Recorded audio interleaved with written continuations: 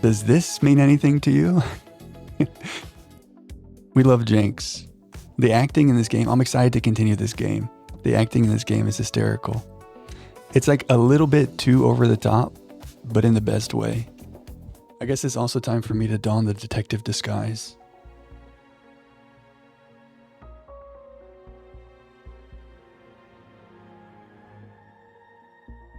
Same problem, if I smile and laugh, it starts to come off.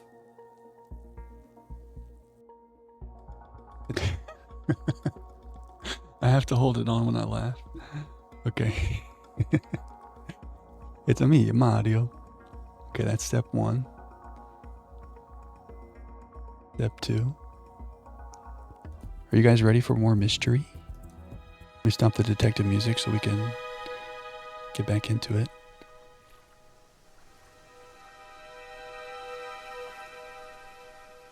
Yeah, I was about to say, let's recap for anybody that wasn't here. A recap of some of the things we learned and the contradictions we found. You missed the second half of the other stream, so you got to get logged back in. Yeah, I think we should absolutely do that. Yeah, we can even rewatch some things. Probably we don't want to rewatch everything, but we could rewatch some things.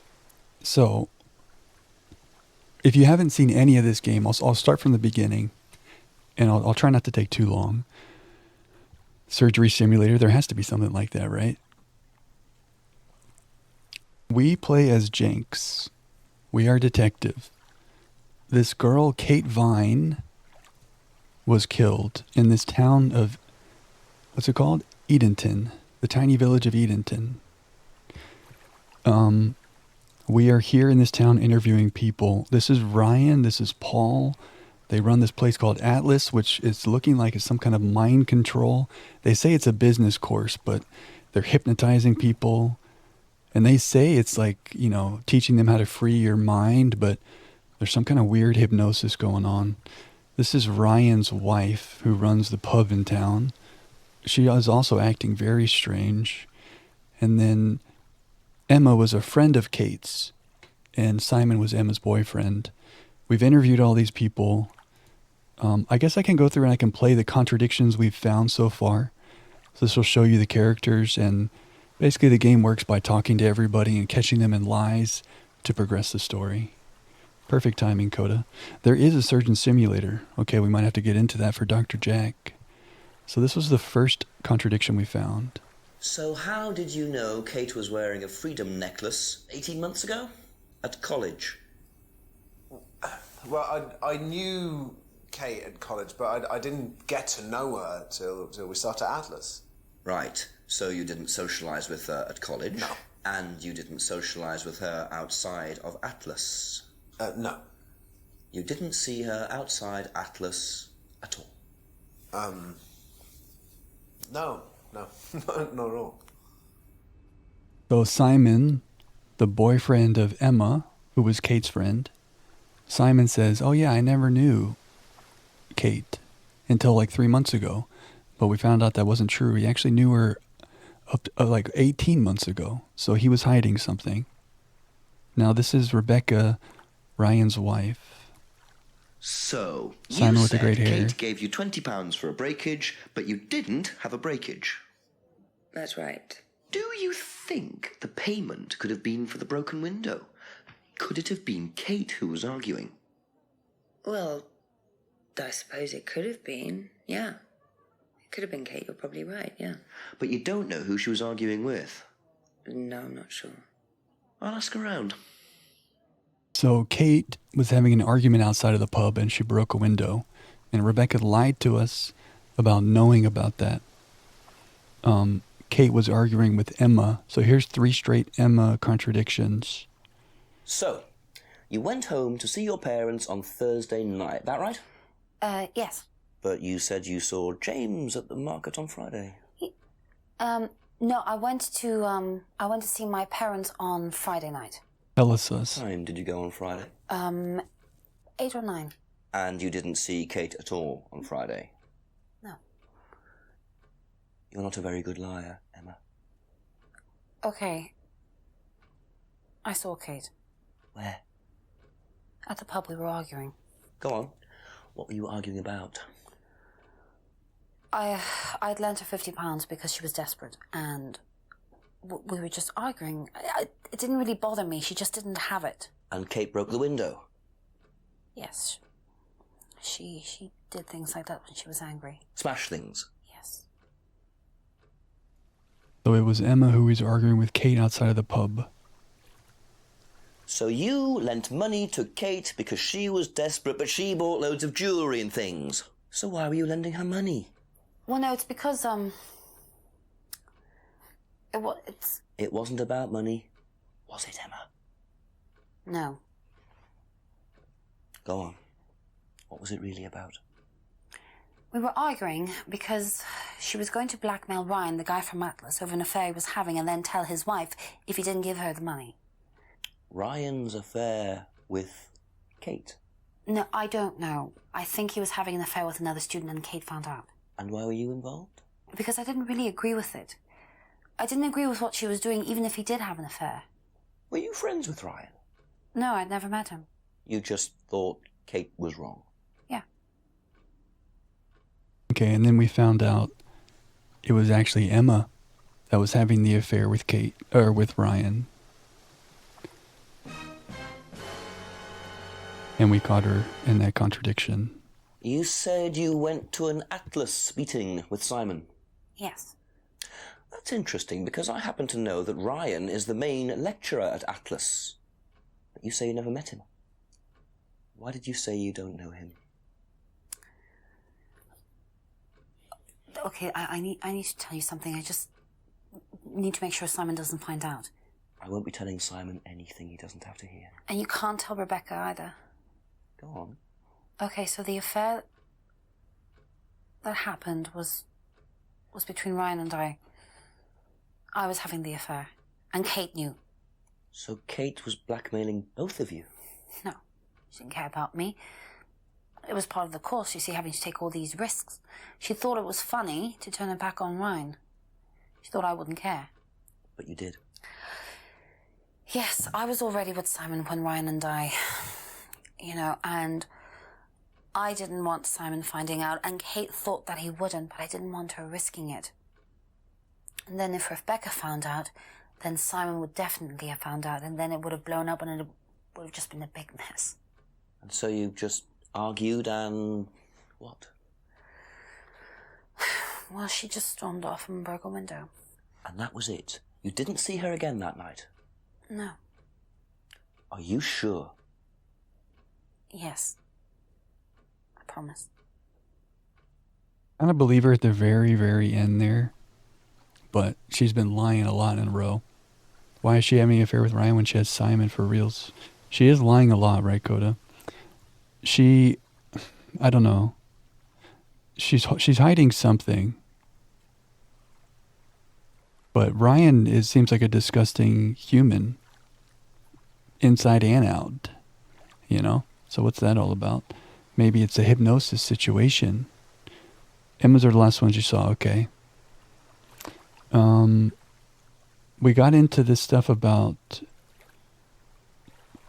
James and Ryan contradictions. So we found some leaves that turned out to be magic mint, and it turns out James was making some kind of hallucinogenic thing that he was giving to people. Let's see what James says. So, your degree is in plant science, but you don't seem to know anything about plants.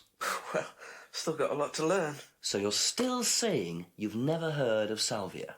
Didn't say that. So you have. Maybe. And you do grow it?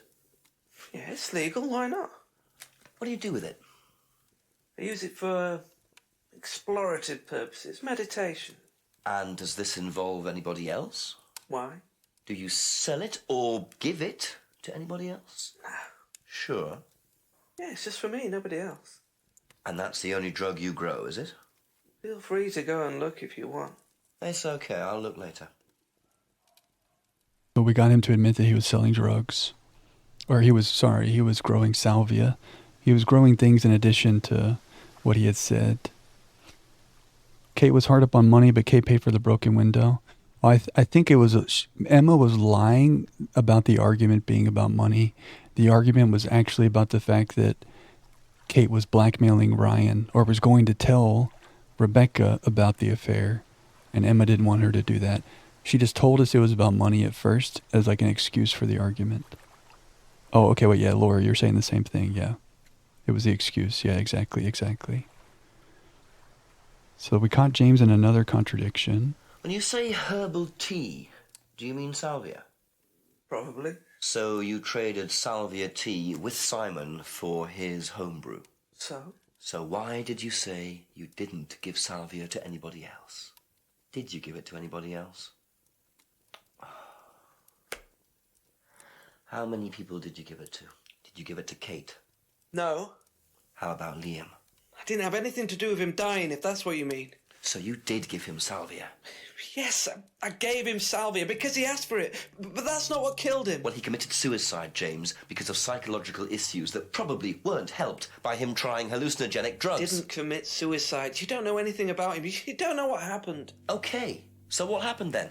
Do you even know about Third Eye? Go on. You don't know about Third Eye. If you don't know about Third Eye, you know nothing about Liam's death. I mean, forget salvia. Fine, tell me then. Third Eye was a cult. We had our very own psycho cult operating right here from our village hall. And I got rid of them, single-handed. I'm the one who got rid of Third Eye. Did they tell you that at the station? Okay, start again. They were what? You don't know anything, do you? Look. They were reeling in students, pretending to be some sort of happy life course, you know. We can make your life better sort of crap. Then they were putting everyone through this brainwashing program to make them compliant, then selling them on. It's all there. What do you mean, selling them on? Selling them. Like objects, commodities. To who? To anyone who could afford them. Top politicians, famous celebrities, wealthy businessmen, you name it. What for? You don't get it, do you? Third Eye were making and selling slaves. They were black market slave traders. They were wiping people's personalities using ECT, brainwashing, cocktails of hard drugs, deliberately turning them into perfect slaves. You know how much slaves are worth on the black market these days? No. Millions. And I'm talking per slave. That's why anyone who stood up to them and threatened to go public like Liam was just killed off. They didn't give a damn. So you're saying Liam was murdered by Third Eye? Exactly what I'm saying. That's why I started looking into it. They were all saying it was suicide, but there's no way. So, did you ever actually meet Liam? I found out about him. And how did you find out about all this other stuff? It's obvious, you can tell.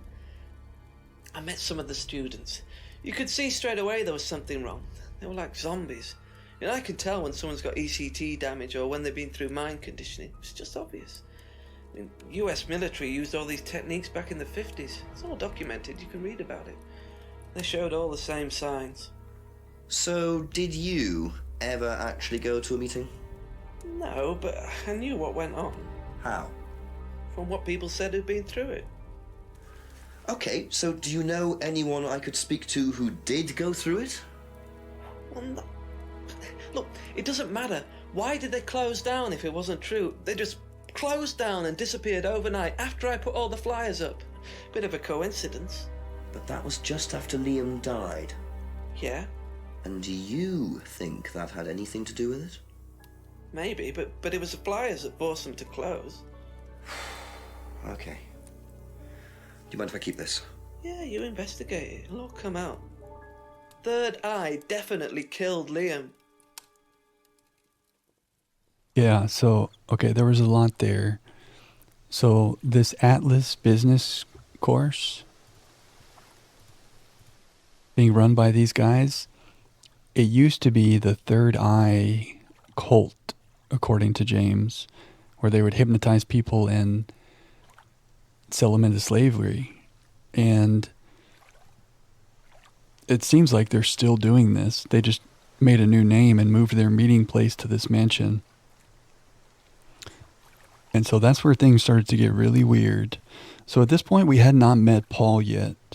So Paul is Ryan's dad. They sell slaves for millions, but they're scared of flyers. Yeah, it really takes a pretty dark turn. So it seems like, I don't know, let me not make like guesses at what's going on, but I don't think it's like there's one murderer. It seems like there's a whole background in this whole village.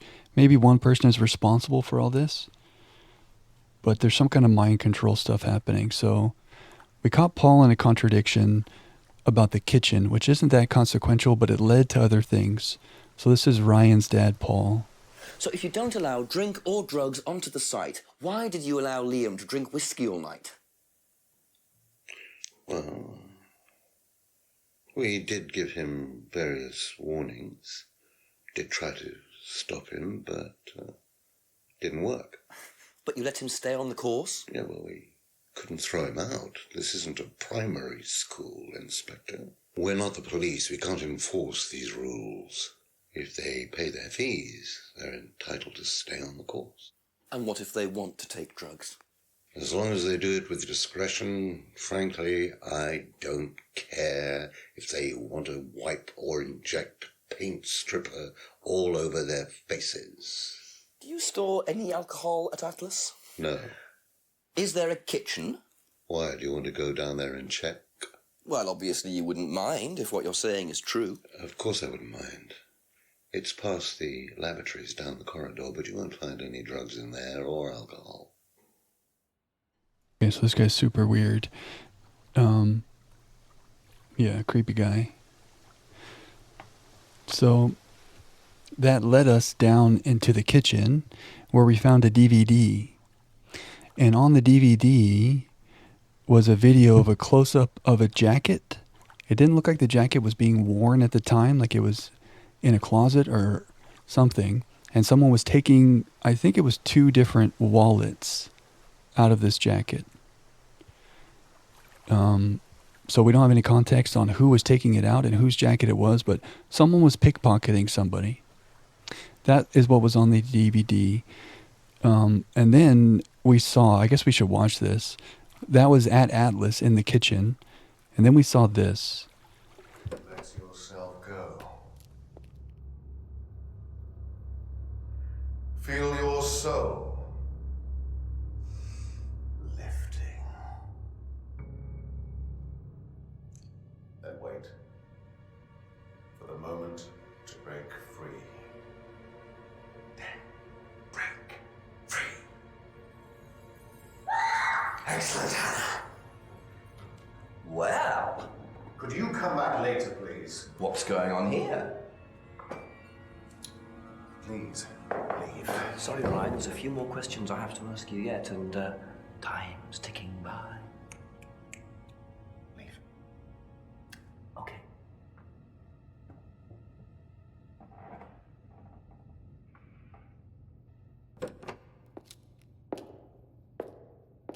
Very strange. Yeah. We love Jenks. So there's some weird stuff going on up here. You'll see when we get into the game, I can show you. It's something about auto-hypnosis we started learning about. There's some kind of hypnotizing happening up here. So there was a doll burning ceremony, that little doll made of twine.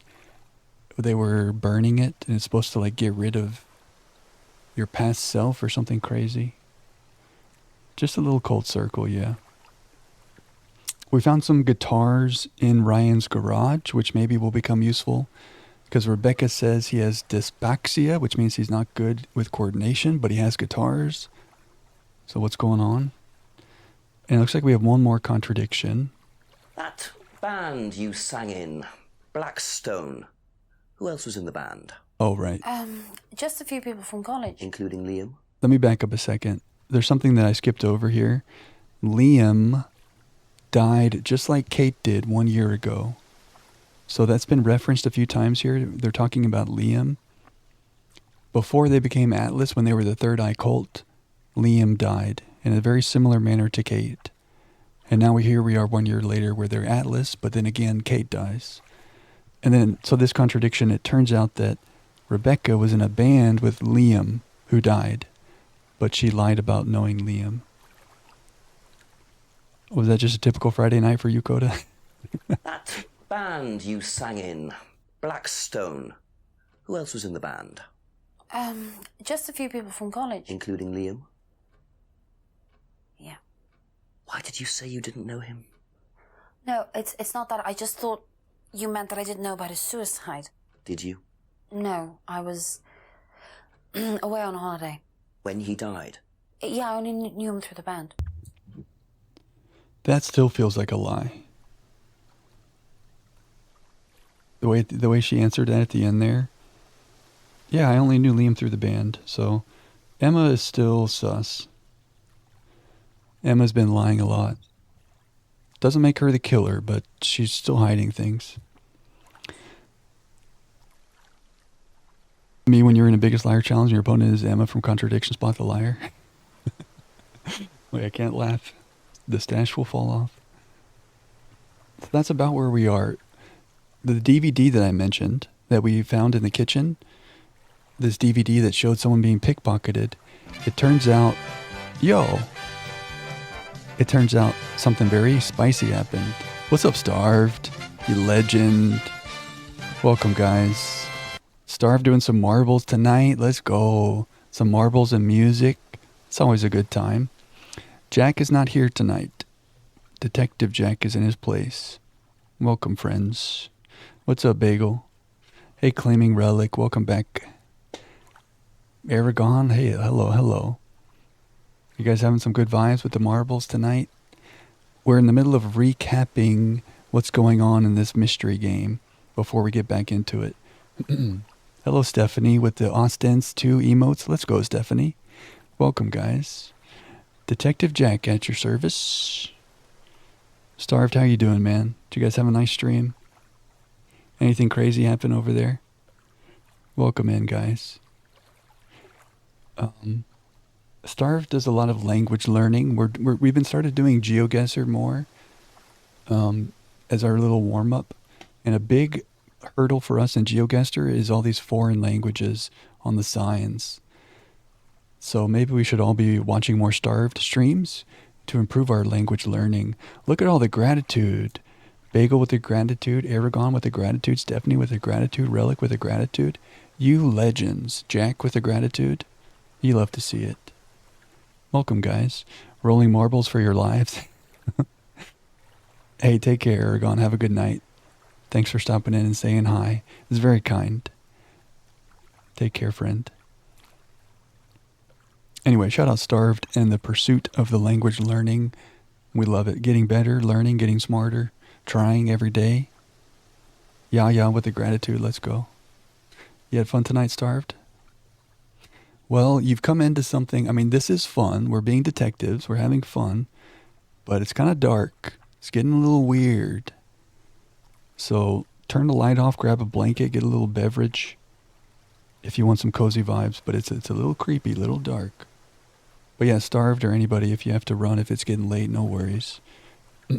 Thanks for coming over. Basically, there's a cult. We just kind of ran through what's been going on. This place called the Atlas Business Course. Turns out they used to be the Third Eye Cult. They're mind-controlling people. And somebody is responsible for the death of Kate Vine. That's what we're here to solve. People voted, you must join the vibe. Let's go. Democracy in action. The good vibes, democracy. Well, this is the final thing that we saw. After we stole this DVD, which showed a pickpocket happening, this happened. Whoa! Whoa!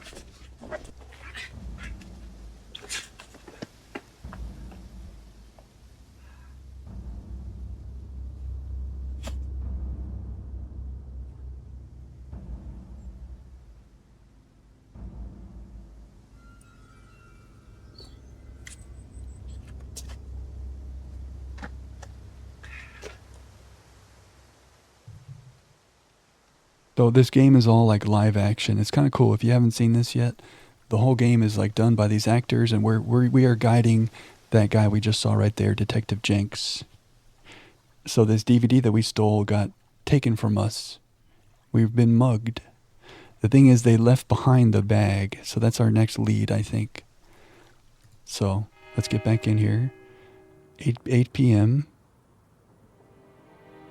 Welcome back. So this most recent thing we found is the bag used in the mugging. Monarch costumes. Now somewhere Paul said that Ryan gets the masks from Monarch costumes. That's the only other time we've seen Monarch costumes that I can remember. So we could ask Paul about this. Any questions, Laura, or anybody new? Any questions about anything in our catch up to what's happening now? Welcome back, Crosso. No perfect GeoGuessr, unfortunately, but we had some good teamwork. Sorry, I got a crick in my neck. You got to do a little neck. What do you call it? A little stretch. You feel caught up? Let's go. Nice. We did good though, Crosso. The teamwork on the circles is really good. Crosso, good timing. We're just now back in Edenton.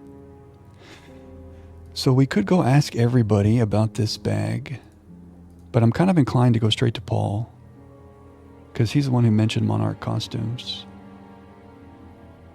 The crew did do awesome, yeah. Does this mean anything to you?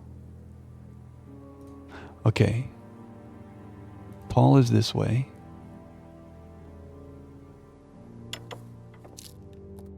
A few more questions, if you don't mind. So, the mask.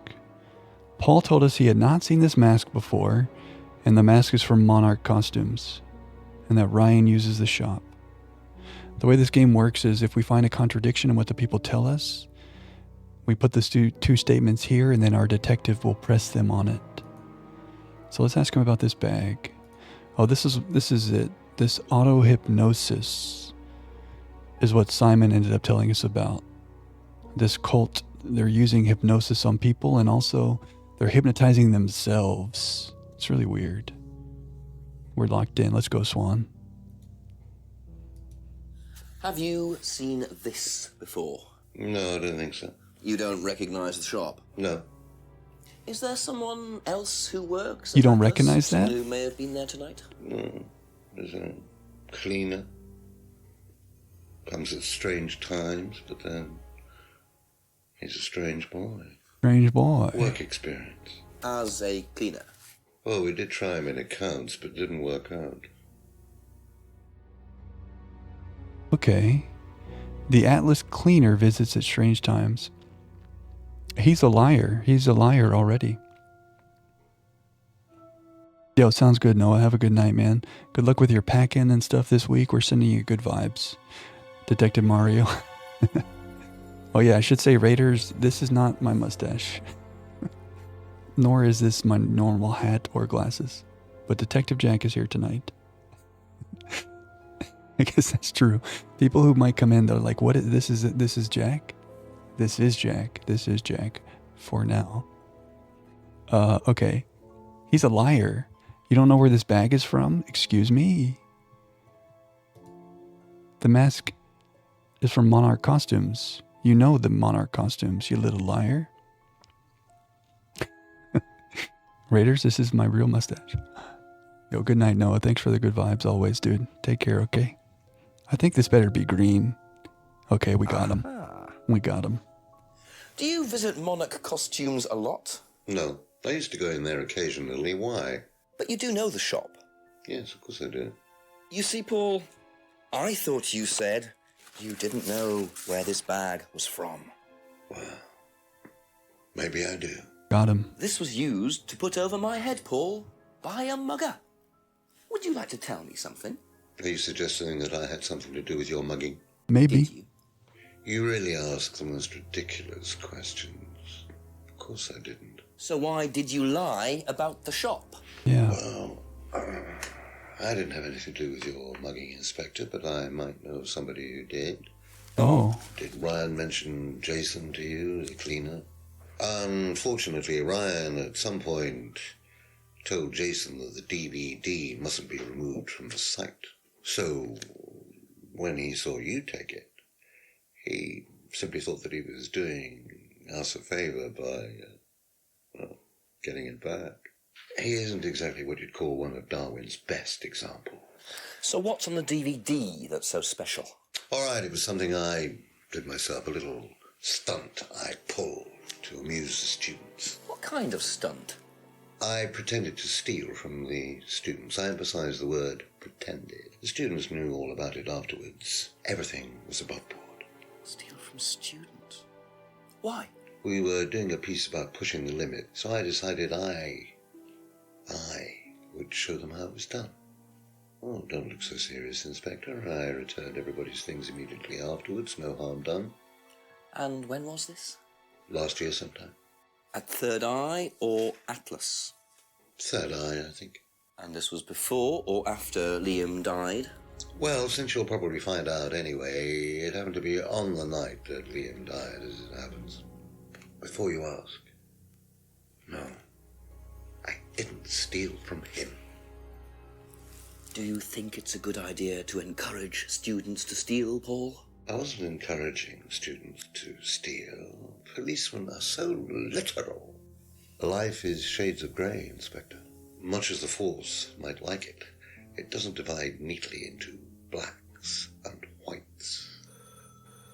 Now, if you don't mind, you're going to have to excuse me for a moment. You know where the door is. There's a lot there. Are we going to advance time based on that? No. See, he was quick enough to claim he didn't steal from Liam. What kind of stunt was that anyway? And Liam dying later the same night? It's just all a bit too suspicious. Yes, I am a contradiction, Pinbell. You know this by now. Detective Jack. Very rude. So that DVD, which showed pickpocketing happening, Paul is saying that he did it, but it was part of some kind of teaching experience. I don't know if we believe that. And that Jason, the cleaner, stole it from us, but only because Jason was told that it's not supposed to leave the house. But I don't think you can explain it away like that. What if Jason is hypnotized? There's all this hypnosis going on.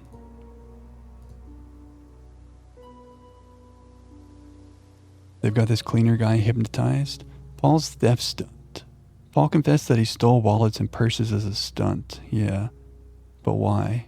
What if it wasn't a stunt? And he did it on the night last year that Liam died. Well, that did not advance the hour, so I think we should go ask everybody.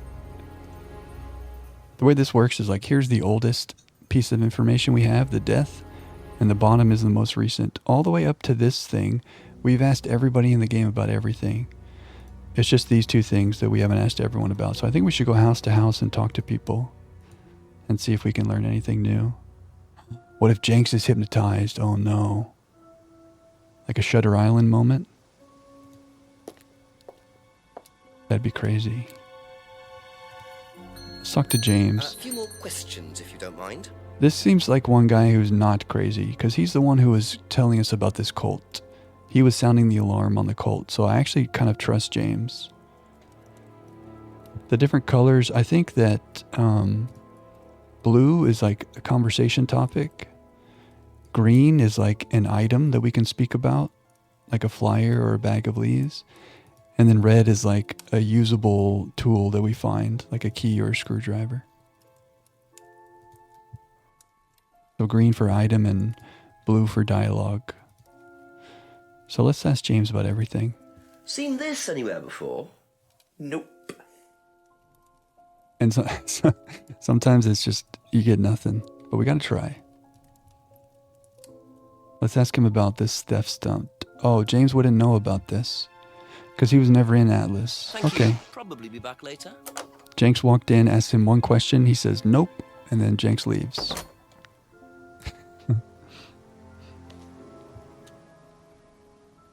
Thank you, James.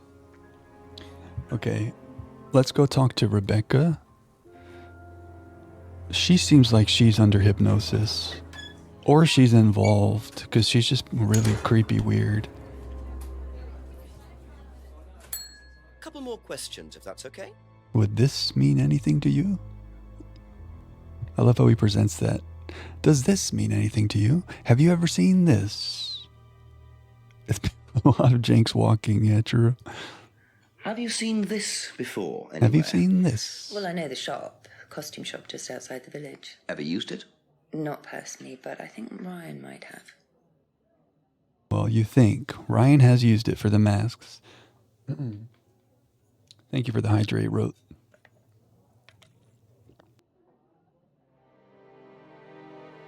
You think Rebecca would know about this theft stunt? Did you know about Paul's money stealing at Atlas? Are you talking about a particular incident or just in general? It's something he did on the course. Stunt.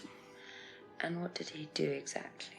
Oh, well, he pretended to steal from the students. That doesn't ring a bell. Paul's stunts usually involve throwing fancy dress parties with scantily clad girls or women dressed as nurses. That's his usual fetish. When was the last party he threw? Sometime in the summer. I didn't stay long. Okay. So Paul throws fancy dress parties, and he did one in the summer. Okay, that's info. That's all for the moment. Thank you. Goodbye. Okay, let's go see Simon and Emma.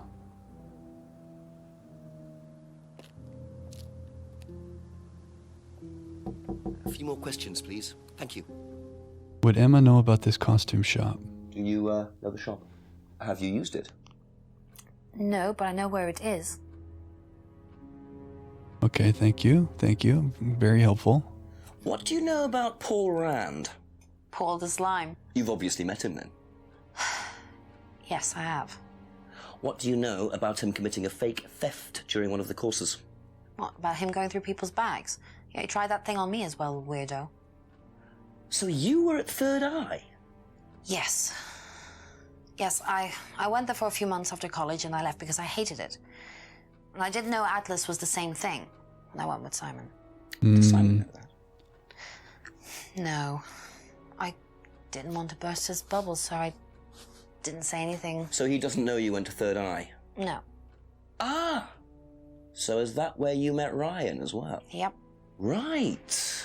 What didn't you like about the course? Well, it was stupid. They just made you do things to other people and be abusive just to prove that you could, and I absolutely hated it. What sort of things? Oh, just stupid things. Nasty things to prove that you could do it. It was about not feeling guilty. And it was horrible. That's why I left. And is Simon doing all of this stuff now? No, I think they had to stop because it was just getting ridiculous. I think somebody got arrested or something. What if they all Very killed interesting. Kate? What if everybody killed Kate just to prove that they wouldn't feel guilty? And last year they did it to Liam. It's like a death cult. Didn't want to burst my boyfriend's bubble, so I let him join a hypnosis slavery cult. Yeah, right? She doesn't like it, but she doesn't mind Simon going there. She's still lying. Like some sacrificial lamb, yeah. So she knew about Third Eye. And it sounds like this little stunt, he used to do it more than once. But if she was there when Paul pulled the stunt, and he says he pulled the stunt on the night Liam died, Emma was there the night Liam died. Emma getting very sus. Third Eye is abusive, but then she doesn't care that Simon is now part of the same cult at Atlas. I don't know. Let's talk to Simon. Be back later on, if that's okay. So polite. Seen this? You know the shop? Yeah, I know the shop. I hired something from them last year, I think. This is for a party, I assume. Yeah, something like that. Weird answer. He used the shop last year. Something like that. How about the theft? What do you know about Paul stealing money from students? Part of a stunt or something? What, did he do that? I've never heard about anything like that. No, it might be part of the risk-taking thing, though. Explain that. Well, it's part of the course. You have to do something dangerous or risky, something you wouldn't normally do. Something dangerous? Well, not dangerous, just just risky. Like saying something you wouldn't normally say to someone, or doing something unusual. Like stealing from other students. Well, we didn't do anything like that, but you have to tell everyone at the end of the course anyway. And you're not allowed to do anything that would hurt or offend anyone, or you're not allowed to do anything really bad. It's all pretend, really. It seems a bit odd for a business course. It works, though. Yeah, this whole idea of like, you shouldn't feel guilty in business. So they're trying to teach these kids to do things they wouldn't normally do according to their morals, and then not feel guilty about it.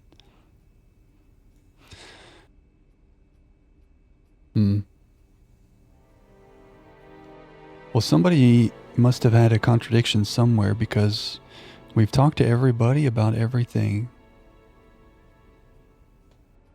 Eyes Wide Shut. I haven't seen that, but isn't there some kind of like dark ritual stuff going on? It seems like some kind of cult for sure. Something Emma said about doing things to prove that you don't feel guilty about it is making me worried that like everybody is involved in the death of Kate and Liam, and they all did it as some kind of like death cult sacrifice shit. I don't know. Just my creepy vibes are going off with everybody.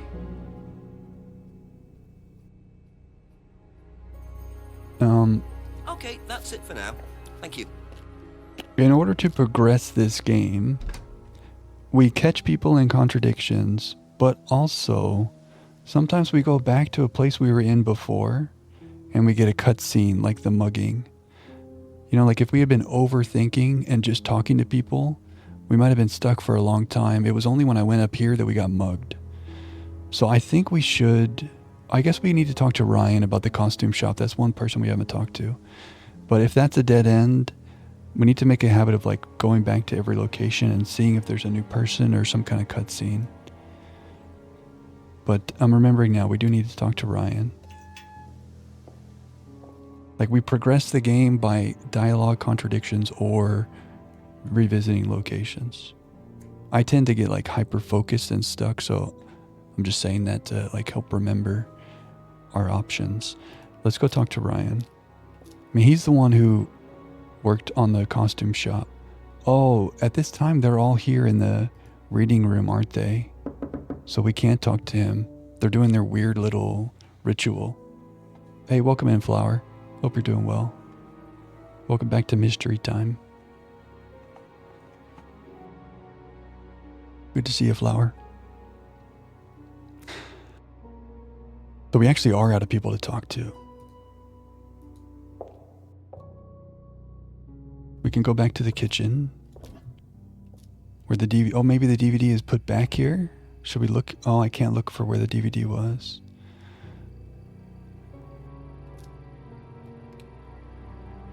Okay.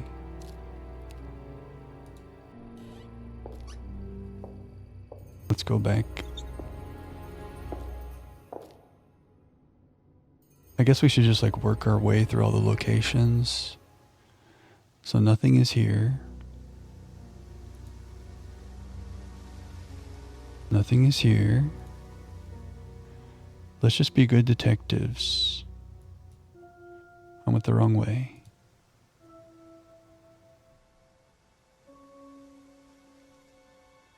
Okay. These two people are still over here. Yeah, it's kind of cool, right, Starved? Like the fact that it's all like live action footage. Very unique. Continue to the path end. We've seen some people here before, but no one's here now. So let's just walk through the town again, I guess. We can check out the hall. Nothing. The village center. We've been behind the pub.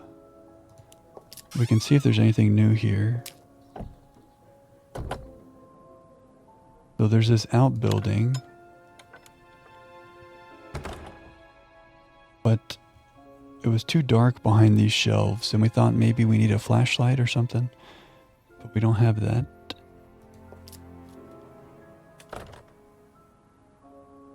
But yeah, I agree, Starve. The realism is cool. Okay. Let's go down the road. Here's the house.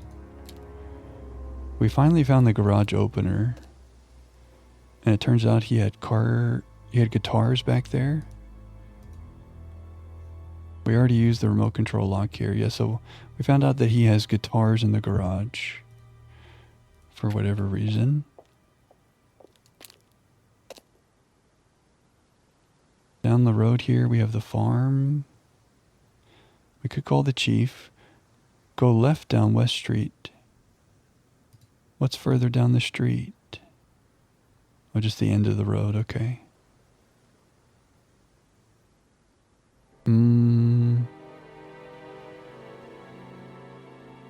Maybe we can go back up behind the farm again. Let us into the glove box.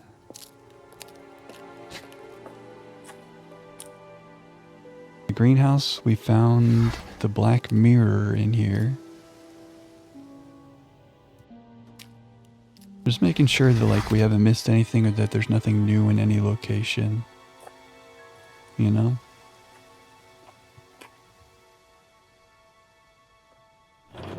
This is where we found the magic mint, the hallucinogenic stuff that James was growing, and it's empty now. Friday after 8 p.m. Okay, we've been to every location, so I think we need to find somebody in a contradiction to progress. So, I don't think that's going to be James. We caught Paul in a contradiction and then he said, we'll see you later. So not James and Paul. Ryan is in a meeting. So we need a contradiction between Rebecca, Simon, or Emma. I feel like Emma is being sus. I don't know if what we just learned from her was contradictory, but let's revisit. Ask you a couple more things, please. Yo, enjoy the lurk. Wrote the goat. So Emma told us in this most recent interview, she doesn't know about the shop, so something here could be a contradiction. She joined Third Eye after leaving college. She was at Third Eye when Paul pulled the stunt. Simon doesn't know Emma went to Third Eye. Claims Third Eye was abusive. Here's the thing. She was in a band with Liam, but she said she only knew Liam through the band Blackstone. I think we got her. Paul told us that the night he pulled the stunt was on the night Liam died. So if she's there when Paul pulled the stunt, she had to have known Liam from Third Eye. So I think we caught her lying about the fact that she only knows Liam through the band Blackstone. And she was weird about that when she said that. If this isn't green, I don't know what I'm going to do, but I feel good.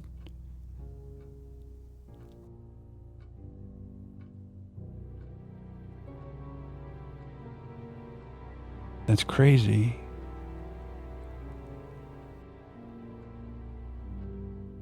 We must be close to something, though. Paul told us this little stunt was on the night Liam died. Emma is saying that she was there when he pulled the stunt. So she's there the night Liam died. But she also is saying she only knows him through this band. There might be a more direct one. Oh, was on holiday the night Liam died. That's got to be it. It felt like a good one. Yeah, I think this has to be it. So she's saying she's on holiday, but then here she's telling us that she was at Third Eye that night. We got her. Yeah. Ladies and gentlemen, we got him. So, you witnessed Paul's money-stealing stunt, is that right? Yes. But you weren't there when Liam died. No. Don't quite understand that, you see, because Paul pulled the stunt on the same night. Liam died later that evening. I must have got mixed up. So you don't know anything about Liam's death, even though you were there on that night? No. Emma. I think you better explain, don't you? She's about to break. It was the stupid course, wasn't it? Go on. What do you mean? Well, we were all told to do stupid things, and then that thieving thing happened, and so... Take a breath, Emma. Liam killed himself because of me. What? Why?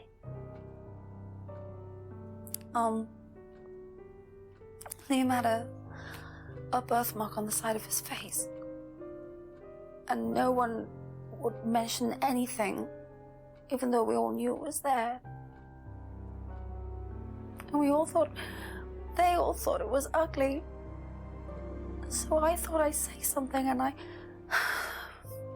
I even asked Paul if it was okay to say it. What did he say? He said he wouldn't mind. Then Liam killed himself. Liam's dead because of me. Well, Emma, I'm quite sure you regret what you said, but I really don't think you caused Liam's death. There's always more to these things than meets the eye. It wasn't your fault. That's what I was about to say. Simon, please. Simon doesn't need to know. Don't worry. Thank you.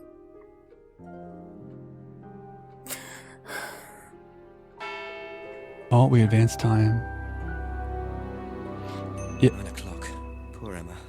I suppose it's possible that what she said led to Liam's death, but I really doubt it. I blame Yeah. the Rands before I blame her. I agree with that. So, Emma has lied a lot. You're right, Turtle. I think Emma's lies, it seems like the type of stuff that Emma is hiding is not the same as, like, I don't think she's hiding murder or knowledge of the murder. I could be wrong. But she's definitely been lying a lot. But it's still possible that, like, she says the thing, and then events happen later that night that cause him to die, and she's just thinking, oh, he killed himself because of me. You feel like there's got to be more to it than that? Yeah, I think I agree. Jenks based. Emma finally having real feelings? Yeah, actually. Good acting, right? Poor Emma. Next time you want to have a breakdown, you're calling Jenks. What a comforting presence. She's held that in for a year. Hug Emma. Nice Grasso. Yeah, that's true. She was having an affair with Ryan. Complicated characters. Nobody's black and white. I don't know. We're going to keep sus on everyone until we learn otherwise, but...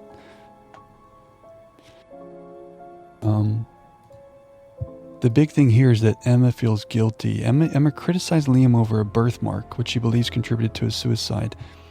Is that part of this exercise that Simon and Paul were telling us about, where you do things to not feel guilty? Like nothing dangerous, but mean, you do risky things to not feel guilt? Was that part of some exercise, like say something real to someone?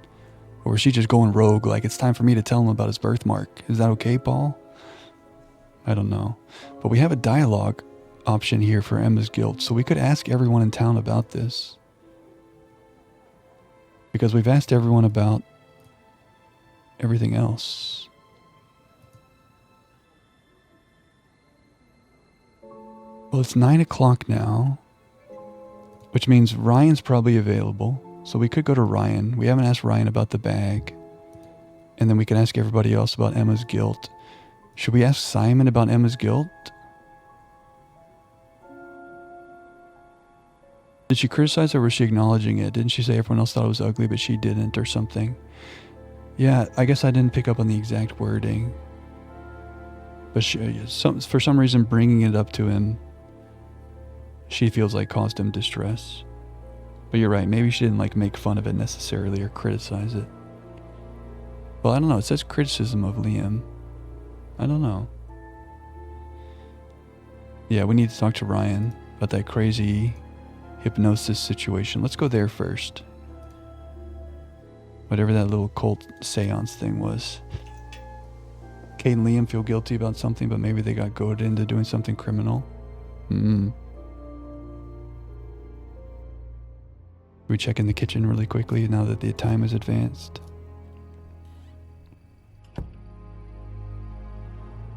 This rag is still here. Why is that rag still there? Nobody's cleaning up the kitchen.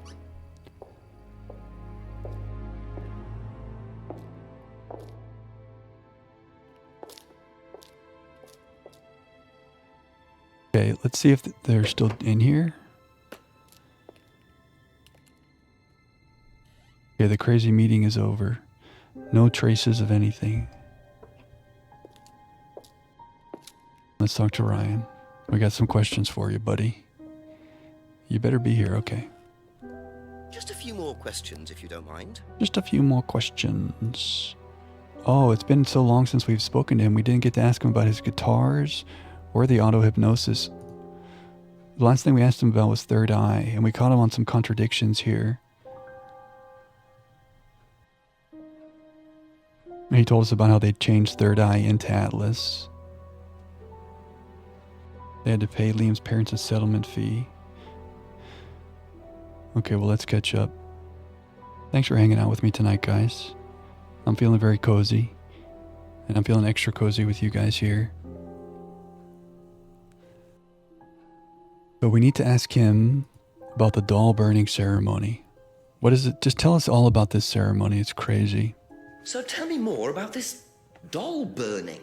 It's a symbolic ceremony we perform every few weeks on the course. What's it about? It's about burning your old personality and finding a new one, a better one. So the dolls are... You. They represent you from the past. Each doll has a picture of the student as a child or a teenager. And they burn the doll and symbolically destroy their old personality. It's quite simple but effective, I find. And why did that girl shout? Because it's an emotional thing. She's quite clearly become very attached to her doll. They do spend the first month with them. We tell them to take the doll everywhere with them before they actually go through the doll burning. And you believe that's a good thing? Destroying your past? Of course it's a good thing, Inspector. We're all shackled to our past, particularly you by the sound of it. Perhaps we should make a doll of you, Inspector, and burn that. What do you think? No, thank you. You're probably right. I'm not sure it would do any good anyway. Weird. What if the doll burning, what if he's lying about what the doll burning is for? He's saying it's to destroy your past. Students carry the dolls with them for a month. Weird. Yeah, I don't like this mentality either. Let's keep asking about stuff. I didn't realize you were a musician. Oh, well, I'm not really a musician. I mean, I dabble a little bit. He dabbles. To be quite honest with you, I'm far more interested in collecting guitars. You're not in a band? I did audition. I did audition a few years ago. When I say a few years ago, of course, I mean about 20 years ago. Doesn't time fly? What band was that? Oh, I can't remember. Something Stone. Blackstone. Aren't they all called something Stone? Hammerstone. That's it. And you still collect? I haven't bought a guitar for over a year. I feel I've moved on. Haven't bought a guitar for over a year. Does that line up with what Rebecca told us in his guitar collection in the garage? I don't think we have anything to press him on related to that, but that's interesting. He dabbles. He is someone who would say dabble, huh? A little dabbler. Can you tell me about auto-hypnosis? No. What would you like to know? Do you use it on the course? We dip into it occasionally, but it's not a major feature of the course. I would say that, well, a minority of the students know how to use it, but the majority wouldn't know and have a clue. It's not a requirement of the course. No, not at all. We don't ask people to do things that they're not comfortable with. There's no bribery, no coercion. We're thinking about phasing auto-hypnosis out, actually. What's the reason for that? Well, to be perfectly honest with you, Inspector, it doesn't actually work very well. I don't know if I believe anything he just said.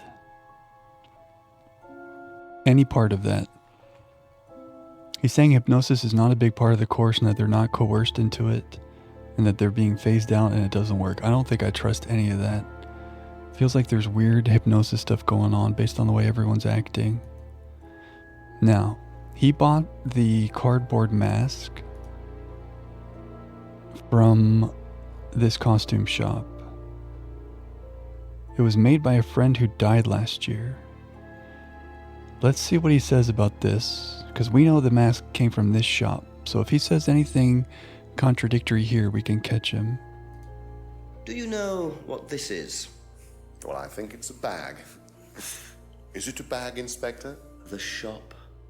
Oh, yes, the costume shop. Yes, we used to hire from them. For the course? Well, yes. For the course, at the end of each stage, we have a little party, and we ask students to dress up or try acting out being somebody new, their new selves, as it were. Could you explain a bit more? New selves? One of the main elements of the course is learning how to act, how to be whoever you need to be in any given situation. I think you'll agree, Inspector, that business is about being the right person in the right situation at the right time. What it does, it helps them to detach themselves, become somebody new, pretend, you know, that kind of thing. It's surprising what a little bit of cross-dressing can do for you, Inspector. You should try it. Not at this stage.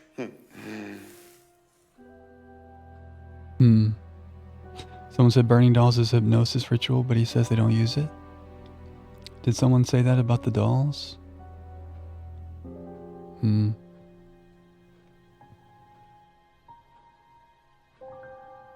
Yeah, maybe Simon was saying something about that. Knows the costume shop used to hire from the costume shop. And something about a party. That's interesting. That's the first we've seen of that. I don't think he contradicted anything about the mask there. Made by a friend who died last year. But also, we know it came from this shop.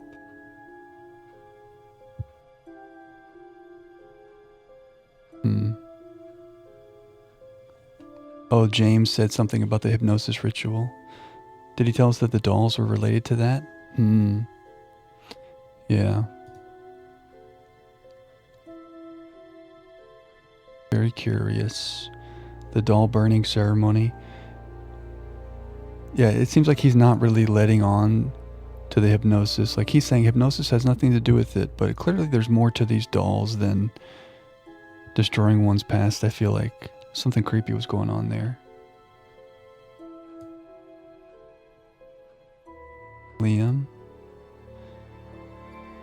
Okay, so yeah, why was Paul stealing stuff from people? What do you know about your father's money-stealing stunt? Oh, well, yes, that was something that Dad decided to do as part of the shock aspect of the course. But he went too far, you believe. He usually does. And do you think it did have anything to do with Liam's death? No. Liam wasn't like that at all. I mean, that was just a simple, unfortunate coincidence. I mean, Liam had his own problems, but he didn't have any problems with the money shock stunt. No.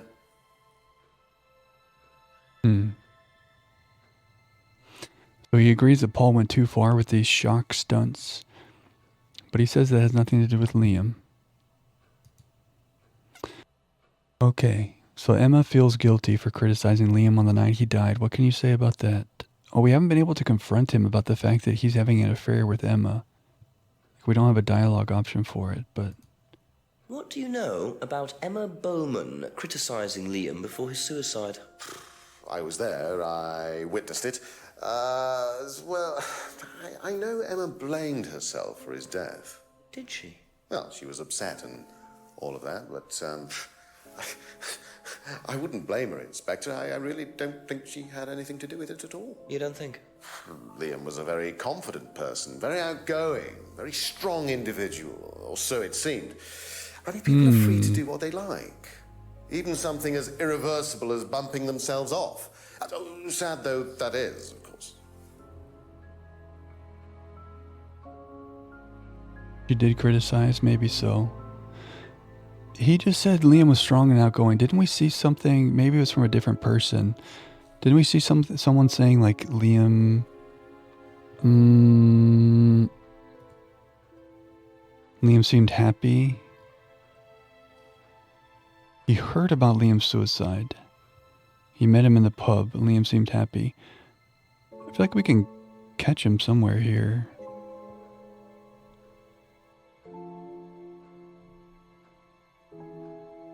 Someone else has some line about Liam that I feel like contradicts with strong and outgoing, but I guess it wasn't him.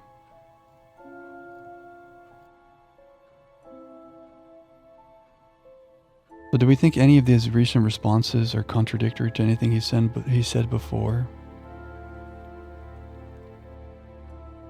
He witnessed Emma's criticism of Liam. Oh, I've already got that stuff. This puts him at the Third Eye cult on the night of Liam's death, if he witnessed the criticism of Liam. So James never came to a Third Eye meeting. We got him. If you never came to a Third Eye meeting, how did you witness the criticism? I think we got him. No. That's crazy.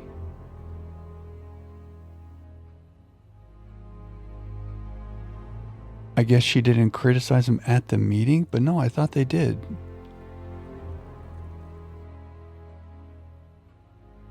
Oh. Oh yeah, wait, I'm saying this completely wrong. Ryan said that James never came to a Third Eye meeting. I actually read that as Ryan said that he never went to a Third Eye meeting, but that's not that doesn't make any sense either, does it? But yeah, thank you, Thistle. Also, nice use of exclamation point equal sign for not. I like it. Why did I read that as Ryan never went to a Third Eye meeting? Well, darn. Never use ECT machines at Atlas or Third Eye?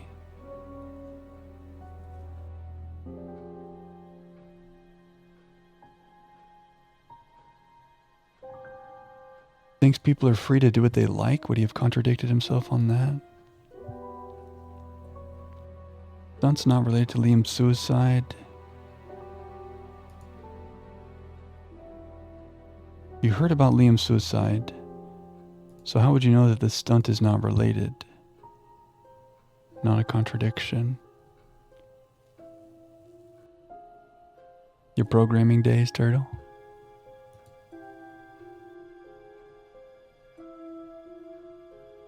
The end of stage party. I don't think we have a contradiction here, but this is new information to us. I don't think he's contradicting his cardboard mask stuff here. Symbol not used on the course. But the course involves party involved wearing costumes.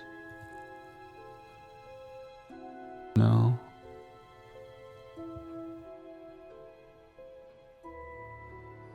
Doll burning ceremony.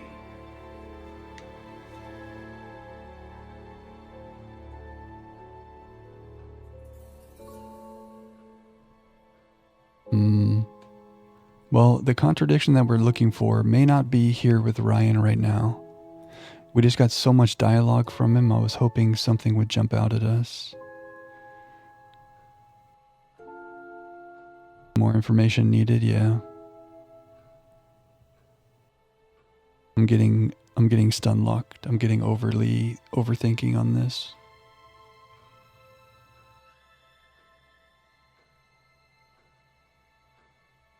Enjoy the Lurk Starved. Thanks for raiding. Thanks for hanging, dude. Let's go talk to everybody else. We haven't talked to Simon about Emma's guilt and Rebecca as well. Let's see if we can get anything there. And if we reach dead ends everywhere, we can go back to Ryan. Yeah, we need more dialogue maybe. Hey, what's up, Jane? Thanks for the hydrate. Ask about a few more things, please.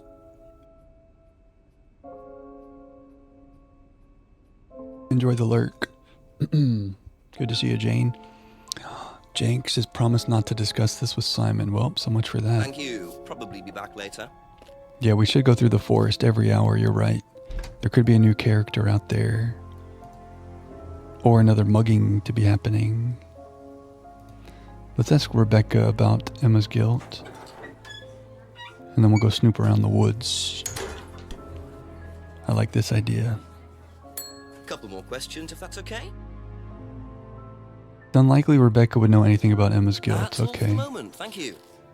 What's up, Jam? Welcome, welcome. How's the Tunic going? I feel like I saw you were playing more Tunic today. Did I imagine that?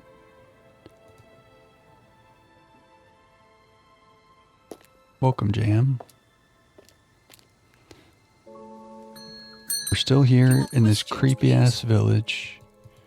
James wouldn't know about Emma. Be back later on, if that's okay. So Paul is who we need to talk to.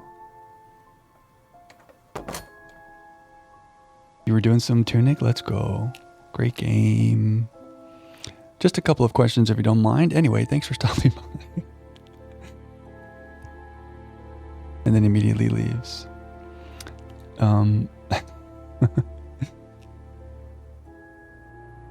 You've been watching for a bit and you think it doesn't work? Hypnosis stuff is sus as heck? Yeah. Okay, yeah. Yeah, everything Ryan was saying about, oh yeah, we don't do that anymore. It doesn't really work anyway. I feel like there's something going on with this. With multiple people in this town. Is it related to those deaths? Maybe so. And maybe something about this guitar is going to come up again. Like, what if he's bad at guitar? Okay, like Paul said something to us. Like, I am in control of everybody. This like throwaway line he said. If he's got people hypnotized, if he's got Ryan hypnotized, Ryan's not good at guitar, but if he's hypnotized or being controlled by Ryan, by Paul, then he can be good at guitar. Or vice versa. I don't know what I'm saying. There's some weird hypnosis. I am obsessed with this guitar. Talking about how his dad goes too far. Yeah. Let's go talk to Paul, speaking of his dad. Because Paul was there on the night that Liam died. So he would know about Emma and Liam having this conversation that night. Ask you a couple more things, please. The guitar's a secret that's going to unravel this whole case. I'm telling you, it's going to come back. I don't know how. Okay, this could be big though. Let's pay attention here. It's a weird detail. That's what it is, Turtle. It's such like a random thing, and we had to find the guitars with this lock. I'm kind of being metagaming, like trying to find out what's the importance. Like, why is the game leading us to all this guitar stuff? But I feel like it could be a small part of a puzzle later. I'll let it go for now, though. Wait, if I laugh, my mustache comes off. If I ever visit Crosso, he's hiding all his guitars because I'll think he's a murderer. Hide your kids, hide your wife, hide your guitars. Okay, let's talk. Do you think Emma's criticism of Liam on that last night led to his suicide? I doubt it helped. Do you encourage Emma to criticize him? I didn't encourage Emma to do anything. He asked if it was okay. I told her what we tell every student to do, to express themselves as they want to. It would be out of order to criticize them after that, wouldn't it? However, I didn't expect her to criticize his birthmark, if that's what it was. That's a decision she took herself. So you didn't know her well? No, not at all. Maybe a contradiction there. We need to go back through his dialogue. He's saying he hardly knew Emma. Is that true? Can we find any instance of Emma in his dialogue?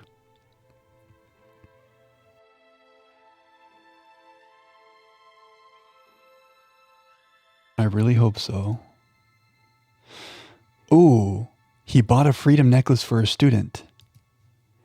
We deduced, remember Emma told us that this necklace that she got was an unwanted gift? And that she gave it to Kate because she was like creeped out by receiving the gift. And he told us, oh yeah, I bought this necklace for a student. We're pretty sure that that's for Emma that he got it for. So this might be it.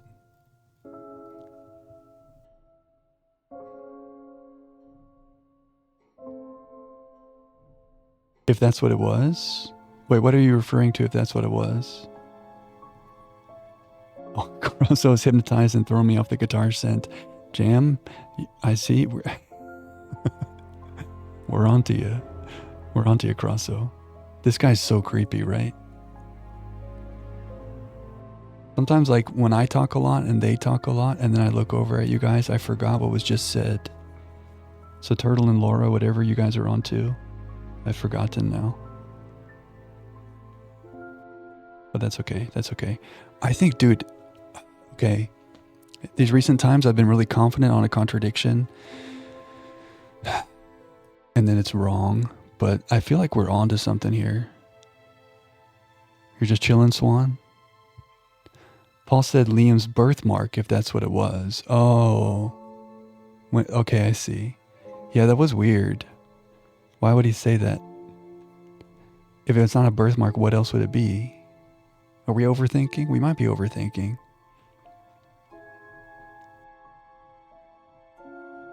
Okay. He once bought a freedom necklace for a student, but he didn't say who, but we're pretty sure it's Emma. And now he says, I hardly knew Emma.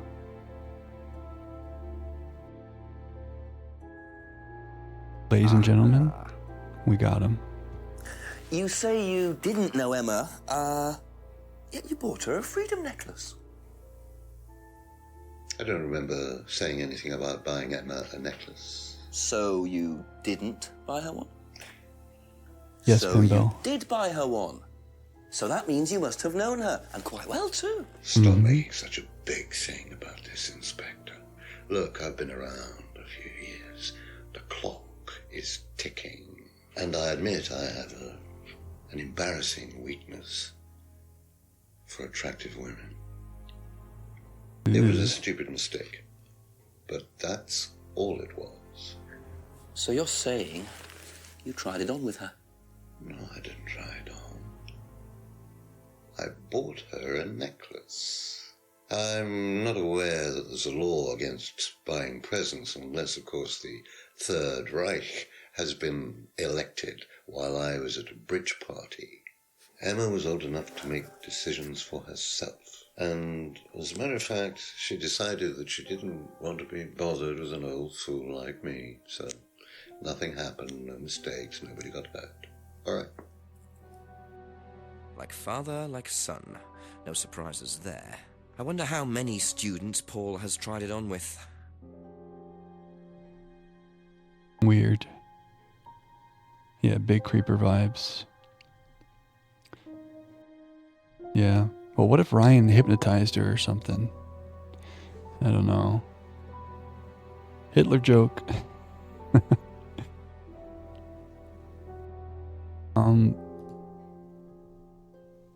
We didn't get any new dialogue from that.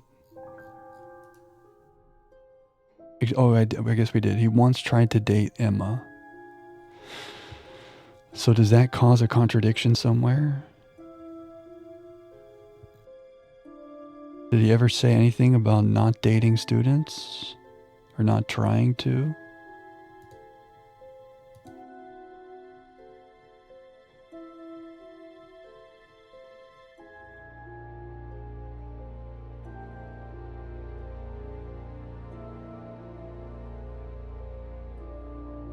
You know, like when we get a contradiction, it's nice when we get a new thing that we can then use on other people, but that didn't really lead to anything. It gives us information. It tells us Paul's even more of a creep than we thought.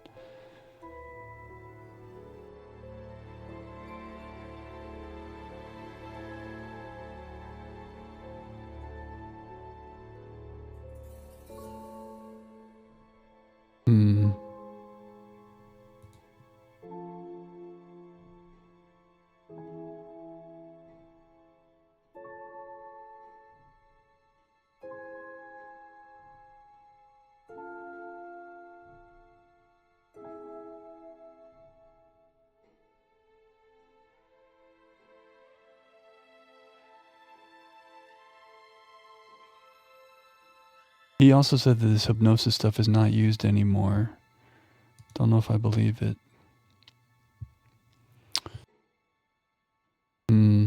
My child, there is no shame in seeking another path. Yeah, we may be done with his line of questioning here. There's an Agatha Christie story where someone's ego was bruised, and he spent the whole novel trying to frame the other person for murder. Wonder if Paul's doing something like that to Emma. Interesting, Thistle.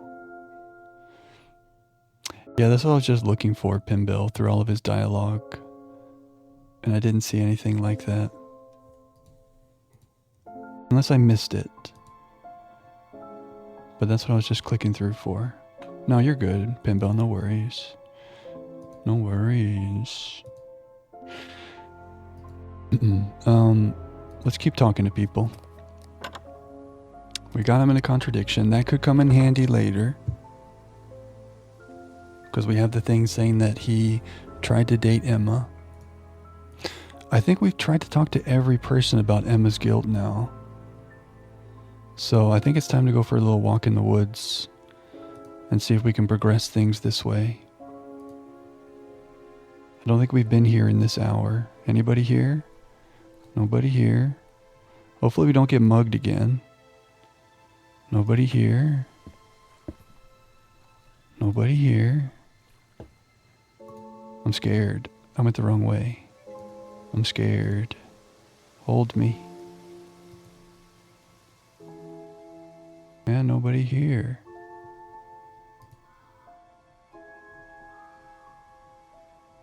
Well, alright, we have to come up with a plan now. Someone's gotta be lying. Do we go back to Ryan?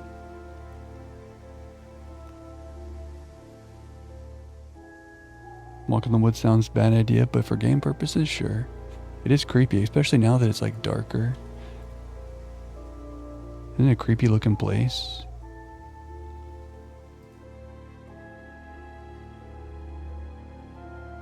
I guess we could go back to the meeting hall. Nothing here.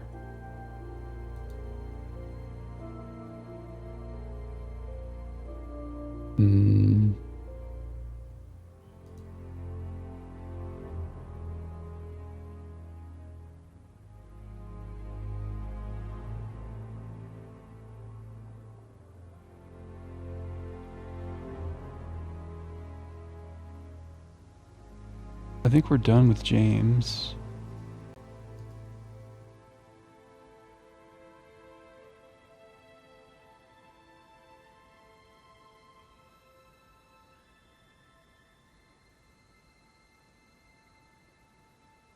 We could try Rebecca.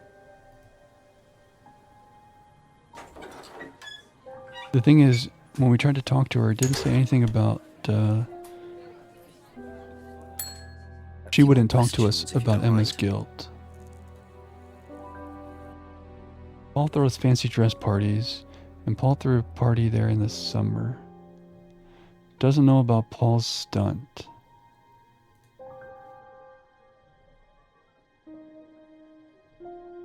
Oh yeah, we never looked at the restaurant side of the pub. Yeah, you're right. Let's go do that. That's a good idea. We haven't done that.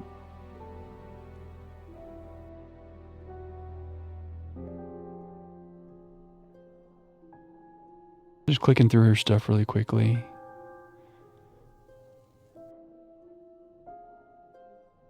Thinks the masks is Ryan's, but Paul throws fancy dress parties. Yeah.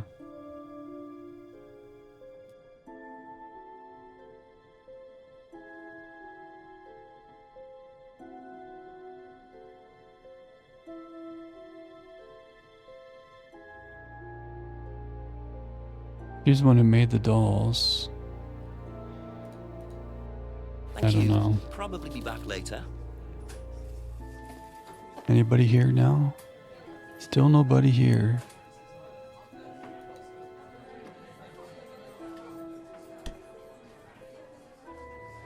Maybe we try Emma again? You know, last we saw Emma, we got that contradiction out of her.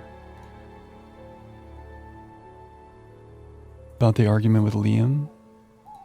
Maybe there's more we need to get out of her. A few more questions, if you don't mind. She's been pretty reliable for contradictions.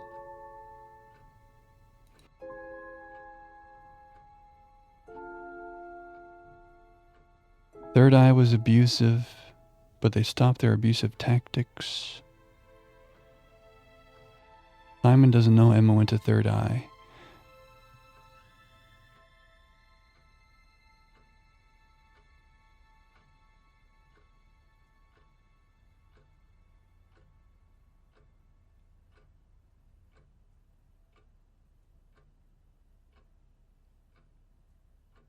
She's never tried hypnosis herself. But she was at Third Eye when this stunt happened.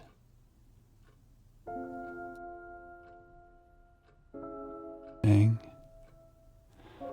Third Eye was abusive.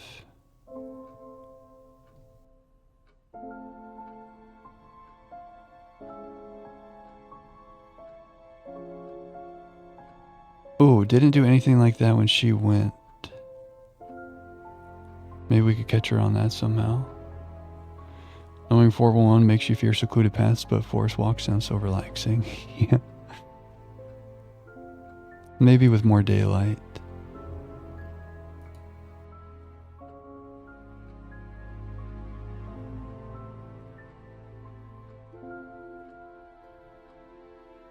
Third Eye was abusive.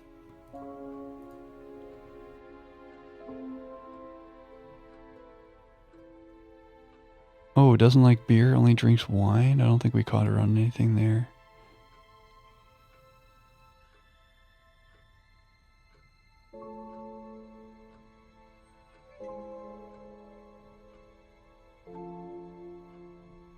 She thinks James is creepy. She also told us don't believe anything James says.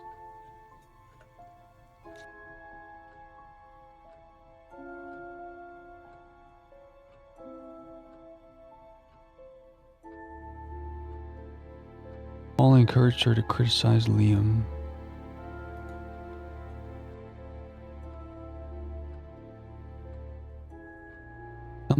There must be something here.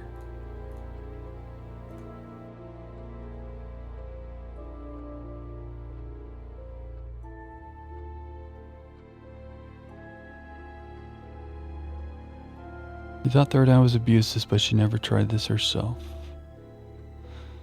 No.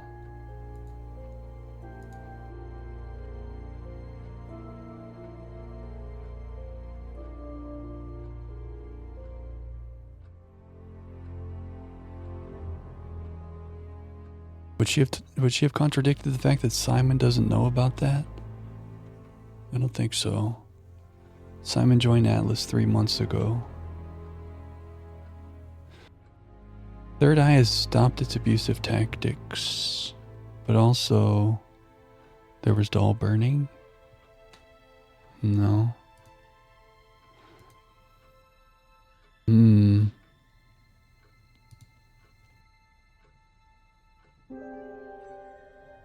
A small hint? Okay, because you've played the game,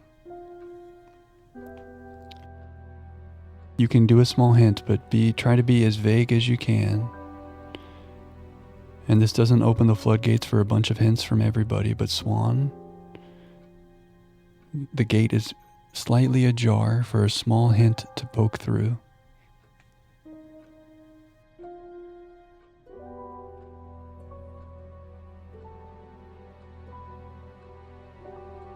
Let the Atlas building light your path.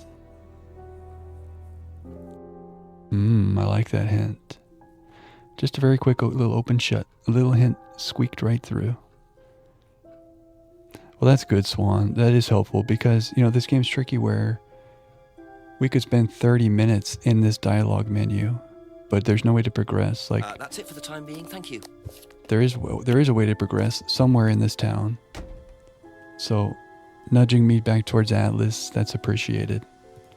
I still don't know what the hell I'm going to do up there. Let the Atlas building light your path.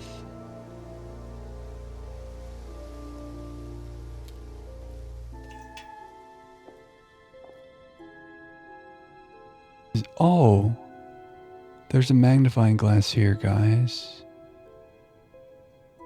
I've come here every hour so many times I didn't notice now there's something searchable.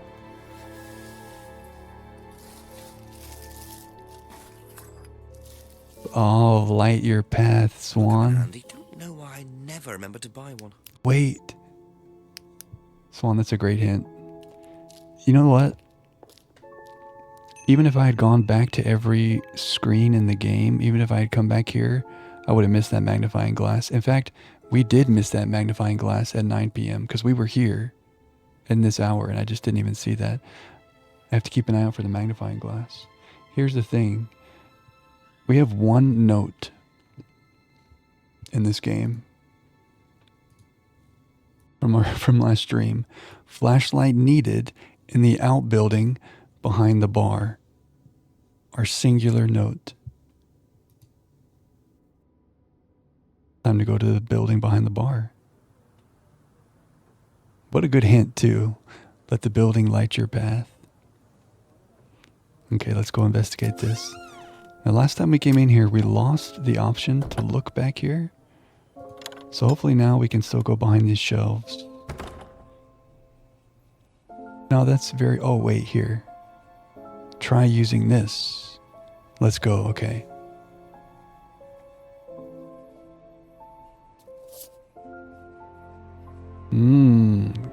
Car insurance?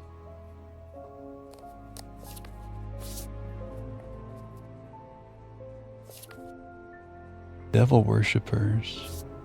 Oh, wow. The symbol. The mask symbol again. Looks like someone's been trying to make a point. Okay. Retina scorched. Photos of a car vandalized with spray paint were found in the pub outbuilding. Vandalized car photos. And it has the symbol of the mask. I'm pretty sure somebody told us, so we can look at everybody's replies. Someone told us they've never seen that symbol before. The triple goddess symbol. Not used on the course. I guess we could talk to Ryan about that. James doesn't recognize the mask. I mean, we should talk to everybody about this, I guess. And see if they contradict anything about this symbol. EWL is on the bumper here. Let's just run down the list of our friends and chat with them about this.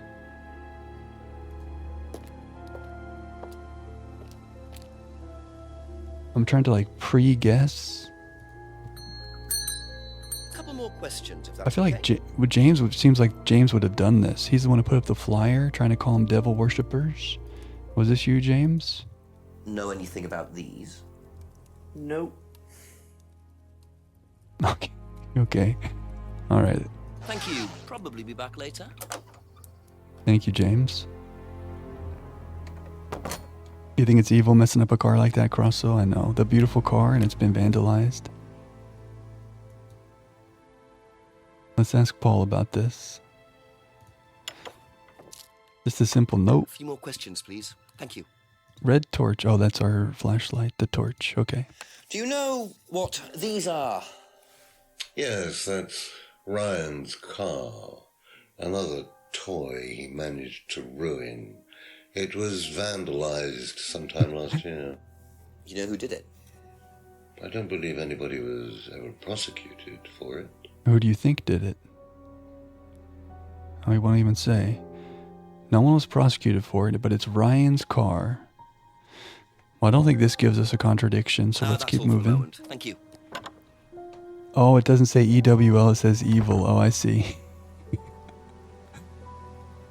You're so right, it says evil. Crosso said, I think that's evil. I was like, yeah, they're messing up a car because I know Crosso like cars. It's evil. Sometimes I do bad things. Okay, Rebecca maybe knows about this if it's her husband's car. Good eyes, Crosso. Ask you a couple more things, please. Have you ever seen these? It's Ryan's car. It got vandalised last year. His camera had been stolen, so I took pictures. God, whoever did it made a mess, didn't they? Camera was stolen. Nobody was prosecuted for it. Not that I remember. The insurance paid out, though. Oh. Yeah, I feel like the envelope these came in said car insurance. They wouldn't do that to themselves to get an insurance payout, would they? Ryan's camera had been stolen. That's interesting. Have we heard anything about Ryan's camera? I don't think so. Be back later on, if that's okay. I feel like if anyone would have done that, it's James, and James hadn't seen it before. So maybe the insurance does have something to do with it. I don't know.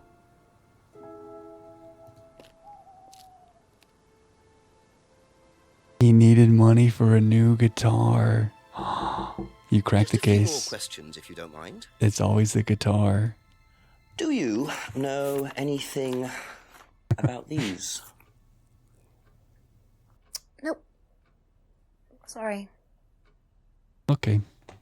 We'll carry on. Okay, that's it for now. Thank you. Have you seen these before? Oh, you guys just mind melded. No, don't know the car. That's incredible. The mind melding happening. Thank you. Probably be back later. The whole scheme is Ryan trying to become a rock star. Yeah, right? I've never had an original thought. Well, if there's anyone we should ask about this, it's probably Ryan, because it's his car. That's too funny. Kudos, guys. Ask about a few more things, please. Okay. Keep in mind, maybe there's some insurance fraud happening here. Let's see what he says. Do you know what these are? Oh, yes, that's my old car. It was vandalized. I took those for the insurance company. Where did you find those? At the pub. You know who did this? Yes. A girl called Lisa Blint.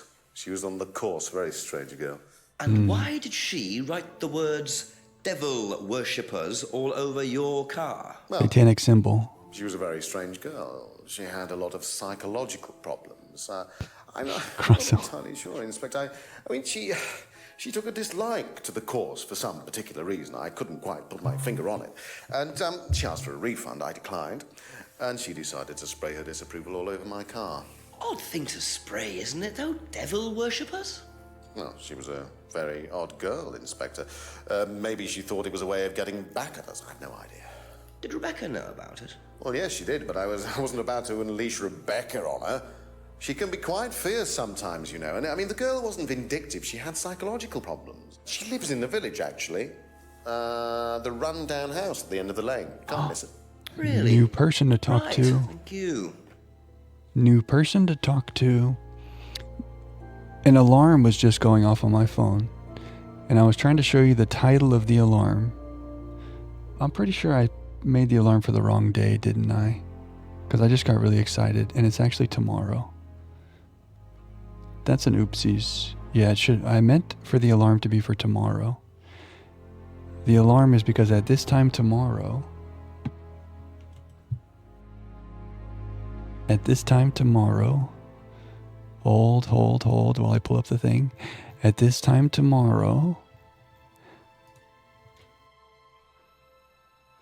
The Blueprints merch set 1 is being restocked, including the Red Prince book, which I wish we had bought. No Secret Garden key, but there is a basement key. I guess Secret Garden was in the second set, right? We can ask Lisa about the guitars. So, at whatever time it is in your time zone right now, at this time tomorrow, they're re-releasing these. So they had sold out. Not this time tomorrow? Oh, it's 9 a.m. Wow, I'm failing on so many fronts. You're so right. 12 hours from now is when it's happening. Let me phrase it that way. 12 hours from now, okay. This case, guys, this case has me all out of sorts. Thank you, Thistle. 3 a.m. for you. Let's go, Grosso. So I'm going to try to get the Red Prince book up in here. I'm not sure if I'll get any of this other stuff, but I might regret it if I don't. Your work team's going out for breakfast tomorrow morning. You on your phone under the table buying a Red Prince book. Let's go.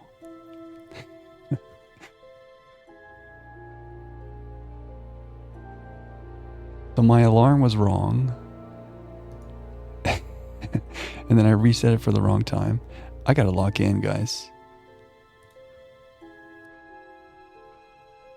A little bacon and eggs.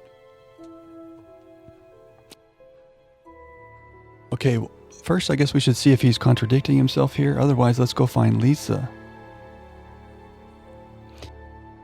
Doesn't know why Lisa wrote devil worshippers. But also, you were telling us about some satanic stuff.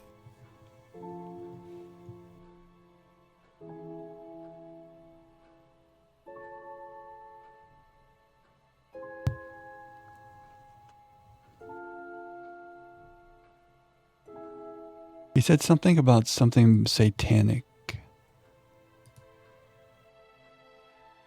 Where did you say something about something being satanic?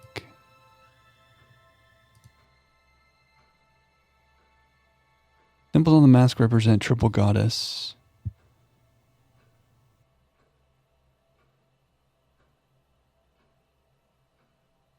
Planning to get something else, but you have a surprise for it, so no further comment. Ooh.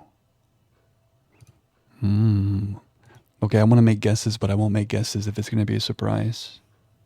I like it. It might be related to an idea I have as well. Maybe I'll message you. But mine is related to the other merch drop. You think James said something about Satanists? Yeah. Oh, James. Was it James that said that? Yeah. Somewhere we had a dialogue saying something about Satanists. A tunnel plushie, imagine.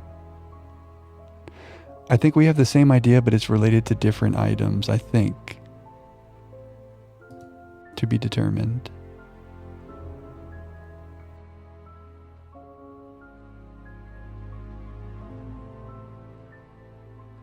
Imagine a tunnel plushie. I think we're gonna leave. I just wanted to check. But I don't see anything Satanist here. Okay. Thank you. Probably be back later. Let's go find Lisa. Down at the end of the lane. Maybe there's a new spot here. Could that be where Lisa lives? Let's Run-down go. house at the end of the lane. That's what Ryan said, wasn't it? Wasn't it? Okay. And this might be a good ally. She's calling them devil worshippers. She's against them. We need someone like this. New character. Is it Lisa? Yes. Inspector Jenks, I'm investigating an incident in the village. I wonder if I could ask you a few questions. What sort of incident? I'd rather come in and discuss it if that's all right with you. I promise I won't take long. Thank you. And we're going to be in and out of your house 50 times in the next hour. I have to go out in a minute. Oh, look, I can come back later. I might not be here. Oh. What did you want to ask? I just wanted to ask you, did you know Kate Vine? No. Right. Well, I heard that you're familiar with Atlas, the life skills training company. What do you want to know about Atlas? Well, I heard you reacted badly to it. Of course I reacted badly. So would anyone. Now, why do you say that? Because they're devil worshippers. Devil worshippers. They're making demons appear. They're tricking everybody. They're getting people to join up, then they're putting demons inside them. What? You can see them. See who? Demons. Where could you see them? In the mirrors. At Atlas. Any mirror. You can't get rid of them. They stay inside you. So, The scrying mirrors? how did you get rid of them? I didn't. You still see them. What the hell? I just don't look. I put all the lights on. I make sure it's all bright. I put them on when I need to look in the mirror. If If I make sure everything is bright, I just see myself without seeing the other person. Who is the other person? She's like me, but older. It's like her eyes sink in. She's all wrinkled, with a wrinkled mouth. Like she's dying. And then I realize I'm her. I'm not me anymore. I'm her.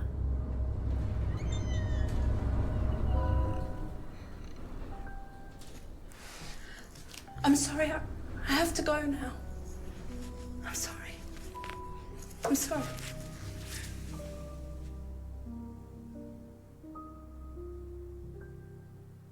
What the heck? I'm a demon in the morning till I get my cup of water. A very fragile and disturbed person, and utterly convinced that Atlas are worshipping the devil. How are Ryan and Paul going to get out of this one? Yeah. So we have a new thing. Lisa's accusation. Okay, we can talk to people about this.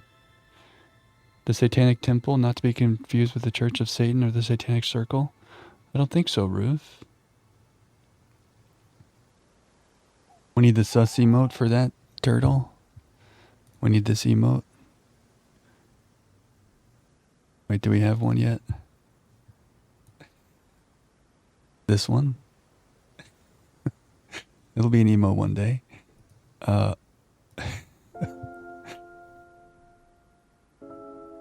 Yeah, I was thinking the same thing, Thistle.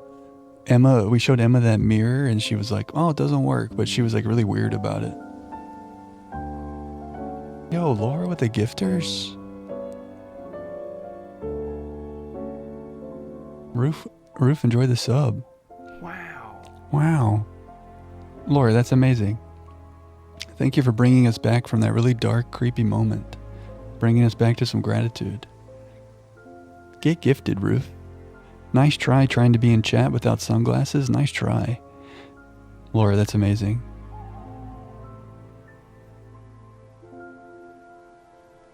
A hag, isn't that the face you drew?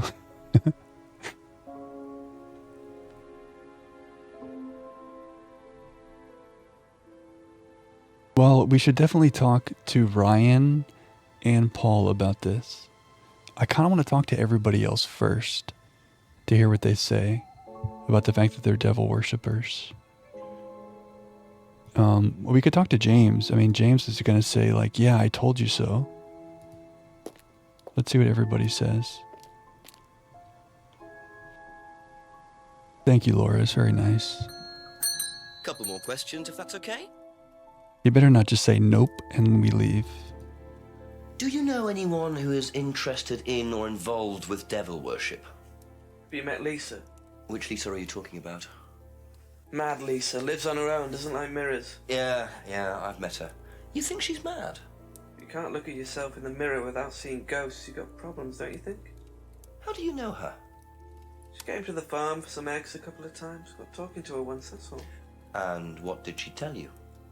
Nothing much. Except she thought the devil was after her. What did you tell her? Told her the devil needs a good reason to be after you. But she was just like most people, really, blind to herself, except she's more extreme. That's all madness is. Being blind to yourself. Huh. Lisa's visited the farms and Lisa thought the devil was after her. Madness is being blind to yourself. That's all for the moment, thank you. Is that kind of deep?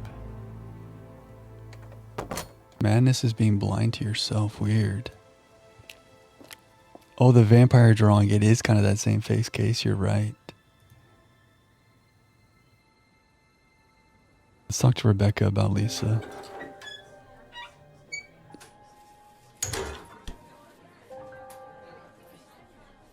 A few more questions, please. Have you ever come across anyone interested in or involved with the occult? As in black magic? No, why? Atlas don't use occult techniques or anything like that? Atlas? Not unless Ryan's got a secret he's not telling me about. Why, who's been talking? Just a line of inquiry. Okay, thanks. Why would she say who's been talking? If there's nothing to know about, why would she say who's been talking? If there's nothing going on. Sussy. No occult techniques at Atlas. Has she contradicted that?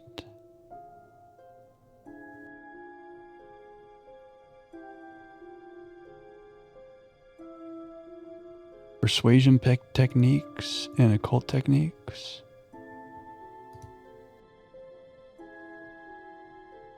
Be back later on, if that's okay. Wait until she learns about the guitars. She's gonna blow her mind.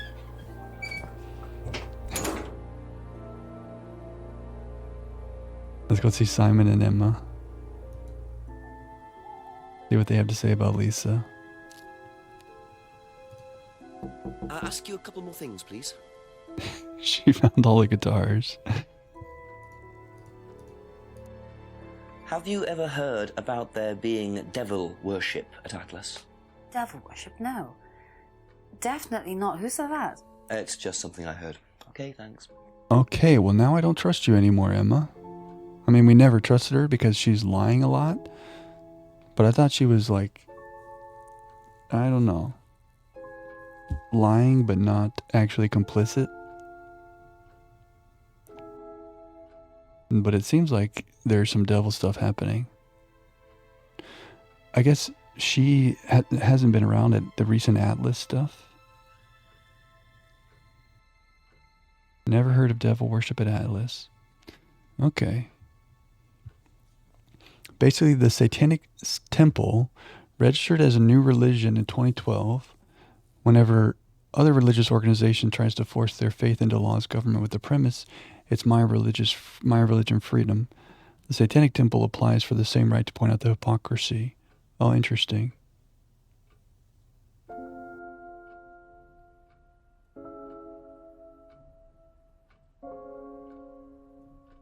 Not to be confused with the Church of Satan or the Satanic Circle. Hey, what's up, River? Welcome. Welcome back to Detective Night. The detective work is going. It's going good. There's all kinds of guitars. More on that later. But we got a lead. This place, it's getting really creepy, River. It's getting really creepy in here. There's some devil worship going on. Let's see what Simon has to say about that. Thank you. Probably be back later. What do you know about devil worship?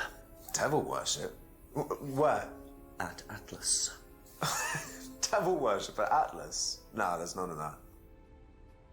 Okay, just flat out denials. That's it for the time being. Thank you. All right. We're going to crack this case. We're shredding. Well, that just leaves Paul and Ryan.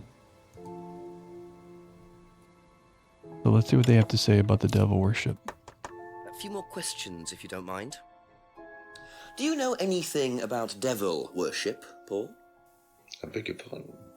Devil worship? Satanism? Am I missing something here? I heard Atlas had elements of Satanism on the course. You were misinformed. We're a training company, we're not devil worshippers. What kind of a question is that? So you've no interest in the occult? No, Inspector, I have no interest in the occult any more than I have interest in pole vaulting, cheese making, or snake charming. What's wrong with Anything cheese? else you want to know that I'm not interested in? That's fine, thanks. Maybe we can catch him there. No interest in the occult. Has he ever told us anything related to occultness? Yeah, the acting is a little extra. Yeah, I kind of like it though.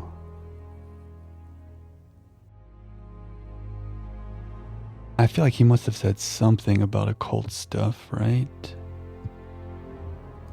Surely. Yeah, the burning dolls, the scrying of the mirrors. Yeah, we're gonna get him. Ryan can't play guitar. The doll burning was Ryan's idea. Third eye was Paul's idea.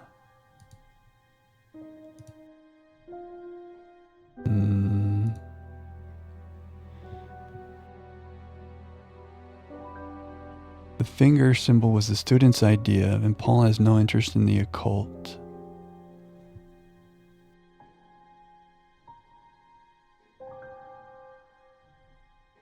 Never used a scrying mirror, no interest in scrying. Atlas doesn't use scrying. Maybe he doesn't contradict this occult stuff. You like it too?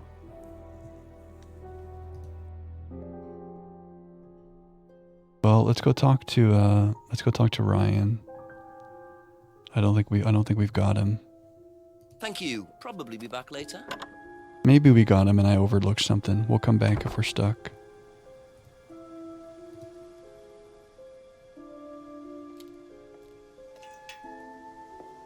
I also have to keep an eye out for a magnifying glass because we missed that last time. A few more questions, if you don't mind. Okay. Devil worship.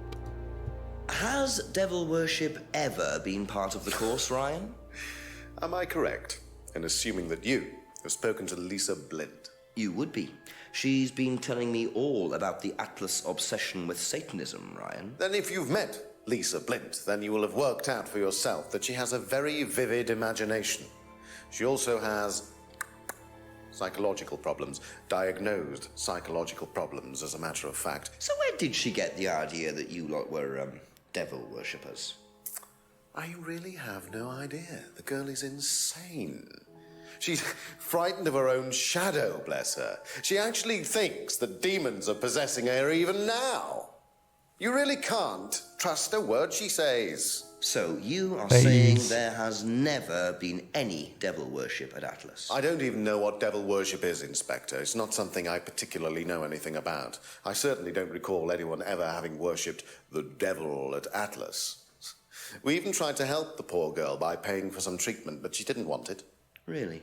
It's not easy to offer someone help when they think that you're the problem.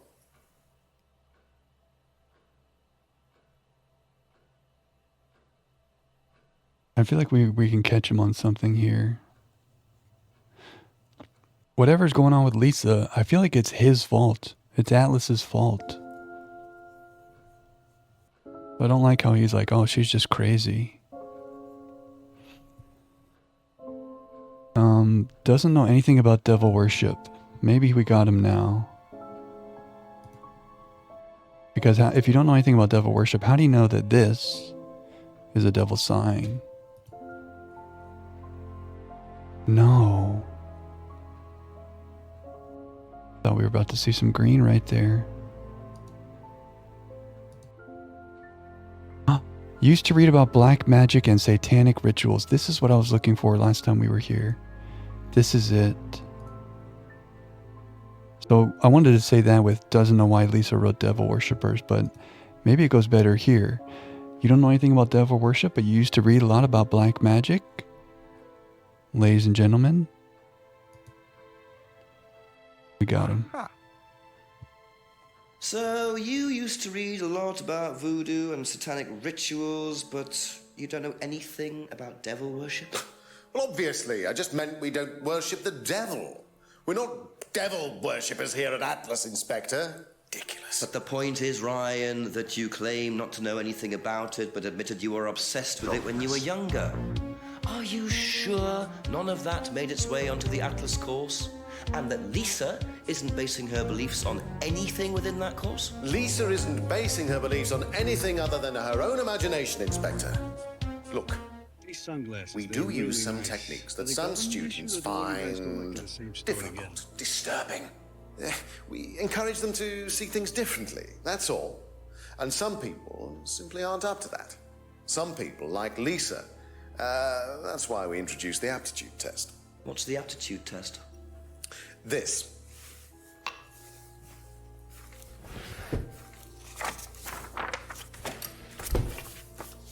We ask students to fill in an aptitude test, medical history, psychological issues, that kind of thing, any medication that they have used in the past, any medication that they currently are using. Here, take a look. Basically, it's just to try and make sure that we don't get another Lisa. Has it worked? Well, touch wood, so far, yes. Can I keep a copy of this? Case? I wonder how much importance they actually give to this test. And what are they doing that's so disturbing anyway? Case, thank you for the sunglasses, Redeem. The cool detective is back. I kind of like how this looks. I like that this looks even better than with the other glasses.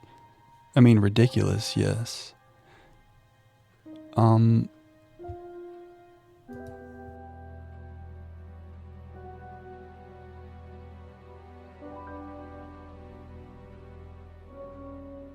Basically, he's saying that because of what happened with Lisa, they did this application form. So I guess we go around and we ask everybody about this now.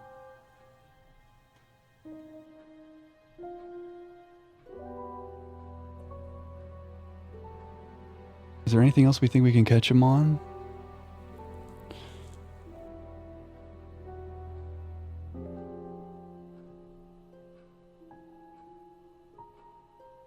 You know, some people like twiddle their mustache. I instead like reapply it. How much of the VOD is just me like pressing my upper lip? Because it keeps getting like unstuck.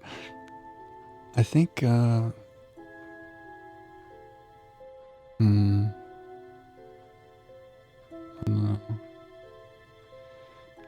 You finally have blue sky and sun at your place? First time in months? Let's go, Case. Would love that for you, dude. Months of cold winter and darkness. Now you have a reason for sunglasses. That's awesome, dude. Alexa, start a timer for 15 minutes. 15 minutes, starting now. Okay. Let's go ask everybody about this aptitude test. That's all for the moment. Thank you.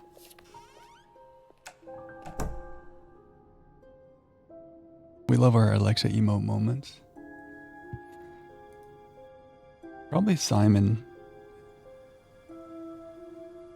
A character in Disco Elysium. Great game. Couple more questions, if that's okay.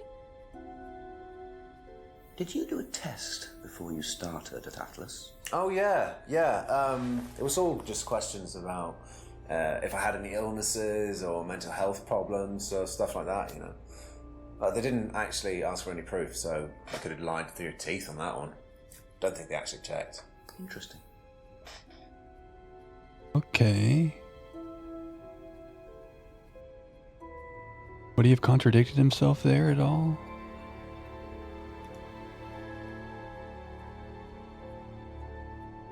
Yeah, that would be fun, Swan.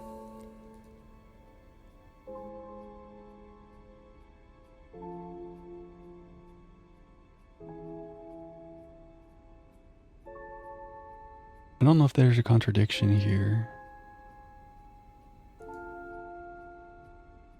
Maybe asking Paul about it would help more. You know, our list of things is so long, it really takes a long time to click through everything. So maybe it's not worth doing that every time we talk about something new. Let's talk to Be Emma. back later on, if that's okay. Have you seen one of these before? No, not this one exactly, but we had to fill something similar in on the first night at Atlas. One of those aptitude tests, you know, fitness and stuff like that. Okay. She said she only went to Atlas once. So, you joined Atlas, but you really made it sound like you just, like, went along with Simon one day. You know? So that's a little suspicious. That's a little suspicious. Where did she say that?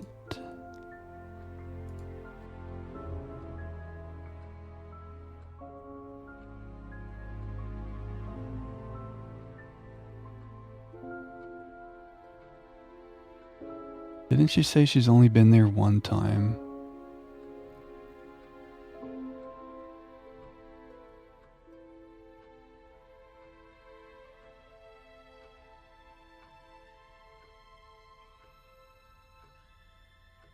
Sorry, it's a lot of clicking right now.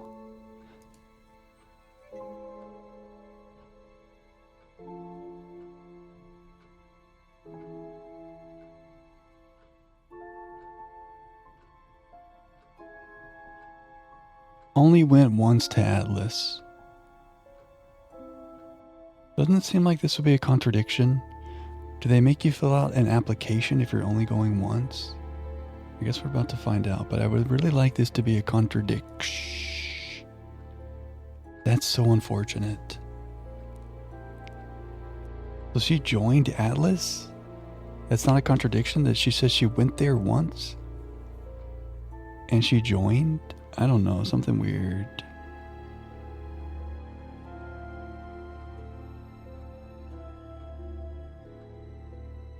She went to an Atlas seminar.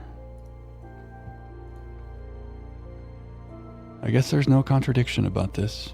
Okay. Okay, we'll move that's on. it for now. Thank you. I guess, yeah, I'm kind of stretching there. Like, what would the contradiction really be? She's admitting to joining and doing the flyer. So how is saying you only went there one night, like catching her out? Maybe Rebecca has something interesting to say about the aptitude test.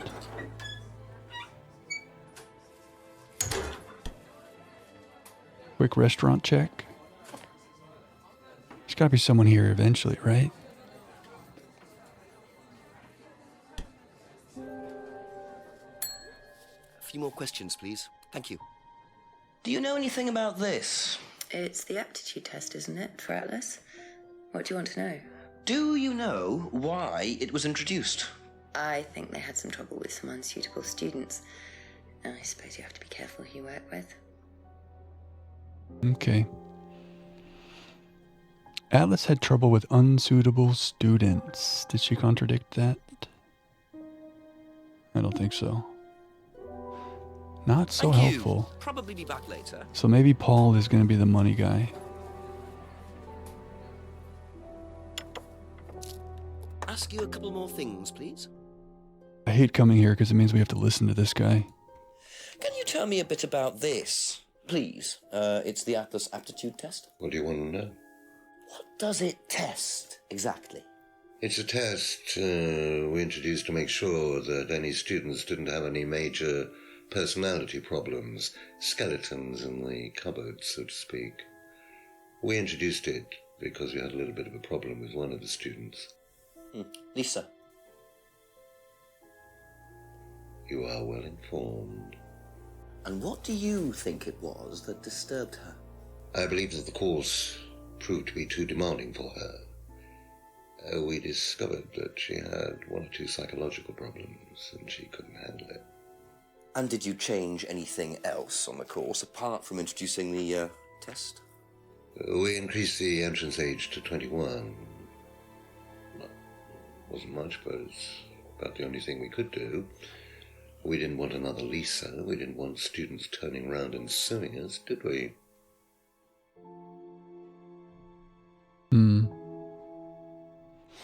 Raise the course entrance to age 21. This doesn't feel like there's a contradiction here.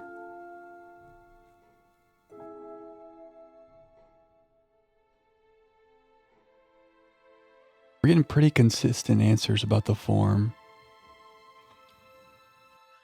as to like its purpose. So we still have James to talk to about it. I don't think he said anything about people being younger than 21.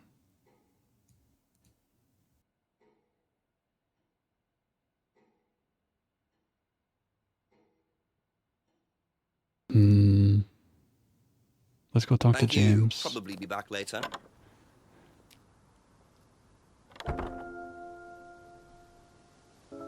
Can we still go see Lisa, or is she gone now? Yeah, we can't see Lisa. James has not been helpful. Maybe he'll have something cool for us with this. Just a few more questions, if you don't mind. This would be huge. Oh, he wouldn't know about the aptitude test. I guess of course not. Lisa visited the farm a few times. Did he ever say anything like, no one comes to my farm?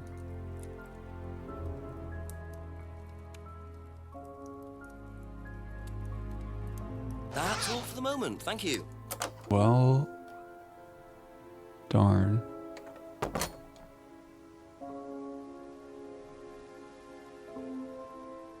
This is our new lead, this aptitude test.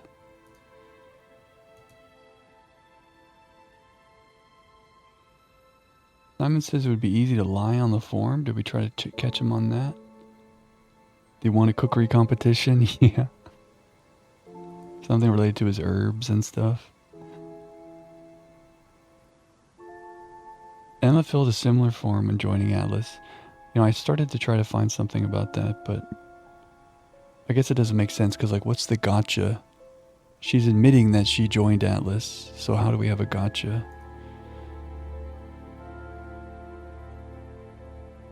Atlas had trouble with unsuitable students. Maybe there's something there.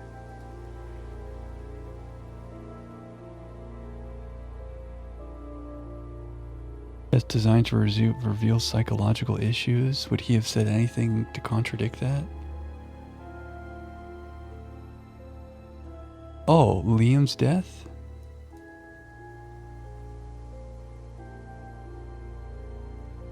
He knew Liam had personal problems. So why did you let him into the course? If he filled out the application, maybe something like that? Is that crazy? Ask about a few more things, please. This is designed to reveal psychological issues. But you knew Liam had problems. No. Liam was bright, confident, and outgoing. But that this was supposed to reveal issues.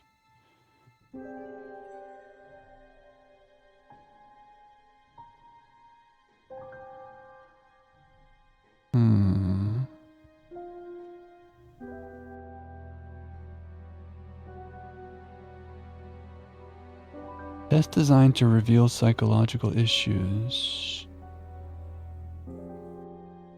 You think you see something?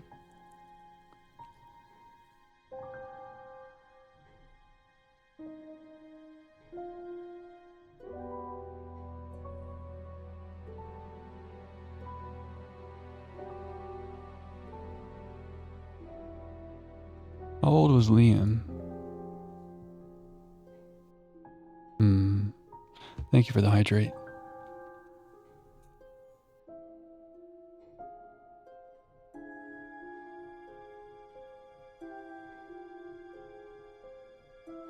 Now the brain is ready to cook. Thank you, Thistle.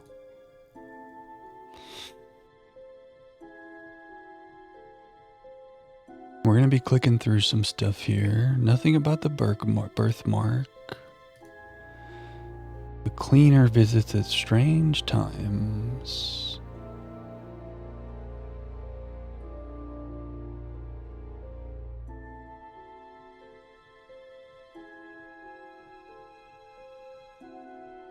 Wait a second.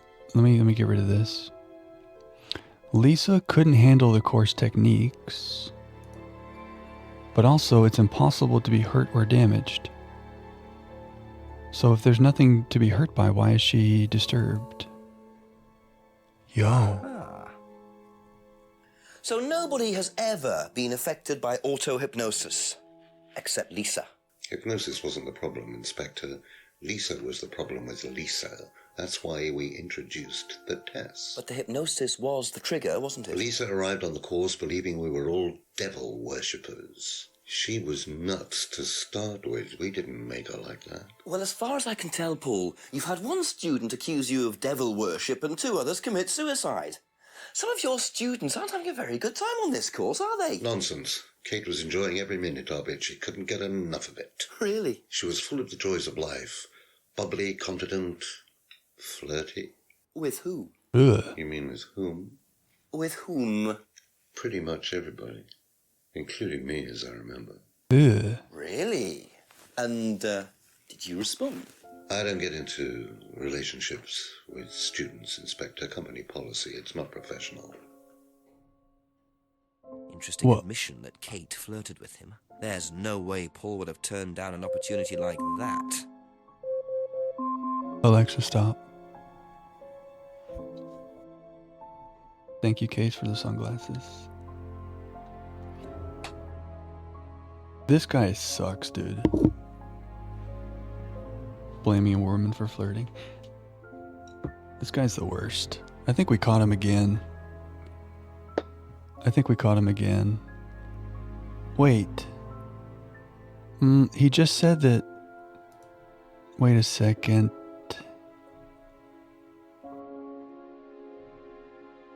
Avoids relationships with students. Yeah, this is where we caught him. Because why would he buy Emma the necklace if that's the case? You psycho little creeper.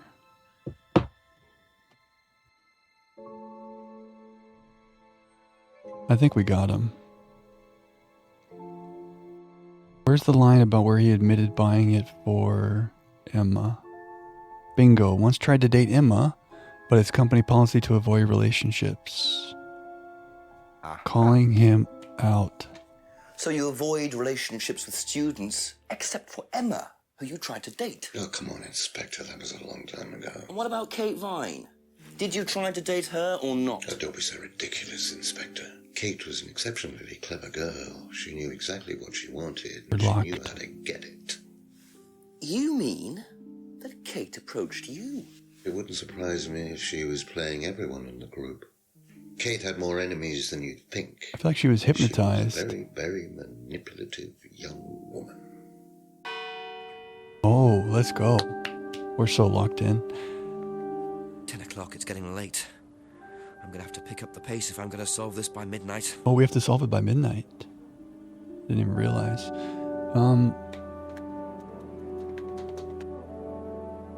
Like, I don't know what this weird stuff... I don't trust anything Paul says, but him trying to make it sound like Kate's the problem, I don't trust it. And if she was doing anything, she's like hypnotized by these psychos or something. We're not due for a break. We just had a break. Would you like a little break, Swan? Should we step back for a second? Take a breath? Well, we don't have any new information from that. So, this is a good stopping point for a break. I see you, Swan, but we just did one 15 minutes ago, so I don't really want to run ads again. Think. I mean, we've talked to everybody about everything. Weird stuff from Paul there. I guess we should just go to every location and see if something new happens somewhere. You know?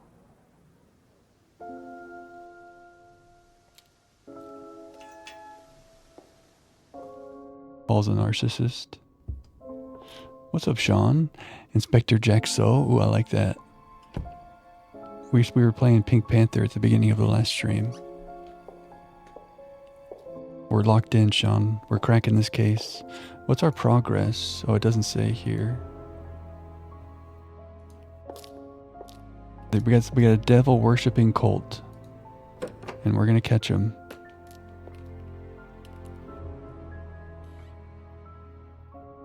I think the play here is to just go everywhere first. Look for new things. Get turned around kind of easily. It is definitely overacted, yeah. But it's fun. Like how it's all like real footage. They must have had so much fun making this. Somebody be here. Come on. We need something. We do have a flashlight now.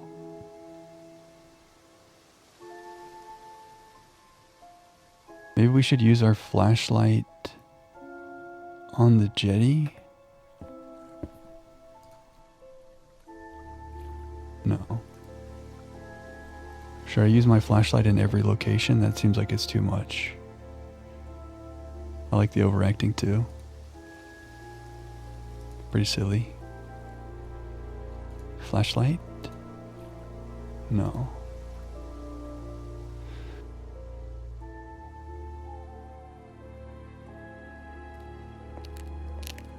What's this?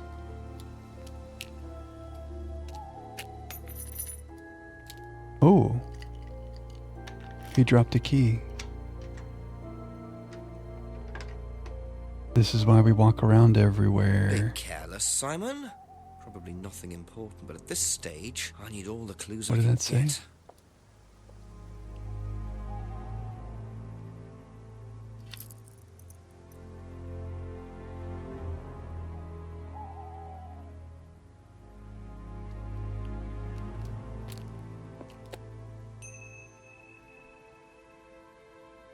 Dropped key ring.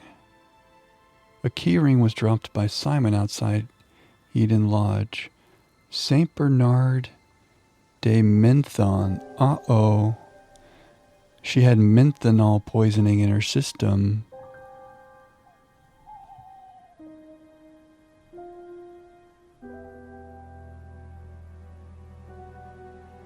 Saint Bernard de Menthon. Menthon is a place. Bernard of Menthon. He was the founder of the great St. Bernard Hospice.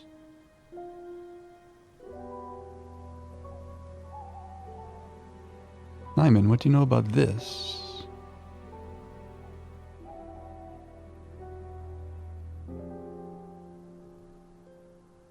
He's the patron saint of the Alps.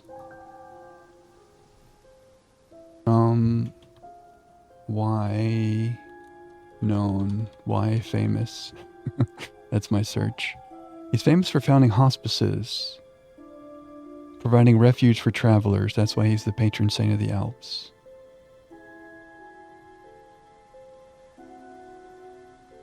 Known for charity, reconciliation, and dedication to helping pilgrims facing dangerous mountain conditions. St. Bernard dogs with alcohol flasks. What is menthanol? Methanol. The weird thing that was in her system was like menthanol or something, though. It wasn't methanol. I can't see it here. It must be in the main menu, huh? But it wasn't methanol, unless that was just me reading it. I was misreading it. Oh, morphine. There was morphine in her system. Wasn't there also something about... I was mispronouncing something like methanol too. Maybe that wasn't the thing in her system.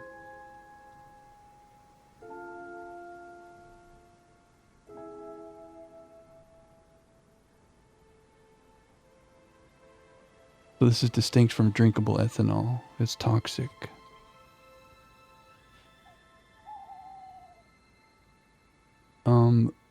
Methanol poisoning,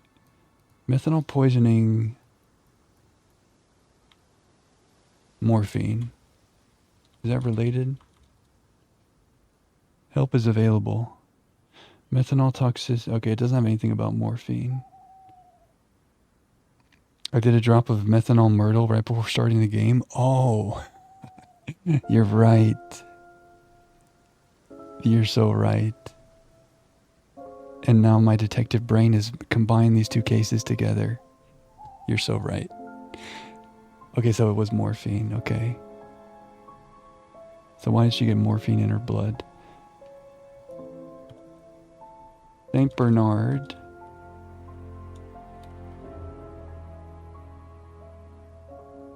What's the name of the place? Menthon. Does he have anything to do with morphine? No. Okay, that's too funny. Great memory, Thistle. So we can ask him about this and other people too. He also dropped this business card for Aztec, Broadway Industrial Estate, Dean Hayfield. Well, let's go ask him about this stuff. Couple more questions, if that's okay? Couple more questions. I think you dropped this outside. Someone you know. Oh, this is just from some IT guy I met. I don't need it. Enough. I noticed some numbers on the back. Do you need these? I don't know. What is it? 1905? Oh, yeah, that's just a pin for something. It's okay, I can remember it. So not an offshore savings account or anything? No, it's not important. Oh, he's hiding something. 1905, huh? An IT consultant. Okay, hospice care and morphine. That's interesting, Turtle. Is this yours? Yeah. Yeah. That's from my keys. Where did you find that? Just outside. Right. Oh, it must have come off when Nathan dropped my keys off. He was borrowing my car. That's very trusting. Yeah, I suppose it is. I am a bit too trusting, really. It's a new car as well.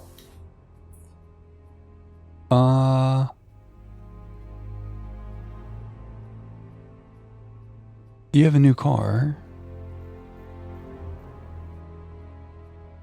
But bike is the only way you can get to work. Got him. So the bike's the only way you can get to work, yes? Yeah. What's wrong with the car? No, I can't drive the car yet, can I? I don't have my license. Right. I got a windfall from an insurance payout. Just figured I'd buy something sensible with it straight away instead of wasting the money. What was the insurance payout? It was for a laptop. It got stolen down at Atlas. At Atlas? Well, they didn't break in. I think they just walked in and took it. The laptop was in a storeroom, but I think the lock was broken, to be honest. Doesn't sound like they're taking their security very seriously. Actually, it got a lot better after that. Think I'll check it anyway. Okay, we have a new Must place have to been look. A very nice laptop to be able to buy a car with the insurance. Right. Or a very cheap car. Might have to have a talk with Ryan about his security measures. Okay, new dialogue for Ryan. We're locked in.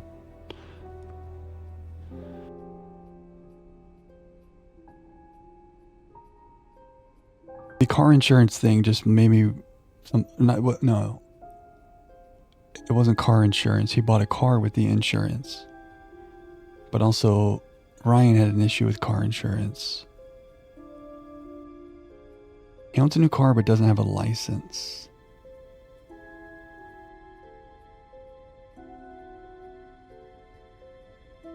He doesn't know anything about this license.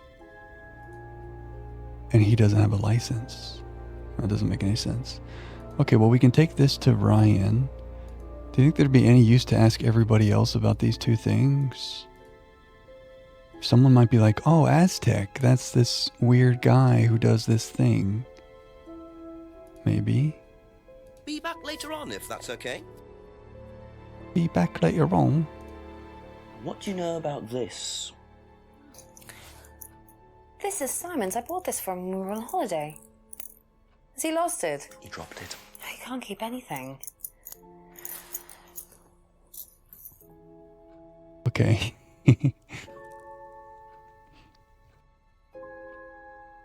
Have you seen this before? Nope. Sorry, never heard of him. Okay, I have a feeling if we go through town and ask everybody about this Thank stuff, you. they're going to just say Probably the same back thing. later. It's going to be very quick cutscenes. So we will do that, but let's start with Ryan because we have a lead. We can always ask everybody else about that the next time we see them. Ask James. Is that guy who you think he is? Janksy, do you recognize the actor? You like James's questions? James is like, nope. And then we leave. Yeah. Oh, Ryan's not here. Are you doing another creepy meeting? No. Maybe Ryan's in the restaurant. Maybe Ryan's with Paul. We need Ryan. Also, can we look in the storeroom? The laptop was stolen from the storeroom.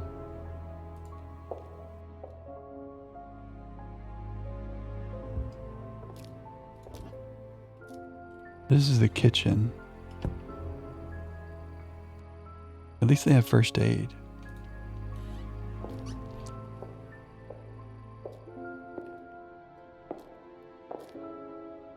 Well,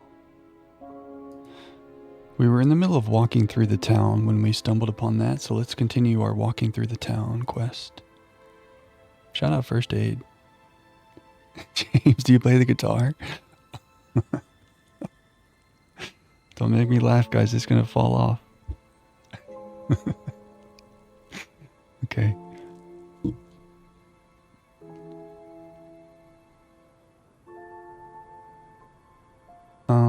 Let's look in the restaurant. Ooh, cutscene. I really don't think it's my place, darling. Oh. It is your place here. I just don't want to tell tales. Tell him about Simon.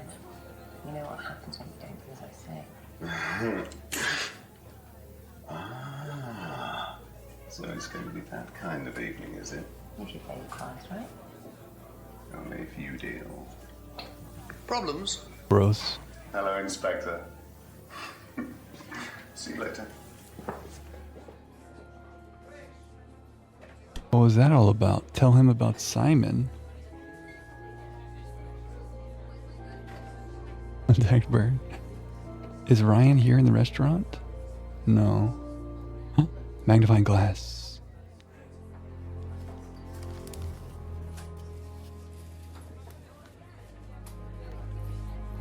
Oromorph. Interesting. Is that morphine?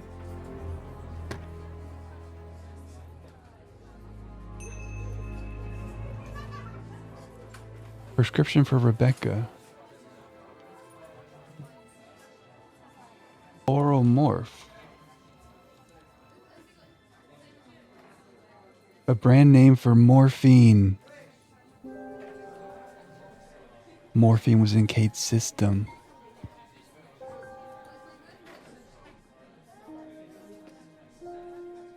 I love the panic emote. We gotta talk to Rebecca. A few more questions, please.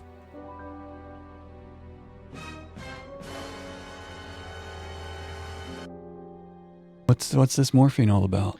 The cupboard downstairs. There's a lot of unopened stuff in it. Is there? Prescriptions. Made out to you. Oh, they're just spare painkillers. The chemist always gives us too many. He's a friend of the family. Okay, she really dismissed that. The chemist gives them too many, and he's a friend of the family. Yeah, but she was weird about it. She was like, tell him about Simon? I don't know. I don't believe this. They use this stuff at Atlas. It's getting juicy, guys. That's it for the time being. Thank you. Do we think Ryan just went back home to Atlas? Or maybe Ryan's now at the house? Let's keep snooping around.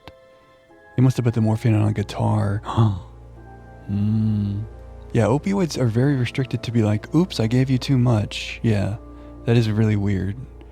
Like, oops, I accidentally gave you too much morphine. There's no way. There's no way. See if James can tell us about any of this new stuff. Probably not, though. I think we're about to get nope. Ask you a couple more things, please. But we'll try. The business card? Oh, we can't ask him. Recognize this at all? Yeah, he fixed my laptop. Does he live locally? I think so. Okay. All right. It's better than a nope straight away. Seen this before? Don't think so. Okay. Well, Thank you. Probably be back later. we tried. Let's go see Paul, and maybe Ryan is at the house too. Because see, it says on the map that this is Paul and Ryan's house. So maybe later in the day, Ryan goes home here. A few more questions, if you don't mind. No. Well, we can ask him about these things. Let's see. Do you know who this is? Dean Hayfield, Aztec. Sorry, never heard of him. We have some prisoner of sort who does our IT. Large guy. No manners. Weird. So he's told us about a cleaner named Jason, and they have their own IT guy. Don't know if any of that's related. Seen this Yeah, before? what does anywhere? prisoner mean? No. We have our own prisoner. What is that about? And what do you know about Simon's laptop being stolen from Atlas? Oh, no, I wasn't happy about it. What did you do about it? Ryan paid a con man to install a complicated CCTV system at twice the price that it would probably have cost. Seemed to do the trick, though. We haven't had a theft since. Paid a con man. Is that related to this IT stuff? Not happy about the theft. Installed a CCTV system. No thefts have happened since. No thefts have happened since. Has he told we can review. Has anything else gone missing that they've told us about? Their own IT guy. Installed a CCTV system. Never heard of this guy, but you installed a CCTV? Okay, I'm reaching, but I had to try. Paul would not know about the prescriptions, okay. Am I stretching too much thinking that he mentioned a theft at some point?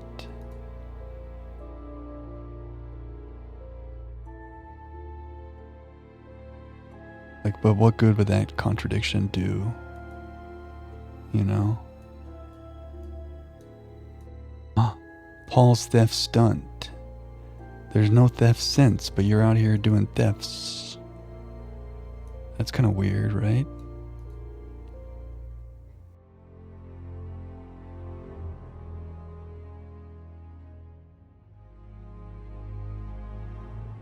Okay, maybe there's nothing here and I'm overthinking.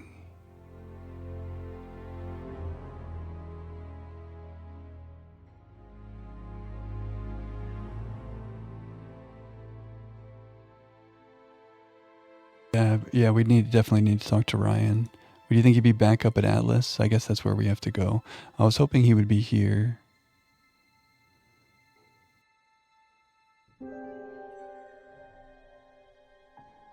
Yeah, there's no theft mentions here. That's all for the moment. Thank you.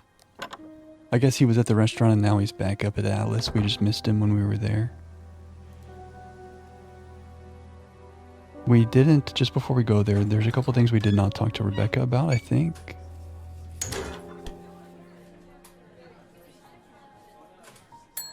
A few more questions, if you don't mind. This. Have you seen this before? No. Okay. How about this? Do you know anything about this? No, sorry. Okay. It makes sense. It was Simon's. Be back later on, if that's okay. Just being thorough. Let's go see if Ryan's here. If he's not here, I don't know.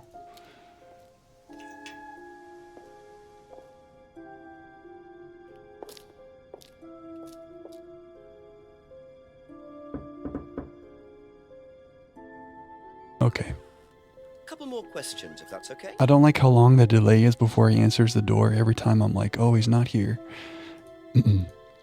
Okay, probably won't know about this stuff, but let's be thorough. Know anything about this? No, I don't. I'm sorry. We have our own IT chap. Lovely chap, in fact. Fat and sweaty, though. It's like a double act, doesn't it? I don't like this guy. Have you seen this before? No, sorry. Okay. Now, the laptop that was stolen.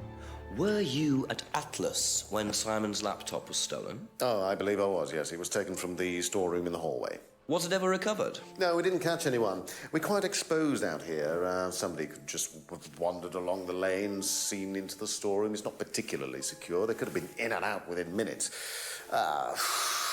That's why we advise people to keep their valuables with them. You can't be too careful these days, Inspector. I don't trust any of that. You think he stole the laptop because it had compromising information on it or something? I want to go in the storeroom. But we haven't seen that on our map at all. Okay, now what about these prescriptions? Do you know what the medicine in the cupboard at the pub is for? You'd better ask Rebecca about that. I'm not exactly sure what's in there. Liar. She tends to keep her wares under lock and key. Do you know, our wedding night was quite a surprise. Ugh. The cupboard wasn't locked. And we talked to Rebecca about it, and she just said that they accidentally overprescribed her or something. Sean, you sold the laptop and you're on it right now? Well, if that's how you can watch the stream, then we'll let it slide. Yeah, it's gross. This guy's gross. Contents of the cupboard belong to Rebecca. Rebecca keeps the cupboard locked. Storeroom isn't secure. Advise students to keep valuables with them.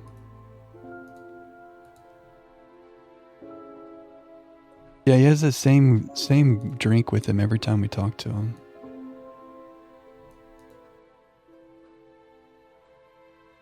Do we have a contradiction here?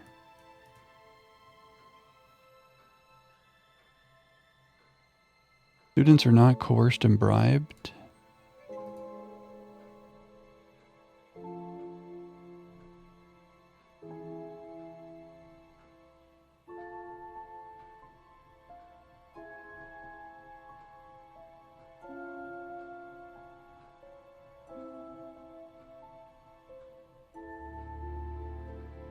I have to click through some things just to review. Students wearing the necklace. That doesn't make sense.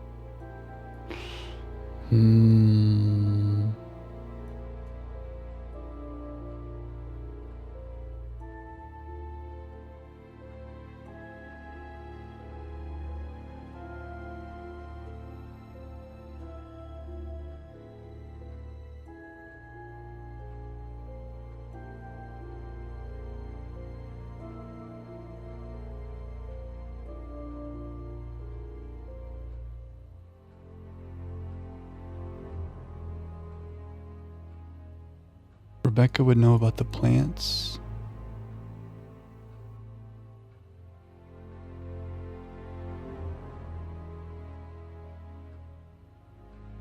Doesn't allow alcohol or drugs. Keep valuables. Doesn't keep any medicine on site. But Rebecca keeps the cupboard locked.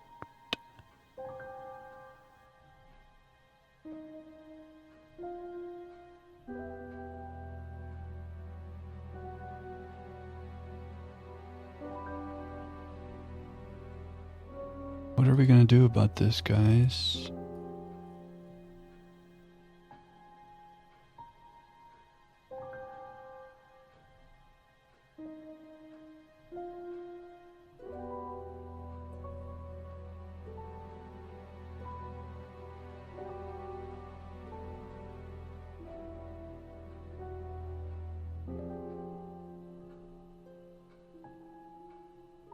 Students carry dolls with them.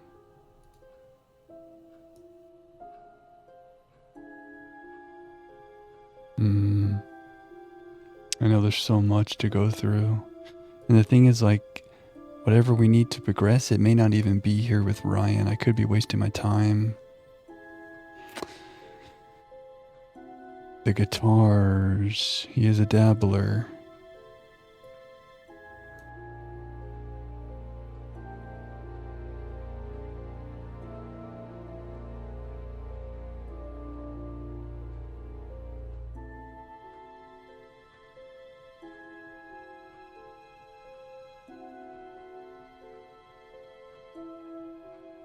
Yeah, we were kind of thinking that this'll... Lisa seemed to own up to it. But there was something weird about the insurance there. It always comes back to the guitars.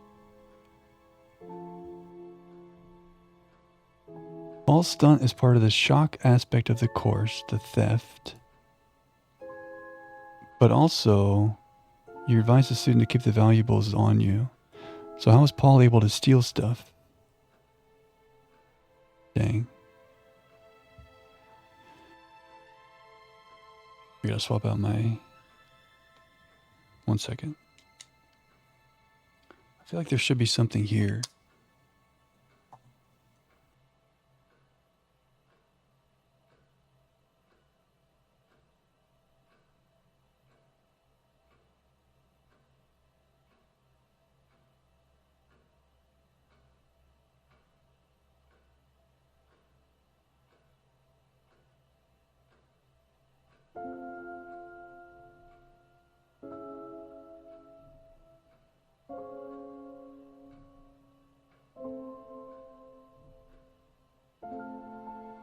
Hang on, my little things didn't connect.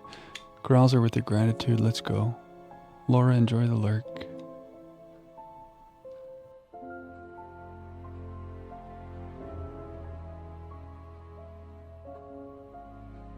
My child, there is no My little shame guys in lost seeking their another connection.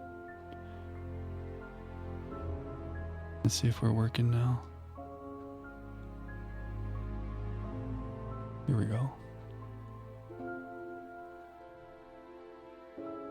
Thanks for your patience, guys. Thistle with a gratitude. Let's go. Crosso, you think we should go somewhere else? Seek another path? You might be right. Thanks for the gratitude, guys. I see ya.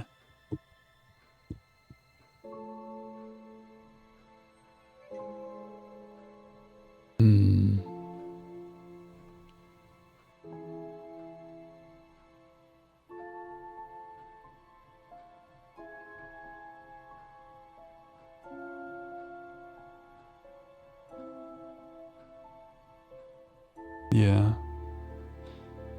I did ask her, but then maybe there's a contradiction that we missed from her. We did ask her about it, right? And she was like, oh, the chemist just gave me too much.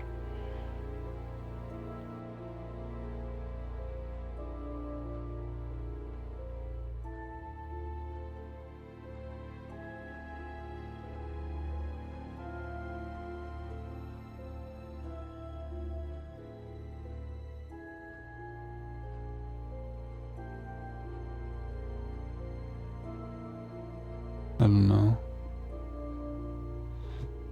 Yeah. Yeah, Phoenix Wright. We need the Phoenix Wright in here. Objection.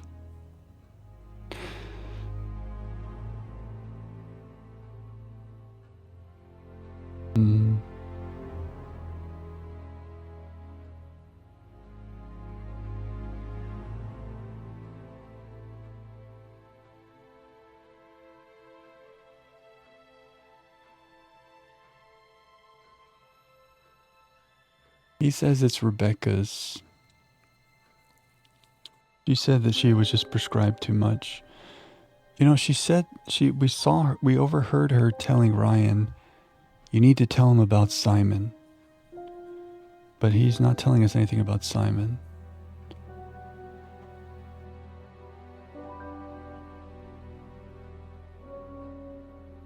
I guess we could ask Simon about the morphine. Okay, that's it for now. Thank you. If we think the morphine's being used at Atlas.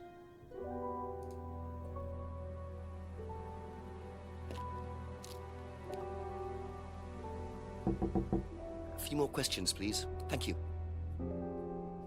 No, he won't know about it. Maybe James would have something to say Probably about back it? later. No, we tried to, didn't we? Did we try to talk to James about it? Thinking James knows about herbs and plants and stuff. As James.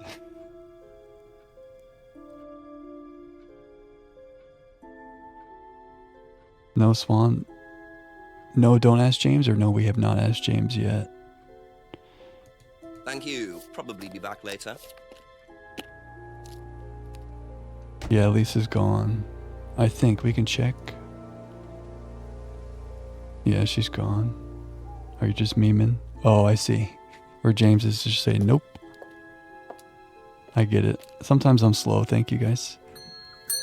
Ask you a Nope. couple more things, please? Yeah, okay, he doesn't know about the prescriptions. That's all for the moment, thank you. Well, maybe we missed something with Rebecca there.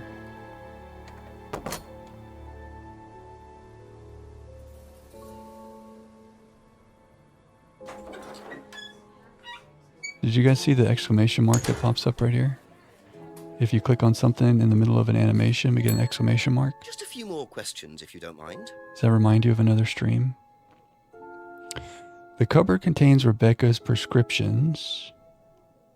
Chemist gave them too many, and Chemist is a friend of the family.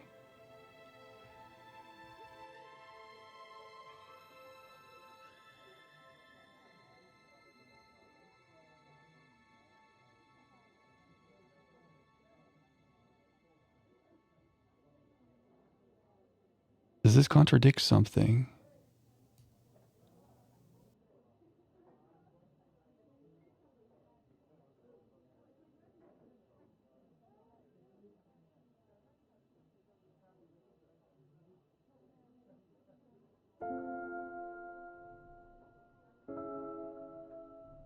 Snack time?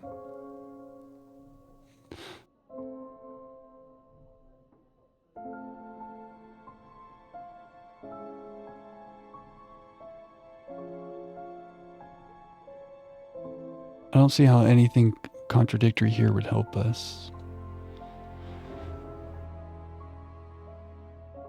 And I'm feeling pretty stumped.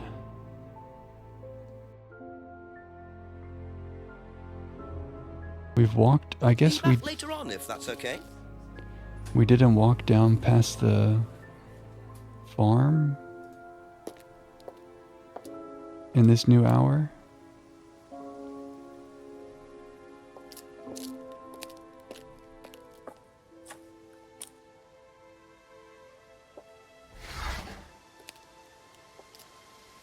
Like we've been here before. We came to all these places last hour. But sometimes it seems like we got to go somewhere to trigger something, you know? So I'm exhausting everything.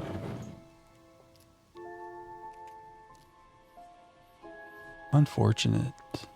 Back to the garage. My child, there is no shame in seeking another path. I know, but what path, you know? What path?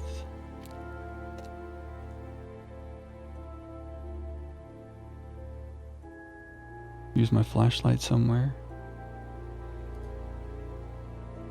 We could get a hint and we could go to the phone booth, but I don't really want to do that.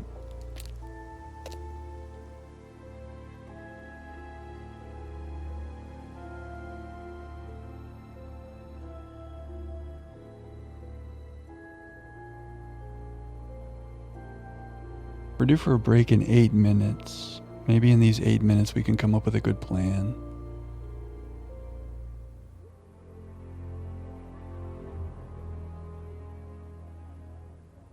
I mean, we found these prescriptions for the morphine,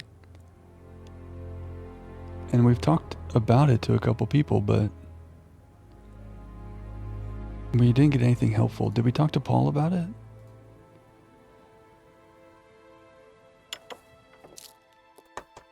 Ask about a few more things, please. Oh, it's unlikely that he would know about it. There's a CCTV system. Maybe he's a contradiction there. No thefts have happened since. Something about the DVD. Oh, the DVD's gone from my inventory because it got taken from us.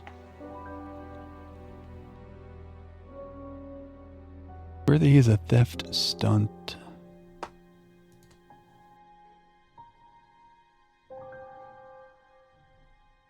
Okay, wait. Committed a fake theft. No thefts have happened since. No. Not happy about the theft.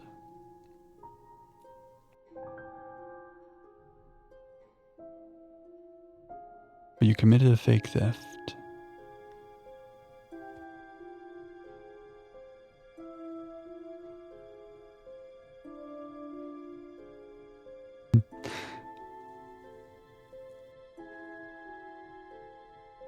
Paul's cleaner was the mugger.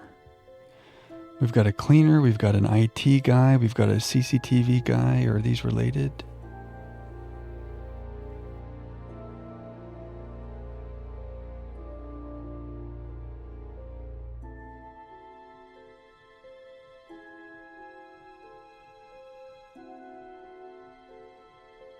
I don't know, we need a plan. Thank you. Probably be back later. It's nice because, like, from this menu, we can see what everyone said about everything. These are the only people who have talked to us about the prescriptions. And Ryan and Paul are the only ones who talked to us about the laptop. Something's weird about this. The business card. From an IT consultant with a 1950 pin on the back. No one else knows about the business card. Atlas has their own IT guy. I tried to use the flashlight. I feel like I use the flashlight everywhere in the woods.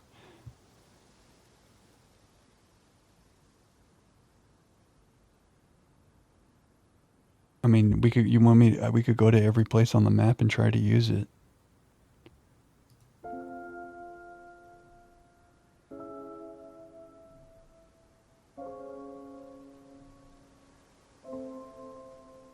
Go for a little walk and have a think.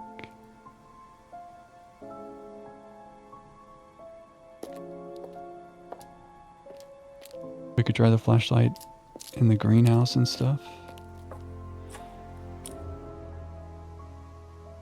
It's not a bad idea, Thistle. I mean, nothing might come of it. Nothing might come of it, but like,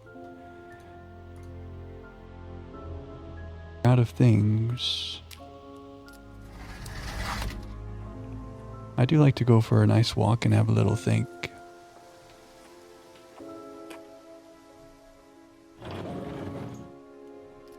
My child, there is no shame in seeking another path. Don't do the flashlight. It would take a long time to do this everywhere. I mean, we used it to find the thing in the outhouse. So if that's the thing that's keeping us from progressing, like using it somewhere random, that would be kind of out of left field. I think our progression needs to happen with a contradiction somewhere. But our contradiction, I must be missing, someone must be contradicting somewhere here at the end. This is our new stuff. But like, what's the contradiction?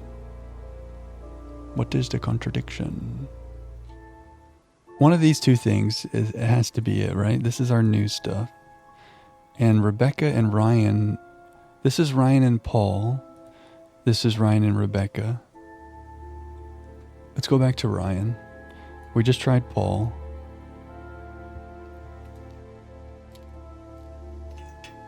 I mean, we were here. I was sitting here and overthinking. Couple more questions, if that's okay? So there needs to be a contradiction here or here. The contents of the cupboard belongs to Rebecca. Rebecca keeps the cupboard locked. I don't think he's contradicted that. I don't think he said anything about Rebecca at all. But like, this seems to be true, so like, what's the point of a contradiction? Laptop taken from a storeroom. The storeroom is not secure, and he tells students to keep valuables with them. This is another thing where I don't know if any of this is like a lie, so a contradiction doesn't help us. Like, oh, we caught you. You told students to take the valuables off their person. Like, that doesn't make any sense. There was weird stuff about this theft. Which is kind of weird, related to the valuables. But Nothing really works there. I don't know, guys. That's it for the time being, thank you. The only other one is Rebecca.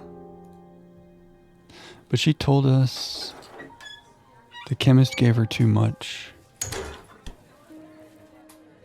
Did she say anything else about a chemist or a doctor? She doesn't know about the laptop. I don't know, I'm feeling very, very confused and lost.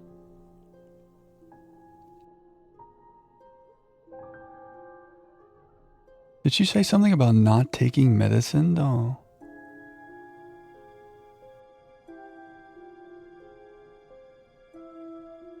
That would contradict this. Wait, didn't she say something? Hold on a second. This stuff. Doesn't take any drugs or medicines. Oh, I think we got her. Right. Aha. So, you don't take any medicines except for prescription painkillers. Well, they're not actually for me, they're Ryan's. For some reason, the chemist always makes them out to my name.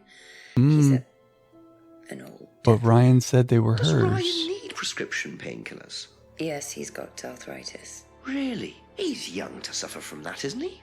He doesn't have it badly, but he does need medication from time to time. What medicine is it? I couldn't tell you, to be honest. Ryan will know.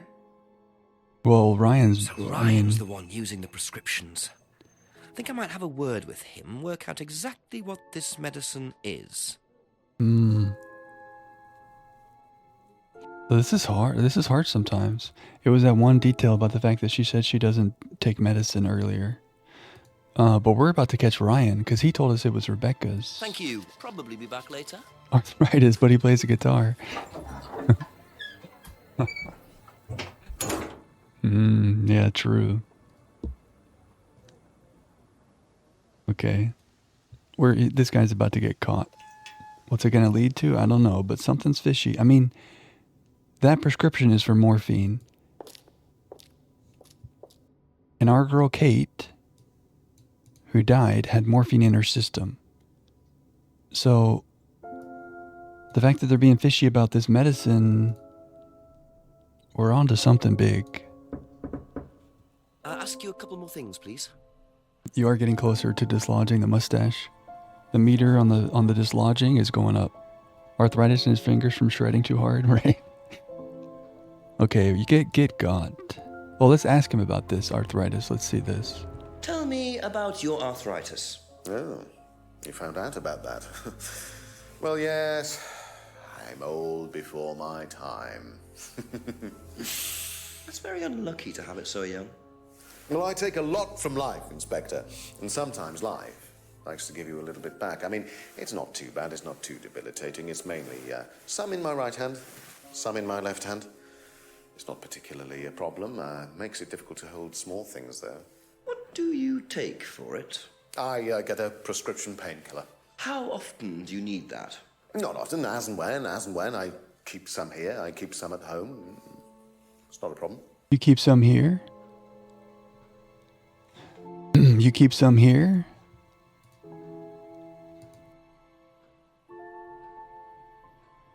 Wait a second. Do you think the guitar is related to this, about his hands? Something about this just made alarm bells in my mind go off. You keep painkillers at work and at home, but the contents of the cupboard belong to Rebecca. No. Wait a second. Isn't there something about nothing being allowed? Hold on.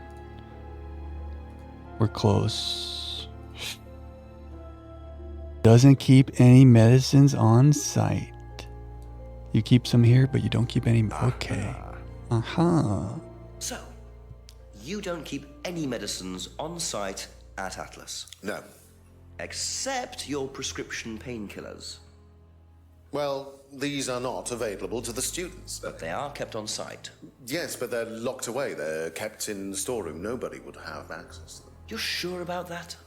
Absolutely sure. The storeroom. Ah, the painkillers, Ryan. They're painkillers. Just painkillers. Normal painkillers. Paracetamol. Morphine. Codeine. Morphine. Morphine. Well, all right, they're morphine tablets, yes. Oh, really? Oh, come on, Inspector. I know what you're thinking, but there's no way Kate could have had access to them. Because they're in the storeroom. Well, not just that. She wouldn't have even known about them, or where they were. Sure about that?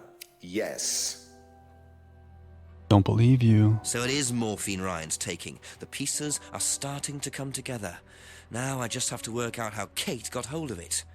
If it was Ryan's morphine she got hold of course. You keep morphine in the secure storeroom. But the storeroom is not particularly secure. That, my friends, is a contradiction. So the storeroom isn't particularly secure, yet you keep your morphine tablets in there.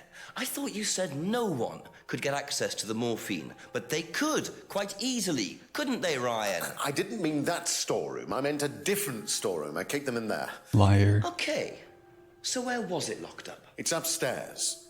It's got a combination lock on it. Nobody could have access to it except me and Dad. 1905. I might have a look at that if you don't mind. From Simon.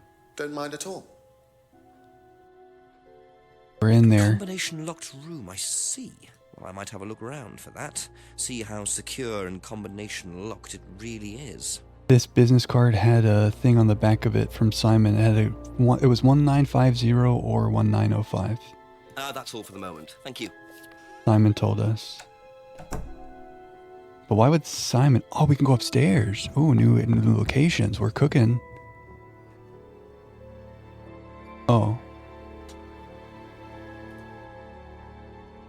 I can't do anything here. Flashlight? Remote control lock? Drop silver key? Screwdriver? Why are you going to let me come up here and then not let me do anything? That's crazy.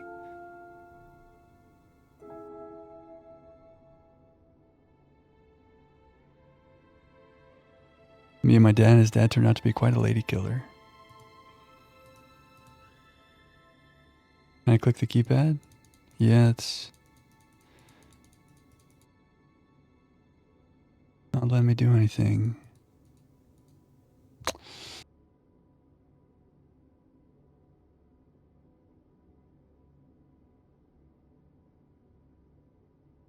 That's crazy.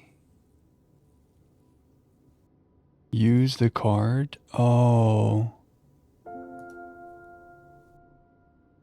Yeah.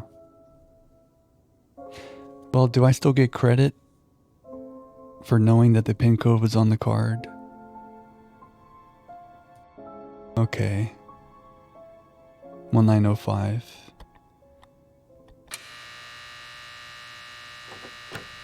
Yes, okay, thank you, Swan. Just mechanically we couldn't do it. What the? This exercise is all about identifying the difference between the image one presents to the world and one's real self, which lies deep in our unconscious.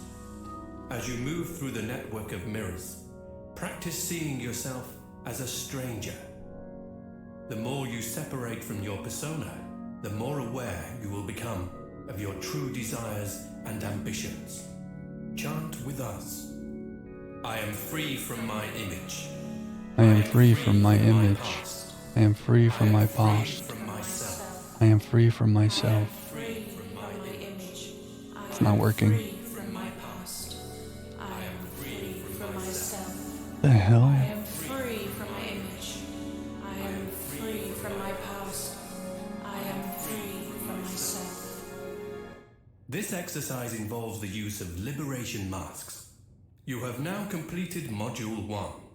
Module 2 covers boundary testing, threshold testing, and extreme testing.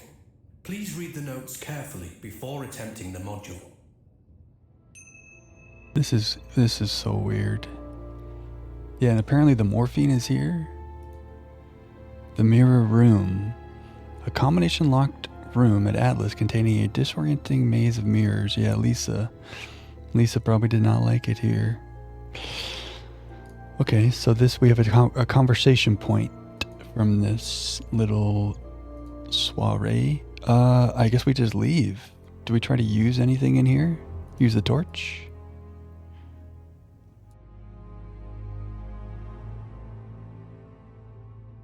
Use a screwdriver in here? Yeah, I think we're done. That was strange, huh? Yeah, this is a big nope. So Ryan didn't think we'd be able to get in there. So he had no idea we would see that. Creepy. Let's go ask everybody about this crazy room. Probably starting with Simon, because he's the one who had the combination to it. A few more questions, if you don't mind. Few more questions. Do you know about the mirror room at Atlas? Yeah. What's it used for? Well, it's mainly for the auto-hypnosis module.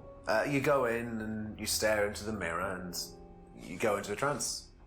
Then when you're ready, you come back out. So you just go in whenever you want to? Oh, no. There's certain times when you're allowed in, and only they know the combinations anyway, so you can't really get in. But you don't know the combination? No. Simon. You don't know the combination to the mirror room? How come you wrote a PIN number on the back of this card? Doesn't look like a storage room, looks like a fun house. Yeah, that's what I was thinking too, like the little house of mirrors. Simon. We got him. Aha. So you didn't know the combination to the locked mirror room? Nope.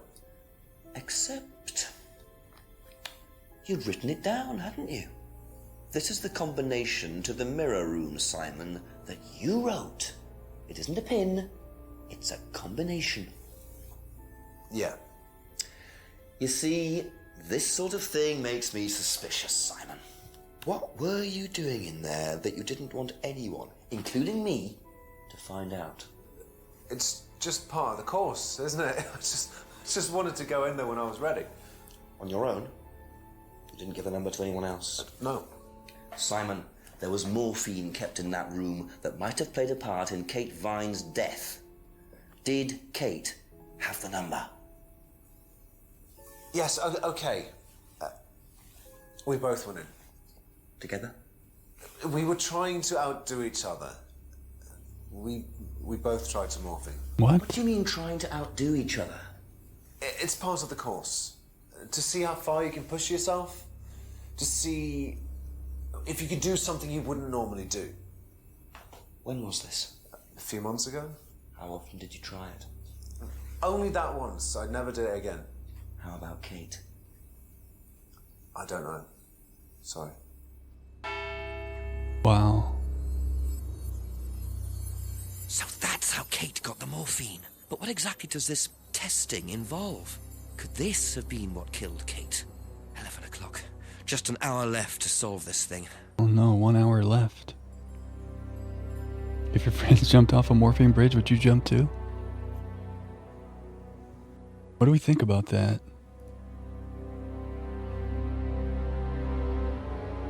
Combination locked room at Atlas. And Simon is telling us that he and Kate took morphine in there. He hasn't been there for a few months, but that's where Kate got the morphine. The music got even creepier.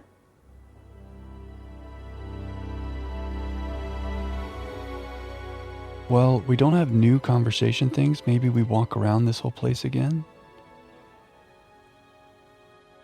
And we look for an interaction. Here we go.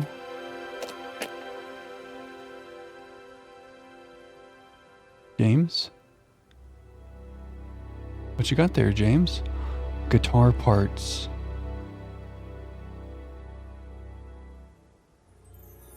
Okay, let's go see what that's all about.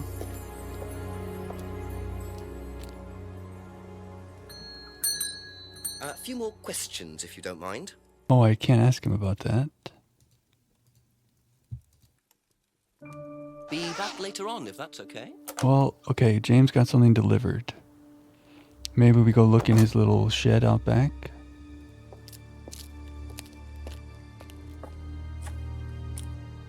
There's the greenhouse, but there's also the other bigger greenhouse. Did you leave your packages open in here? Not here.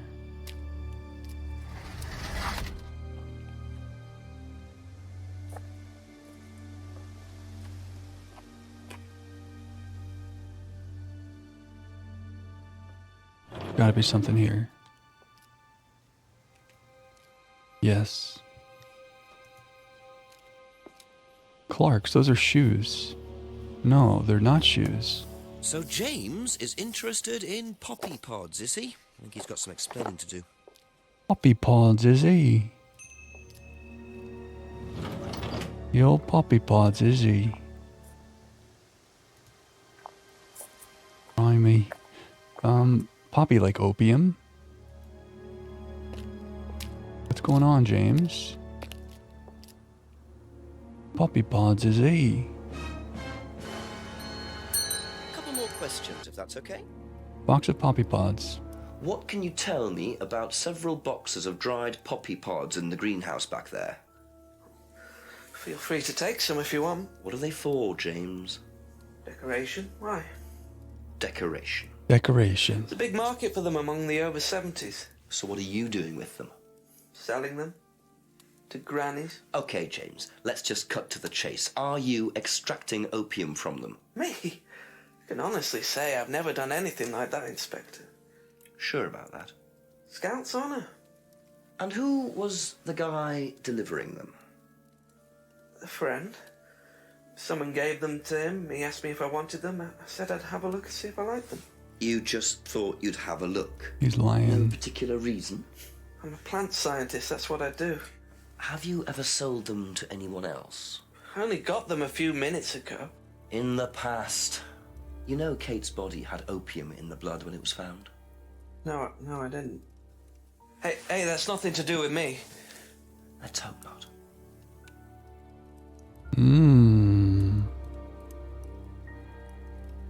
Yeah, he really doesn't maintain eye contact with Jenks. He's very concerned with his fireplace. So we have a contradiction here. Pods from a friend who didn't want them. Never extracted opium from the pods. He's lying. Selling pods to pensioners.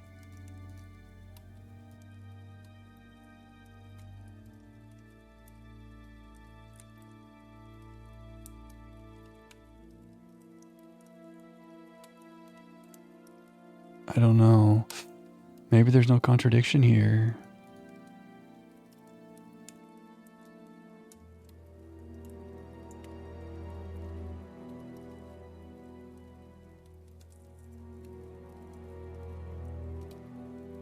Or if there is, I don't see it.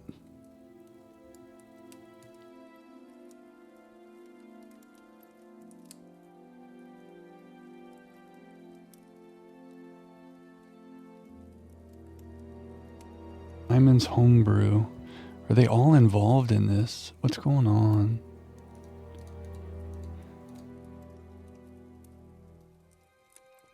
Trees?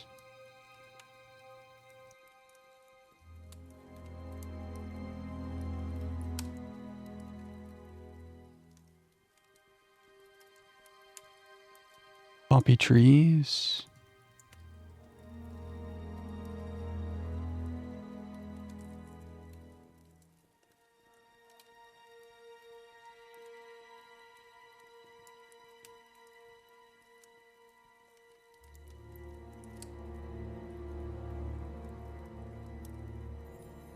Did anyone say he doesn't have any friends? That would be a contradiction.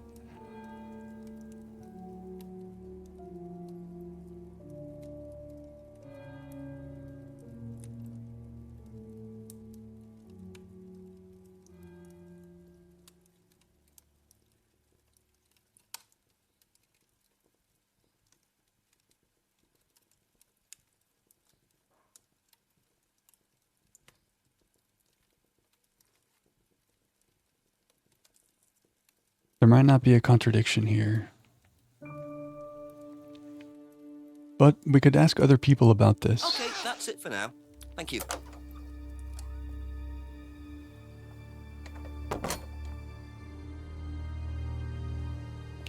I think because it's a new hour, we should walk through the whole town again. Check on the dead end. Okay.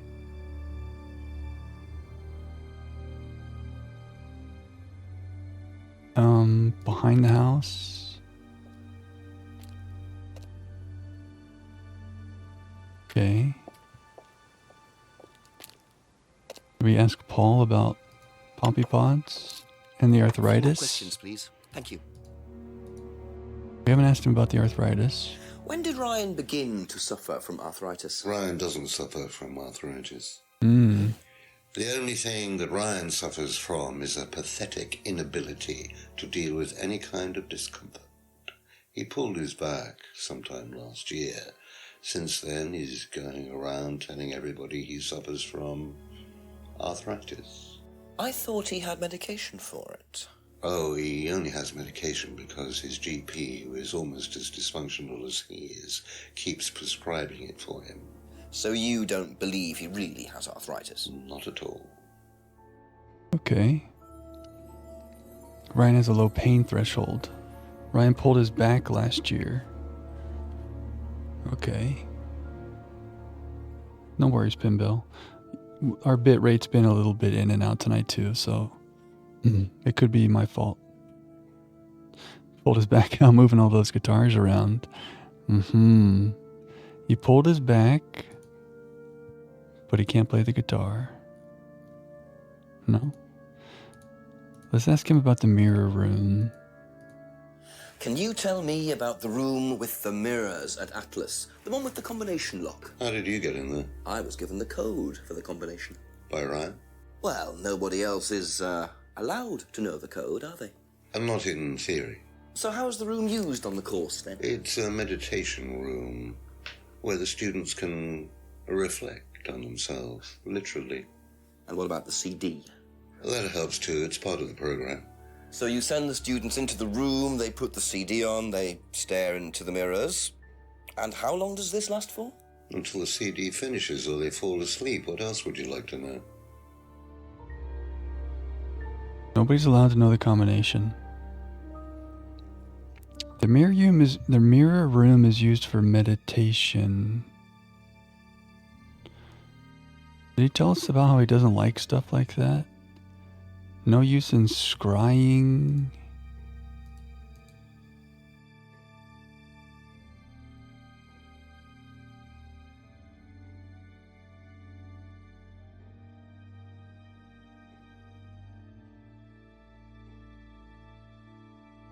Auto-hypnosis is not used on the course anymore. But you're using meditation in this mirror room? No?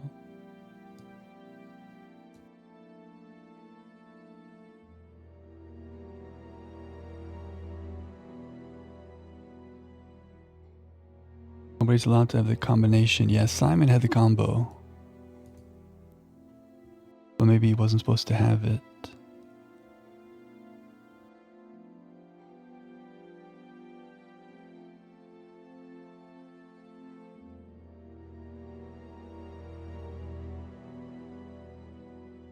Maybe there's no meditation problems here.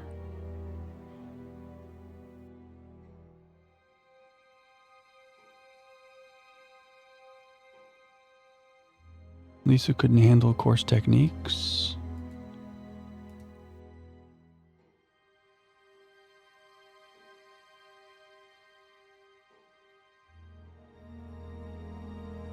Okay, let's ask about the poppy pods. What do you know about poppy pods? Poppy pod? Ever come across anyone selling them, using them? No. Okay, he doesn't know anything about that. Yeah, the code is on the card. But I can't really... So we can say nobody's allowed to know the code.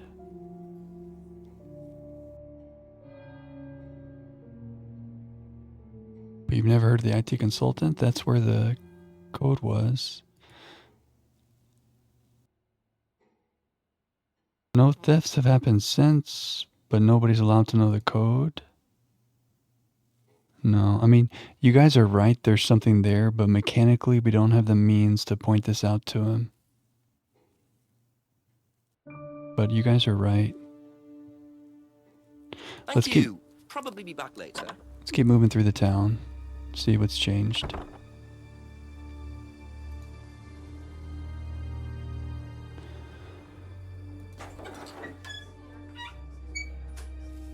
Maybe she knows about the mirror room. Anybody in the restaurant? No?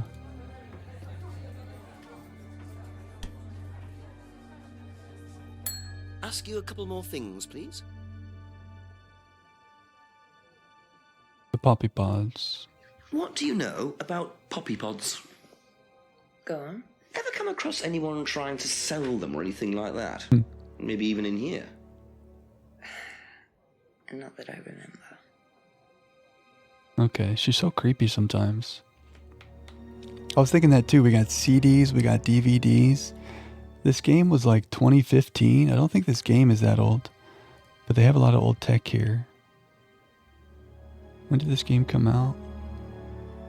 2015, yeah.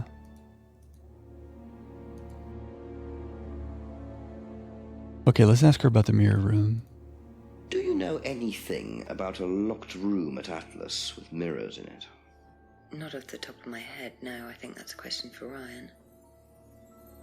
Okay, we had to try. Thank you. Probably be back later. Probably be back later. Let's keep it moving through the town. Behind the pub. Anything new here? Okay. We're just making sure. Because these cutscenes are happening in like random places, you know? Could be a cutscene anywhere. Let's go down the lane. Check out the village hall. Okay.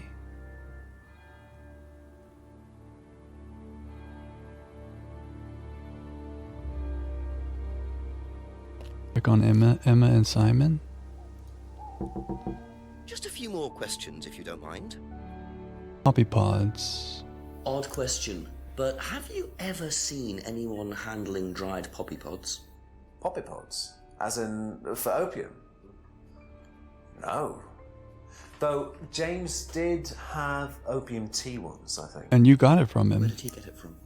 I don't know. I didn't ask. James does his own thing.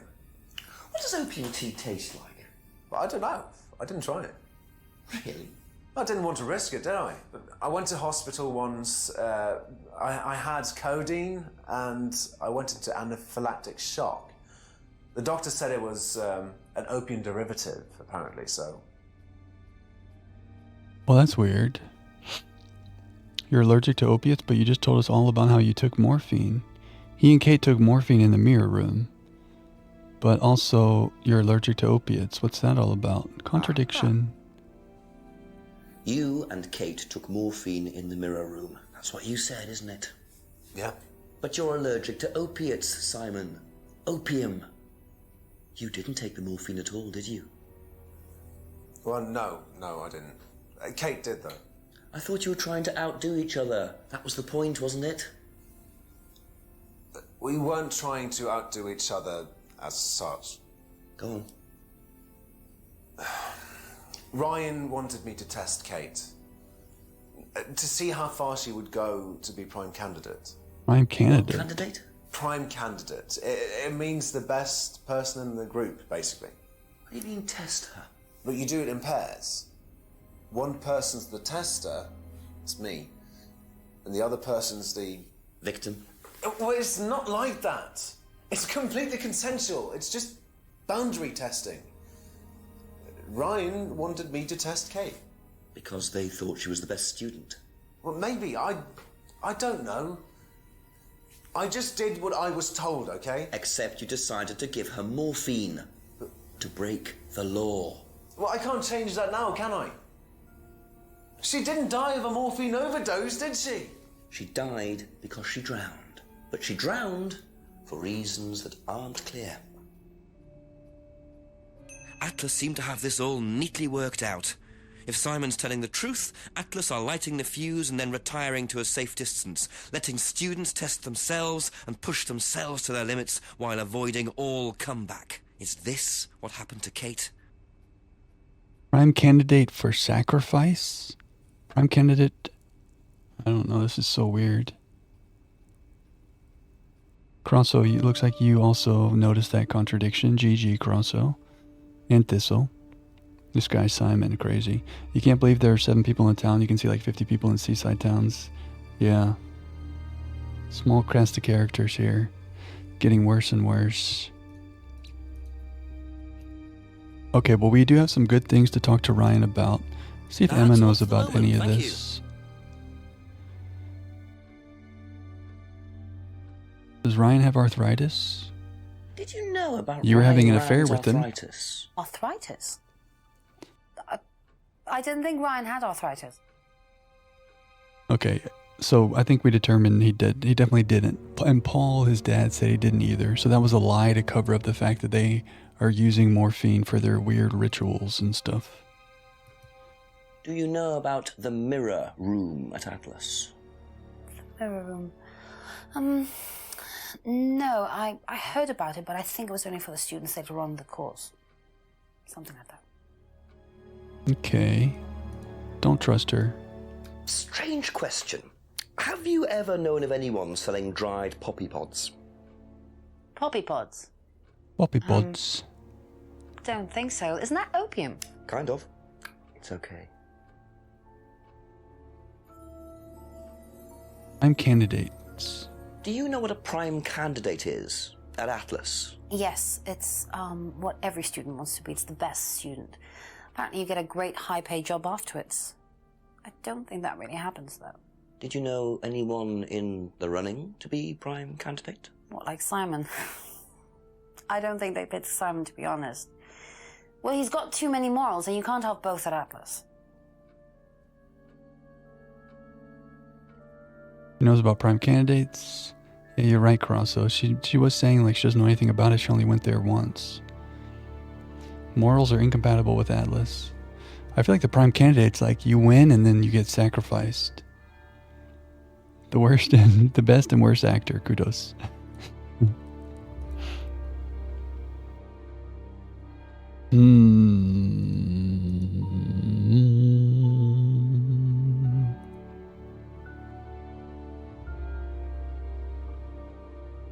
Knows about prime candidates. Only went once to Atlas.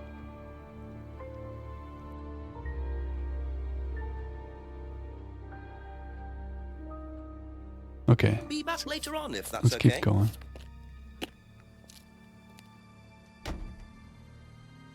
I do want to go to Ryan. We can ask Paul about prime candidates first. Oh, it's supposed to take place in the 90s. I see. Thank you, Sean. That would explain the technology. What are prime candidates? The best of the bunch. The peaches. Peaches. And so what does it mean to be a prime candidate? Success. We have a special relationship with many major international companies. We provide them with our best students. And Slavery. they get an instant job. And what do you get out of it? Well, Peaches. it's a little kickback. It's just business, Inspector. This is the slave trade. You're the prime candidate to be sold into slavery because you're so good at getting hypnotized into slavery. Oh. But Kate found out and she wanted out, and so did Liam. And they paid the price.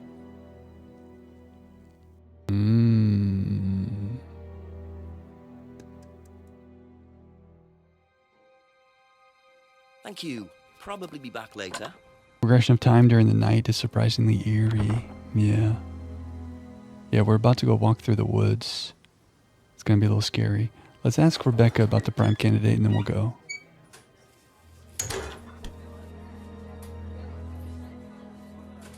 Couple more questions, if that's okay. Do you know what a prime candidate is? At Atlas? It's the best student. And what does that mean? It means they get a Kickback guaranteed is they get a job with a guitar. very good salary. Well, that's the idea anyway. But? Mostly they aren't up to it. And what happens then? They get sacked.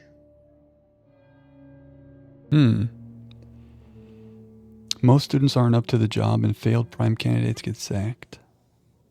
They get killed.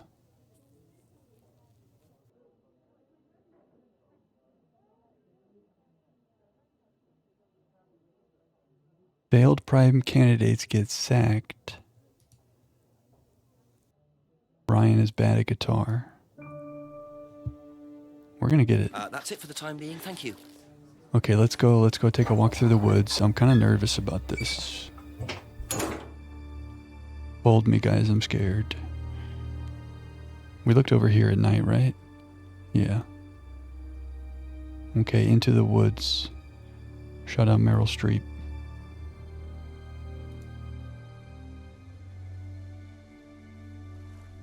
Nothing here. Flashlight.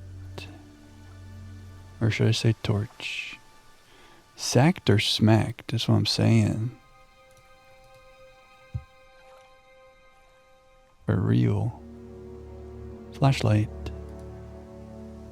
We're gonna flashlight everywhere because it's dark. Flashlight. Are these people still here? Those people are still there. What are you guys doing over there? Flashlight.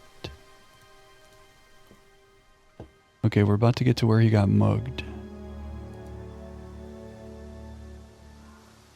Flashlight. Uh-oh. Just keep pushing. What? Just keep pushing. Keep pushing. Keep pushing. You can push it all the way in, Tom, if you want to. Excellent, Tom. Excuse me. Would someone care to tell me exactly what's going on here? Don't come any closer. That man needs a doctor. No, he doesn't. I don't need a doctor. I'm fine. Go away. What is this? A test. Of what? What does it look like? It's a threshold test. A pain threshold test. I thought, you were supposed to be good at working things out, Inspector Jenks. And so this would be for Atlas, would it? Kyle? You disappear now. It's not a good idea to talk to a police inspector like that. Do you want me to make you? It's okay, Tom. Mr. Jenks won't be bothering us anymore. Don't make any rash commitments.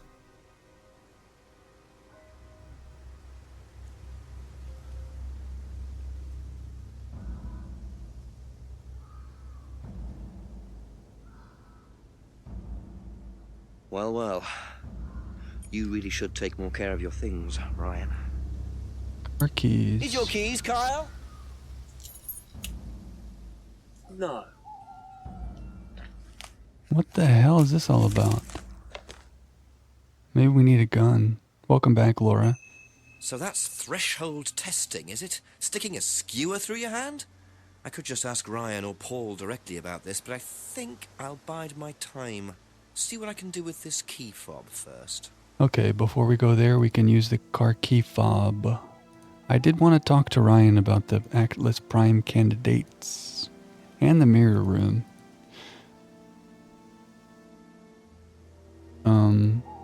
Threshold testing.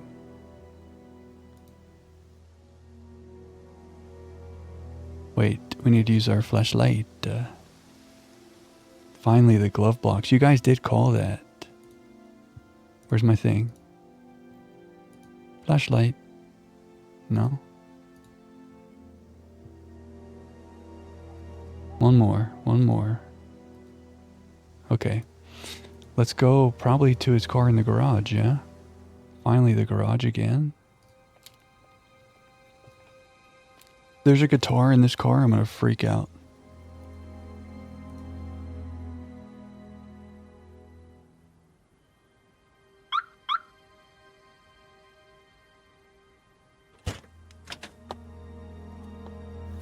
And we drive away out of town, never to return.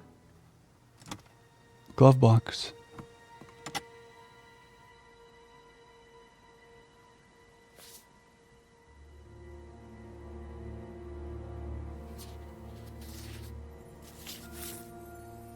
Bingo. $500 to Kate Vine. What have you been up to? Be very interesting to see how he explains this one.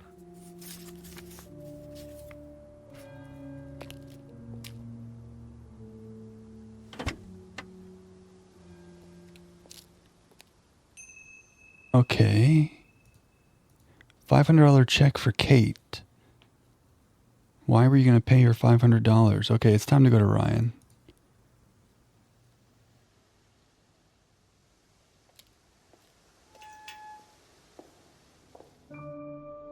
These guys tell us about the mirror room as well. Should we try the door on the right, see if anything weird's going on over here? Okay, everything's fine. This is a new hour, right? Maybe we check down here real quick.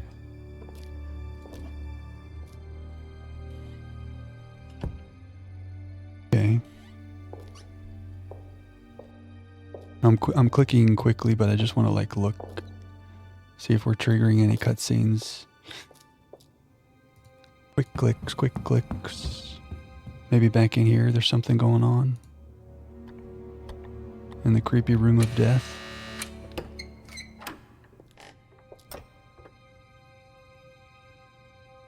No. Okay.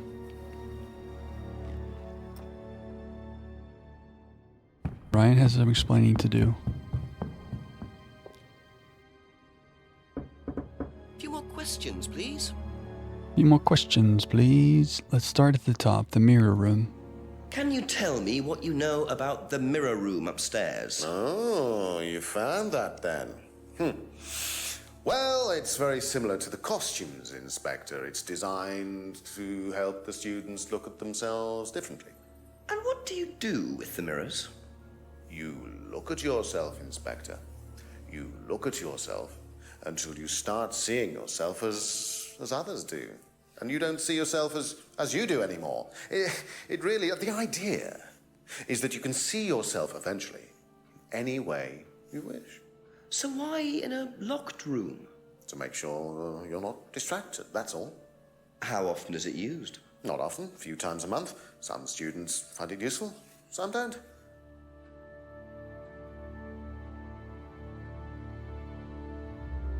Okay. I don't think we have any contradictions there. I don't like the fact that it's locked. And he's saying it's locked so that they're not distracted. Seems suspicious. Mirror room used a few times a month. Doll burning every few weeks. Puppy pods. Know anything about poppy pods? Come across anyone selling them or anything? Poppy pods. Well, don't tell anyone, Inspector, but I hear that you can make opium out of those. Why do you ask? Doesn't matter. I don't like the amount of liquid in his drink is not going down. He always acts like he's drinking it, but he always has the same amount of liquid. Is it a magic glass? The prime candidate, this will be juicy. Now, tell me what a prime candidate is. You're learning a lot, aren't you, Inspector? Prime candidates are simply the best students, the ones with the most potential. And what benefits do they get from that? Well, they get the top job. Which is? Well, we have a deal with various multinationals. We train students to be exceptional, truly exceptional. And they get a wonderful top job. It seems a very simple deal. And how do you decide who the prime candidate is? Do you test students? No. Did you ever, say, ask Simon to test Kate, for instance? Oh, you've actually been speaking to Simon, haven't you? I really wouldn't trust anything that Simon Thompson says. You know, he spent the best part of 2 months trying to undermine Kate. No. Now, Simon Thompson, it really isn't my place to speculate, but if you're looking for motives, Inspector, he certainly had a few motives. More than I. A What do you motive mean? to kill her, do you mean? Now, that's very interesting, Inspector. Well, that's up to you to decide. What? Why? Simon was trying to undermine Kate because Simon wanted to be the prime candidate? Yeah, I don't trust this guy at all. It puts the morphine in the skin or it gets the mirrors again. Alright, so this is going to be big. Why were you paying Kate $500? 500 pounds? Would you like to explain what this is, please, Ryan? £500 intended for Kate. It fell out of your car. At least I assume that's your car on the driveway at Brandon House. I suppose so. So why were you going to give Kate £500, Ryan? It was just a little incentive, that's all. Just a little incentive. Not very little, Ryan. £500. She was a very good student. We heard that she was leaving. We wanted to give her something. The blackmail. Well, obviously not. Are you sure there wasn't any other reason you might want to give her this? Personal reason? The affair. Well, I'd like to keep hold of this for a little while, if you don't mind. Well, don't consider it a bribe, will you, Inspector? He was bribing her not to tell about how he was having an affair with Emma.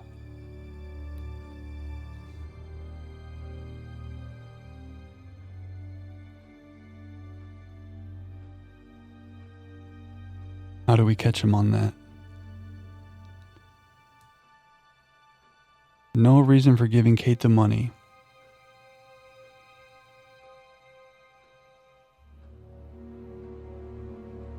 But we know that he was having an affair with Emma. Do we have a dialogue option for that?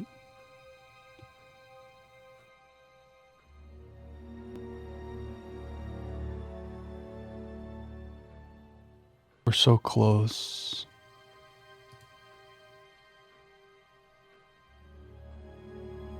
We haven't confronted him about the affair, have we?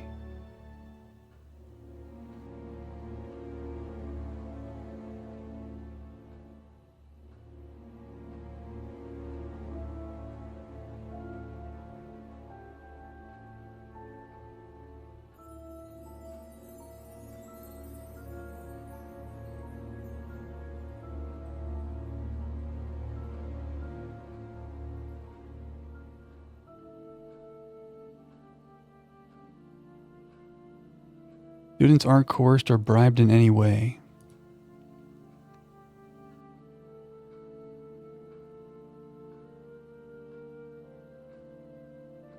But money is meant as incentive. Got him.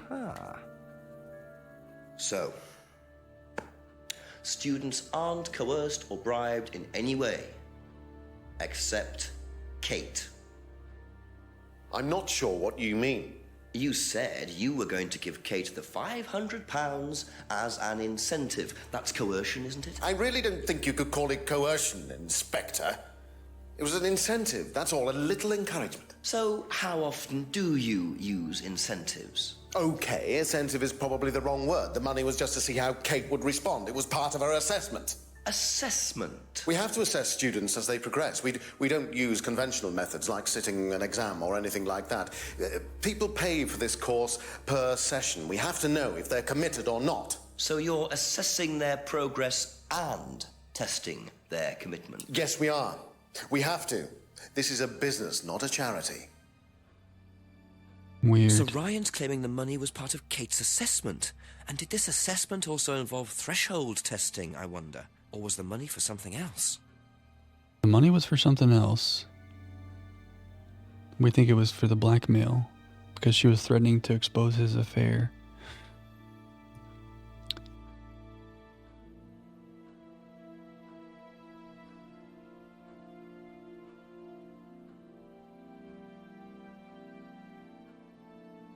Yeah, this guy's really freaking out, right? Ryan's getting more and more on edge.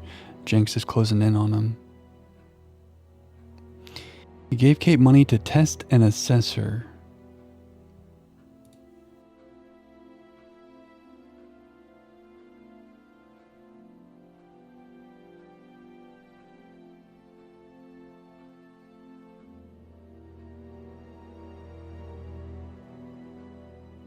No ulterior reason.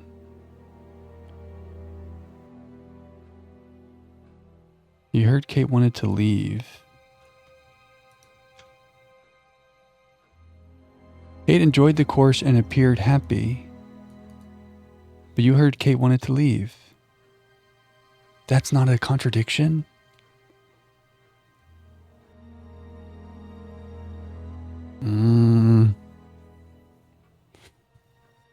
Where were we when we found the first part of the previous contradiction?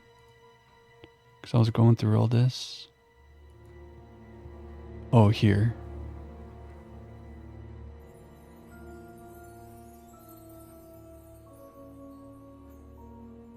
Can we catch him on anything else? The new phrase we have is that he gave Kate money to test and assess her.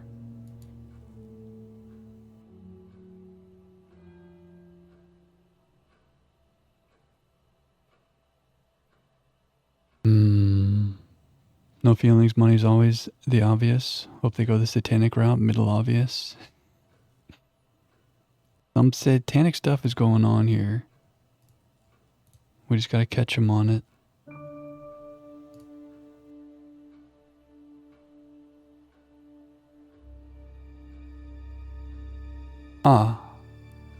He gave Kate $500 to test her response as part of her assessment, but also, students aren't tested. Devil's lettuce. Ladies and gentlemen, we got him. Well, which one is it, Ryan? Do you test students or not? Well, some of them, yes. Including Kate? Yes. He's mad. Why was she being tested? She was being tested because we wanted to see if she was good enough to become prime candidate, okay? So Kate was in the running to be prime candidate? Yes! And did you ask Simon to test her? Yes, I did. But I didn't ask him to do anything stupid. He knew it was against course rules. How Big far mad. did you ask him to push her? I didn't ask him to push her. I asked him to test her. There's a huge difference! Jeez, dude. If Simon decided to give her too much caffeine or morphine or whatever, that's his responsibility. So if he did anything wrong, it was his own responsibility. He did it with his own mind and his own hand. Whoa. We had nothing to do with it. We? Oh, it's midnight. Midnight, and still no suspect, unless you count everyone I've interviewed. It's no surprise that Ryan wants to avoid any suggestion of being responsible for Kate's death, but I wonder if the man protests just a little too much. What if Simon was hypnotized when he did all of this anyway? It's midnight.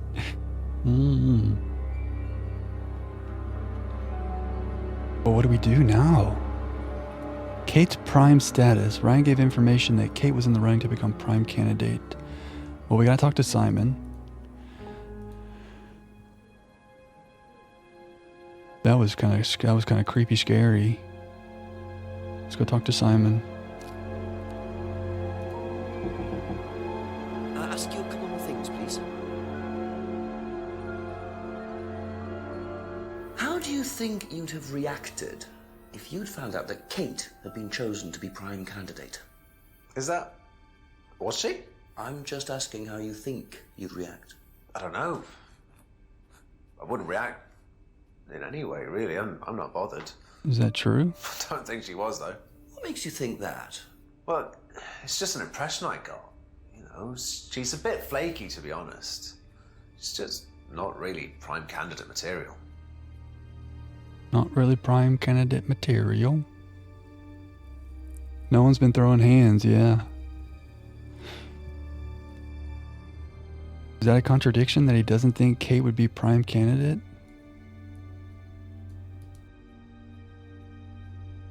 That doesn't really contradict with what he said. He's not been giving us like a high report on Kate. Yeah, we're gonna have to go through the woods and it's gonna be midnight and I don't like it. Let's talk to Emma. Thank you. Probably be back later.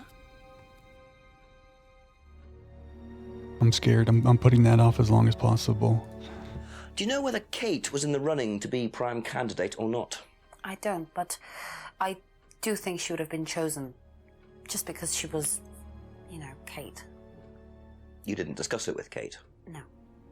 No, she never talked about Atlas. Okay. They don't seem to think much of Kate. Kate didn't discuss Atlas.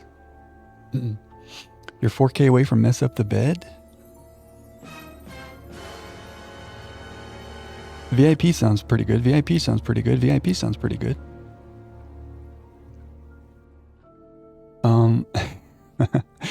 Kate didn't discuss the Atlas course. Can we catch her on that? Can we catch her on that? She talked to Kate about Atlas. Kate was Kate.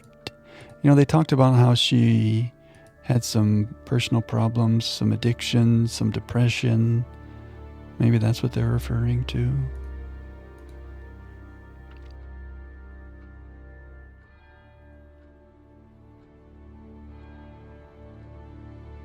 She thinks Kate would be chosen. Thanks for the hydrate. Am I saying the opposite of what I should be thinking? She thinks Kate would be chosen.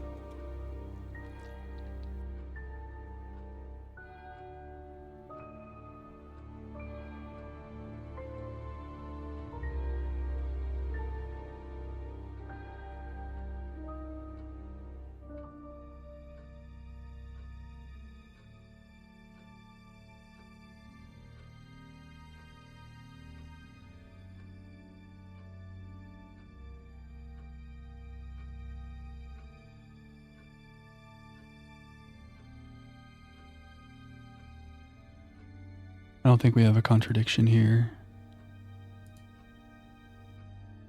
Kate used auto-hypnosis as self-meditation, but Kate didn't discuss the Atlas course. Feel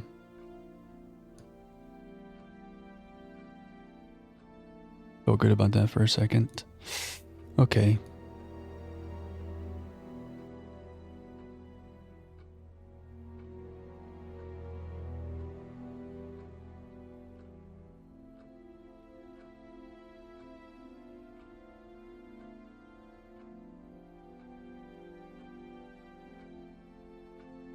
That's all for the moment. Thank you. Should we go to the woods before we go back into town? I'm scared, guys. It's late. It's dark. Oh, look how scary. Okay, I was just trying to put off what we have to do now. We have to go into the woods. Shout out Meryl Streep. GG's. We're going to go to each location, and I'm going to go quickly. We're going to quickly go through this place. Nobody come up on me. These people are still here.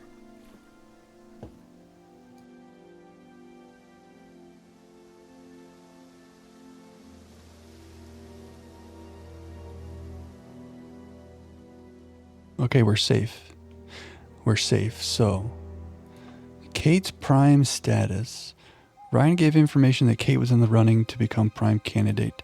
We talked to Simon and Emma about that. Have we exhausted everything with Ryan?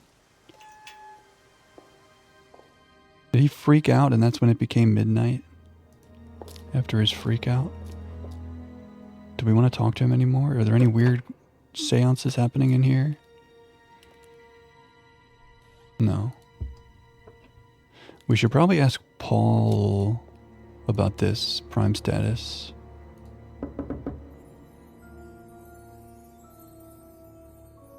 Of course, Ryan doesn't want to talk anymore. That's understandable. Okay. We're safe from the woods. Let's work our way back through town. Guys, I'm nervous. I'm like nervous. It's midnight. We're supposed to solve the case at midnight.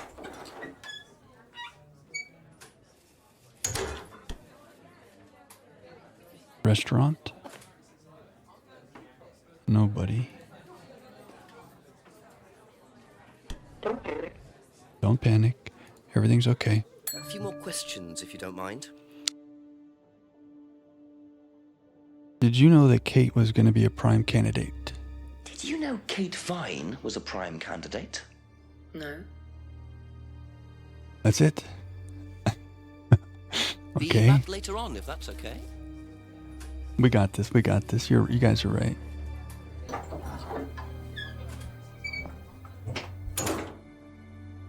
A simple no. Sometimes all we get is a no. I guess we talked to Paul. A few more questions, if you don't mind. Well, we didn't ask him about the check yet. Now, why do you think Ryan might want to give Kate a cheque for £500? I've really no idea. Where did you find it? Just outside. You better ask him. You think Ryan was interested romantically in Kate? I know he has a weakness for blondes, but I didn't think it had gone so far as his offering them cash. Okay. Ryan was interested in blondes. Okay. What's up with this? Was Kate a prime candidate? Well, as Ryan has probably already told you, yes, she was. Did you ask Simon to test her? Yes, it's company policy. Leaders don't get involved. And it covers your back, of course. Well, nobody knows the students better than they do, Inspector.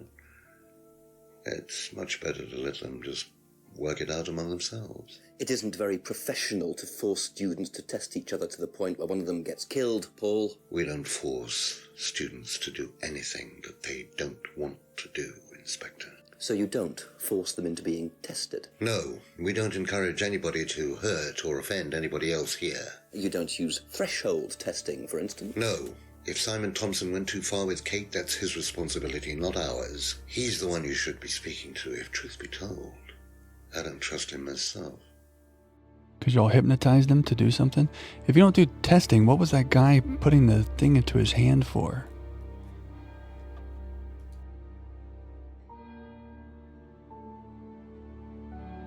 Also, yeah, Kate Vine is not blonde.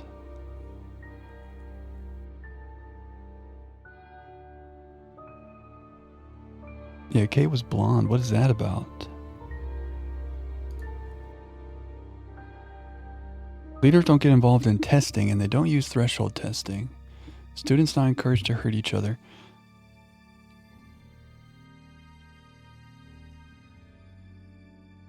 You can't handle the truth.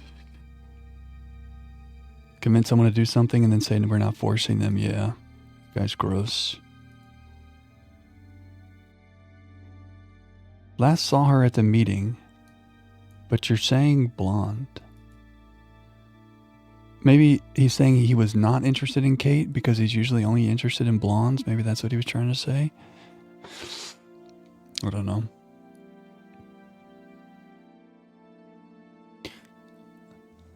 Something here might be weird. Leaders don't get involved in testing, don't use threshold testing, and students are not encouraged to hurt each other. Can we catch him there anywhere?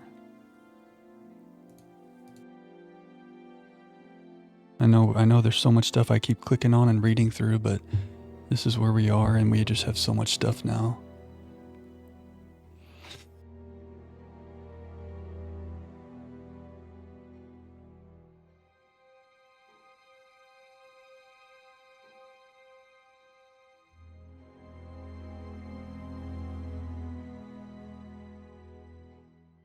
Had been drinking at the seminar.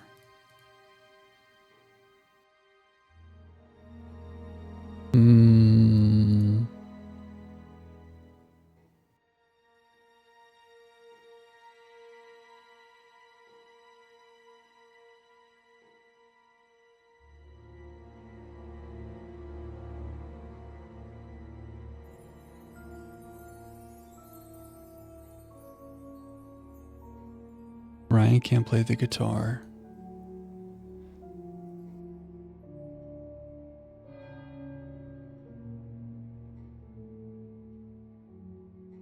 Kate Vine flirted with Paul. He didn't try to date Kate. He suspected Kate of trying to play him. Does that fit with any of this weirdness? Is the guy who was encouraging the other to push? Yeah, no, that's the threshold testing, yeah, that they were doing, but he's lying about it. No drinking. Yeah, we did catch him on a thing with Liam there, where he was drunk, but they're not supposed to be drinking, and that's what led us to the kitchen. If you're referring to Liam's death, Bimbel.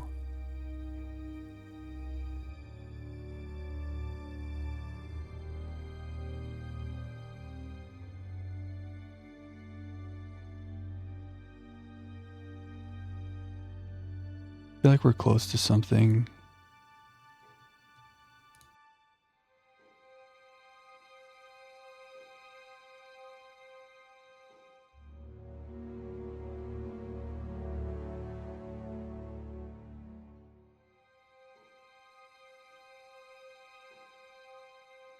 Committed a fake theft, but the leaders don't get involved in testing.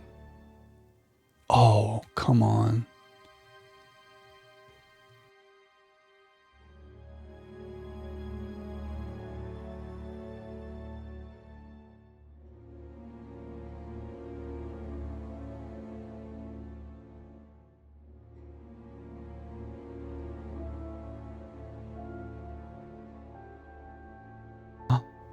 They tested.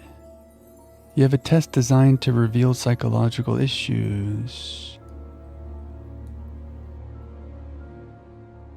But you don't use threshold testing? But you don't get involved in testing students?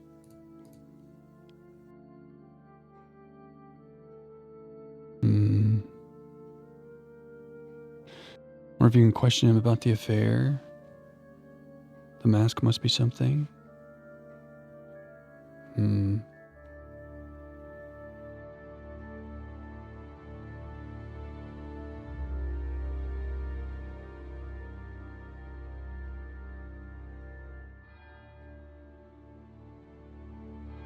Ryan has a low pain threshold. Don't use threshold testing.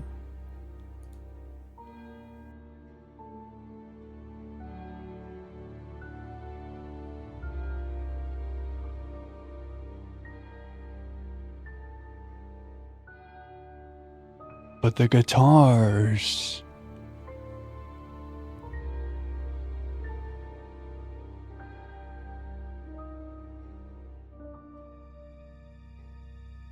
Man, the guitar's really not going to come back. Hey, wait. Let me try to get this, guys. If you have guesses, hold on to them for a minute. Imagine if it was guitars right there, though. I mean, maybe there's nothing here. It's possible there's nothing here. But we can't find Ryan. We've talked to Simon and Emma about this. Rebecca has nothing to say about this. Something here has to be.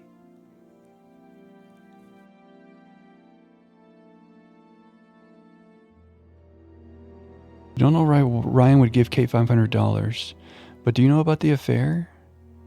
Did we talk to him about the affair?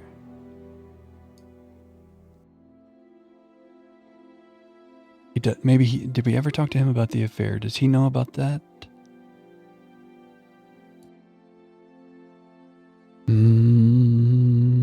Kate Vine flirted with Paul.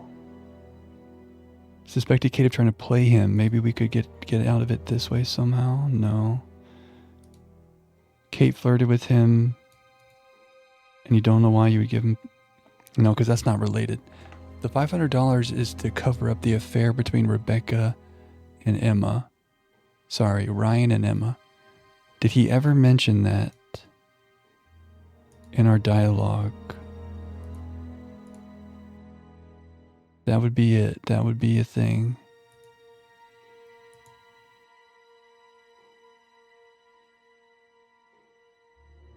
He didn't buy the necklace for Kate. He bought it for Emma.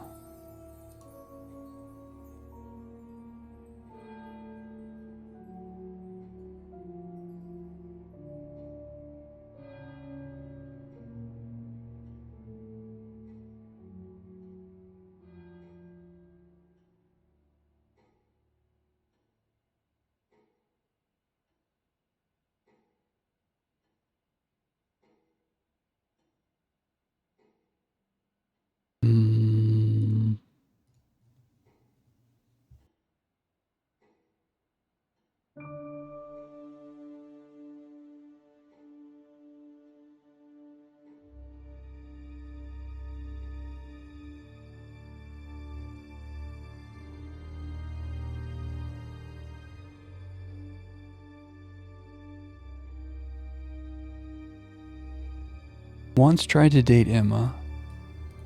Doesn't know why he would give him $500. Dang.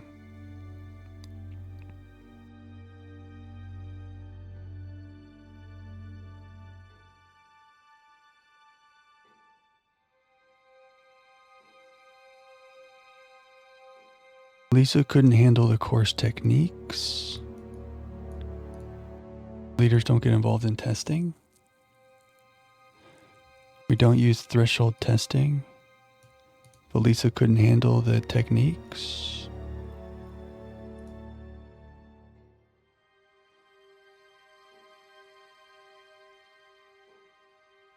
Emma has dark hair.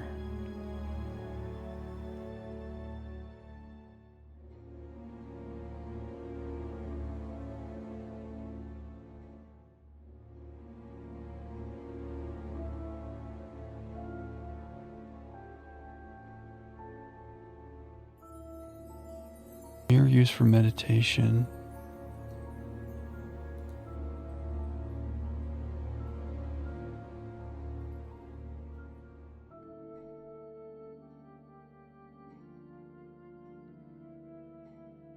Atlas receives kickback payment.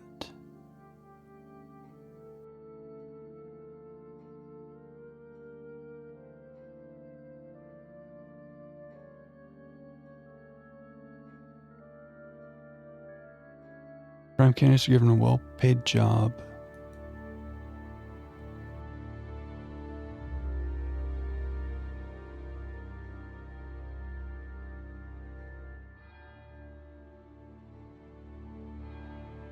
Okay, I don't know.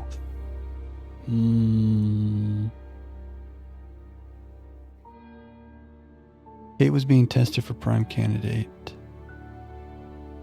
But you only met Kate a few times. Let me listen to this answer again. Let me see what he says. Now, why do you think Ryan might want to give Kate a cheque for £500? I've really no idea. Where did you find it? Just outside. You better ask him. You think Ryan was interested romantically in Kate? I know he has a weakness for blondes, but I didn't think it had gone so far as his offering them cash. Yeah, so what's that about?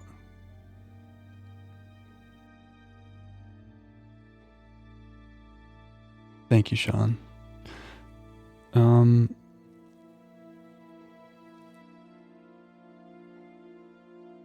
That's a contradiction. I mean, he's interested in blondes, but I don't think he'd go so far as to offer them cash. But she's not blonde.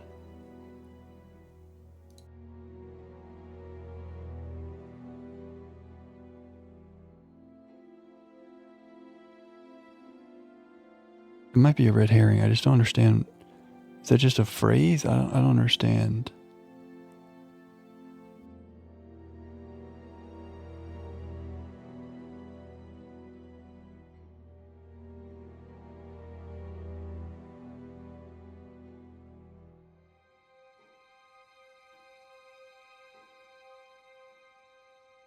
He knows Ryan was interested in blondes.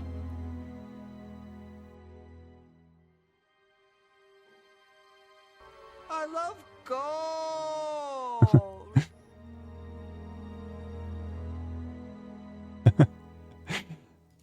Nice, Thistle.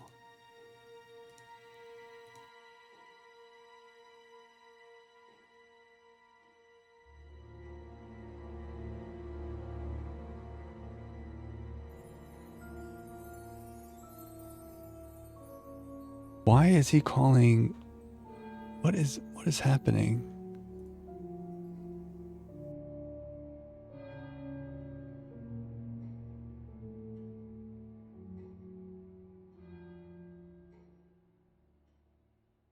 Ryan was interested in blondes. Why do you say it like that? Blonde is a type of beer in Australia. Beer is consumed in pubs. Pubs often have live music. Live music involves the use of guitars. Ryan used his guitar to drown Kate.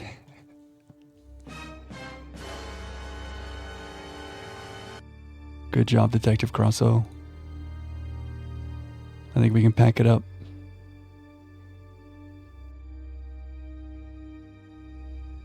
I feel like we have to be able to somehow point out that he's wrong about her being a blonde. But there's no statement that, like, contradicts that.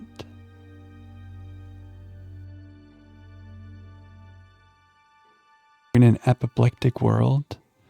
Alexa, define apoplectic.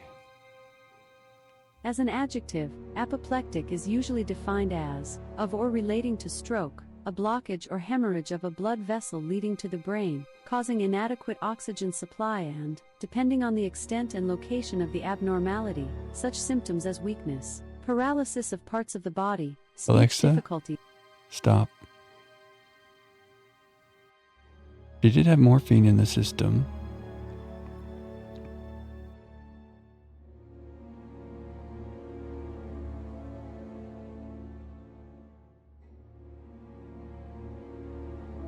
Everyone's a guitar. Apoplectic rage, yeah. Like if you go apoplectic, like you're going crazy mad. But she's talking about strokes.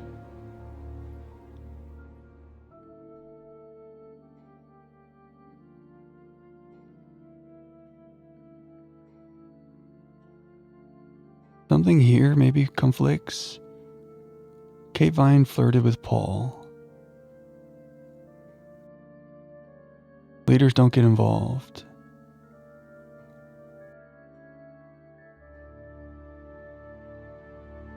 Kate Vine flirted with Paul. Kate was being tested for prime candidate.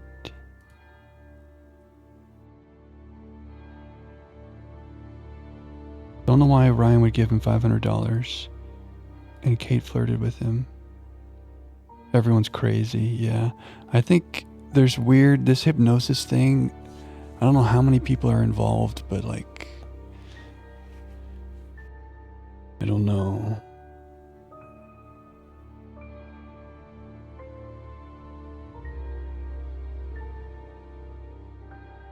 There's weird stuff going on for sure.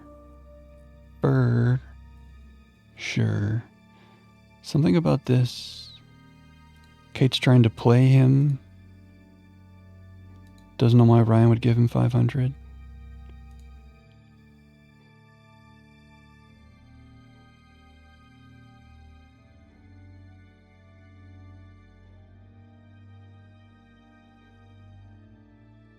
I don't know, guys. Should I leave this conversation and go somewhere else? Just everything that I know about games is telling me like this is where it is.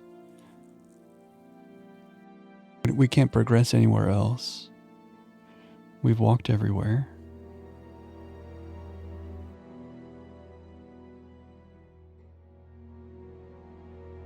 Have we not walked everywhere? That's it for now. Thank you.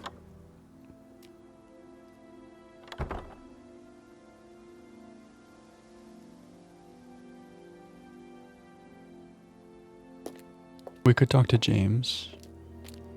He's not going to know about this stuff, though. A couple more questions, if that's okay. Yeah, he wouldn't know about this. Thank you. Probably be back later. Is our crazy friend at the end? Yeah, Paul feels like the logical place, right? Well, like, it's not even just that. Like,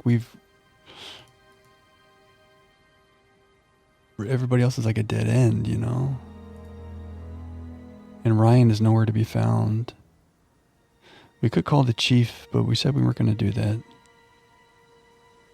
So now we actually have been everywhere.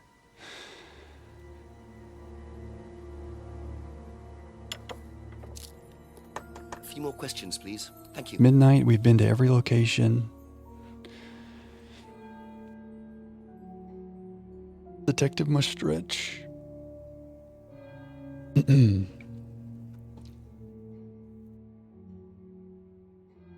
mustache has kind of stayed on pretty nicely tonight, huh?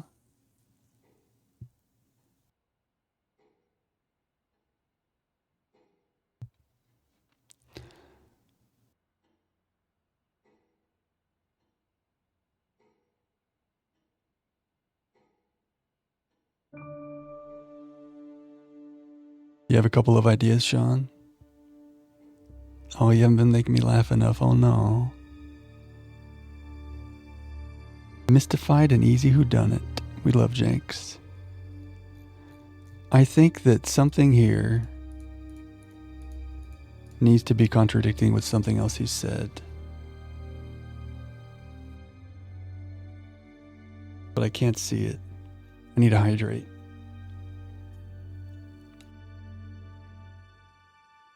You guys have been making me laugh, but now I've learned I have to put my hands over my mouth when I laugh to hold it in place.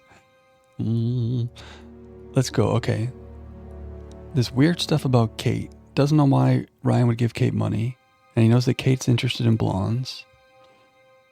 And this whole thing about not using threshold testing or getting involved.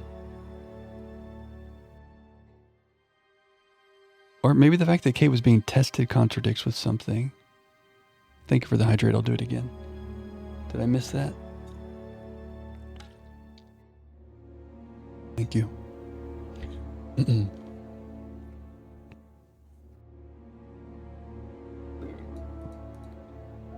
Only met Kate a few times, but Kate was being tested. Possibly spoke to her, but Kate was being tested.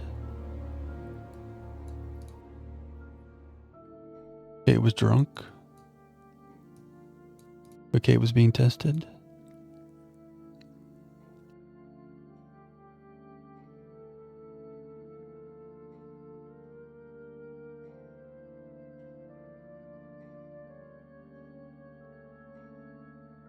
Wait a second, guess a hydrate. Hydrates are good, don't worry. Let's go one by one, and let's see if we think anything's contradictory. Bird and cage symbol, bought a freedom necklace for a student, insists he didn't buy it for Kate, and this is true, he bought it for Emma. So that's fine. Doesn't know the mask. Does anything about the mask?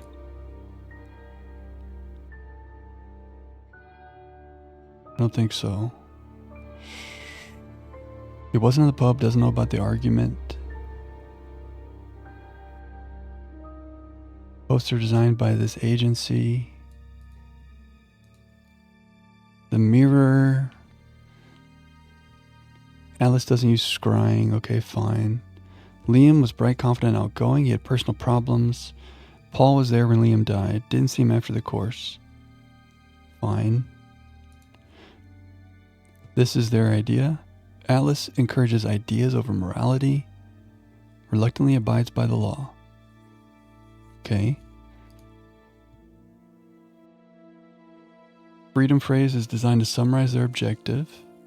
The course objective is to free students from their past. They're encouraged to free themselves from guilt. Does that contradict with leaders not getting involved?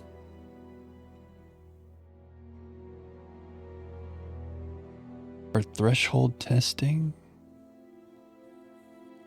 Students are not encouraged to hurt each other.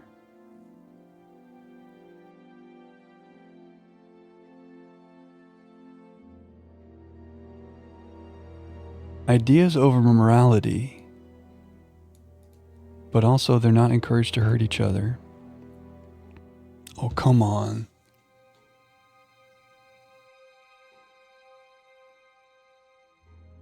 Thought that was a thing. Yo, we see demons? We might.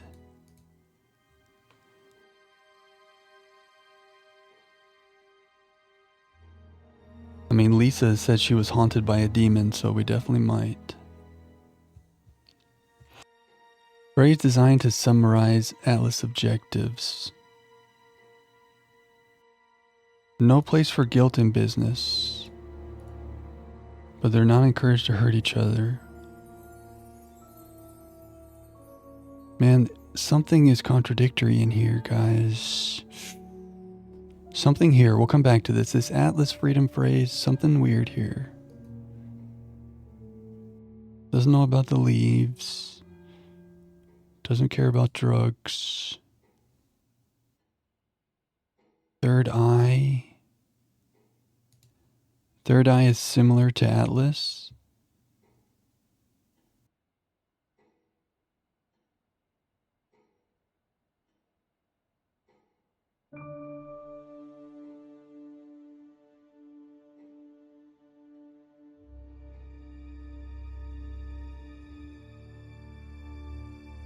Leaders don't get involved, but it's similar to third eye. Doll burning. The guitar. Okay, auto-hypnosis is not used on the course anymore. You can't force students to be hypnotized. Lisa believed they were devil worshippers. And this stuff about Kate flirting with Paul. But he didn't try to date her. He thought Kate was trying to play him. We tried these in combination with this stuff. I don't think that was working. Don't trust Case.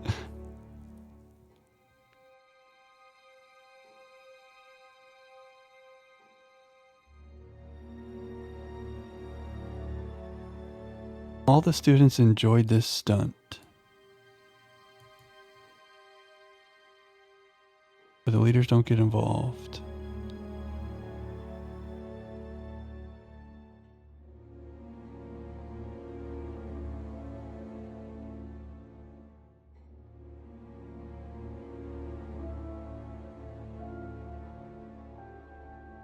Something about this. Didn't steal from Liam that night.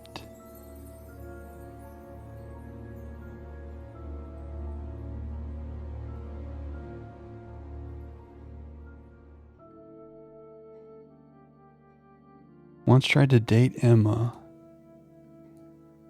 Maybe that's related to the check? Because he was paying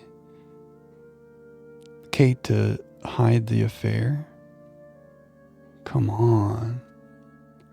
Demon's not that bad. It's not like they wish to trade for your soul or anything, right? Anyone want to trade, by the way?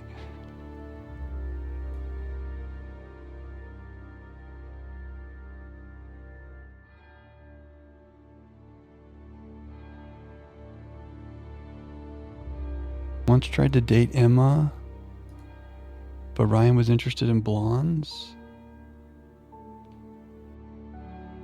Yeah, no hints, no hints. I mean, we could be wasting our time here. It's possible.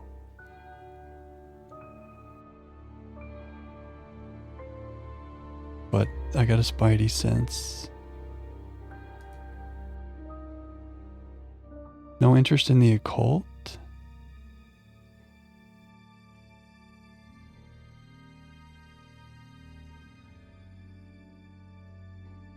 Oh, that was your theory, Sean? That's what you were thinking? One of the things I just tried was what you were thinking? One sec.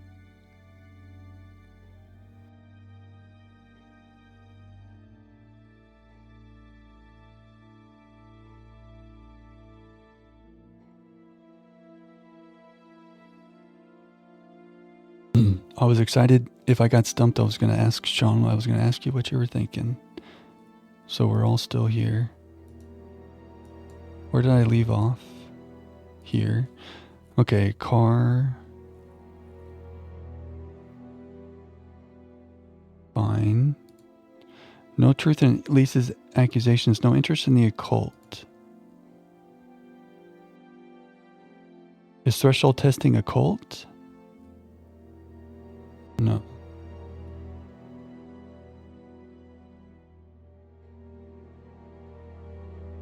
I keep getting lost on where we left off.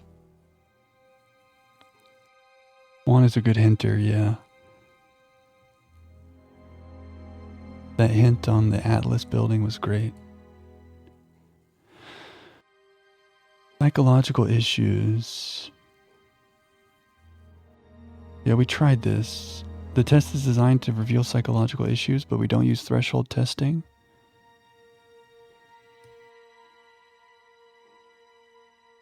Business card, key ring. Nothing here. Ryan's arthritis.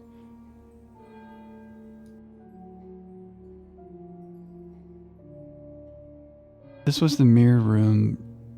The CD in the mirror room used on this course. This was a test. Wait a second. Leaders don't get involved in testing. You son of a... But wait, he's contradicting something here. This was... Don't use threshold testing, but you did. Aha. You say you don't endorse threshold testing, that's the phrase, isn't it? Yes. Except you do, Paul, because you told me that the students use that CD in the mirror room. I've listened to that CD, and it very clearly mentions threshold testing. You keep batting this away, Paul. We don't really use hypnosis. The students aren't really tested, but I am this close to launching a full-scale investigation. Look, we get a kickback from these students, and they have to be exceptional. Of course we have to test them. That doesn't mean we do anything illegal. What do you think we do? Bump off the ones we don't like? Well, that depends on how far you push them, doesn't it? Well, we certainly don't kill them. Nobody here wanted Kate dead. I'm sure they didn't. But what do you expect, Paul, when you put students under that much pressure? She was a very, very valuable student. She was worth a lot to the business. Really? And how much would that be? Well, if you really want to know, 50 grand. She was worth 50 grand? Yes. What, you were selling her? Of course we were selling her. You don't get this, do you? We make perfect employees. Month after month. That's all we do. What do you mean, perfect employees? What big business needs, Inspector, more than anything else, is none of this altruistic, goody-goody crap. What we look for is people with ambition, no ethics, push, greed is good, all right? We don't deal with all this comfort stuff. The survival of the fittest. That's all there is. There's no higher purpose, no big plan. There's nothing at the end of the rainbow, except what you have and you can enjoy in the here and now. And what do you enjoy now, Paul?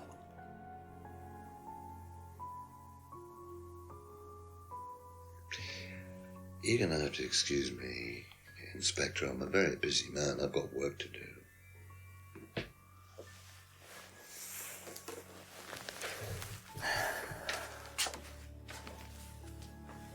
I'll see myself out. He kicked us out because we caught him.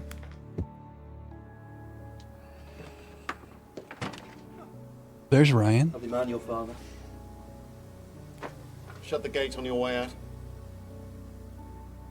Villain monologue unlocked, yeah.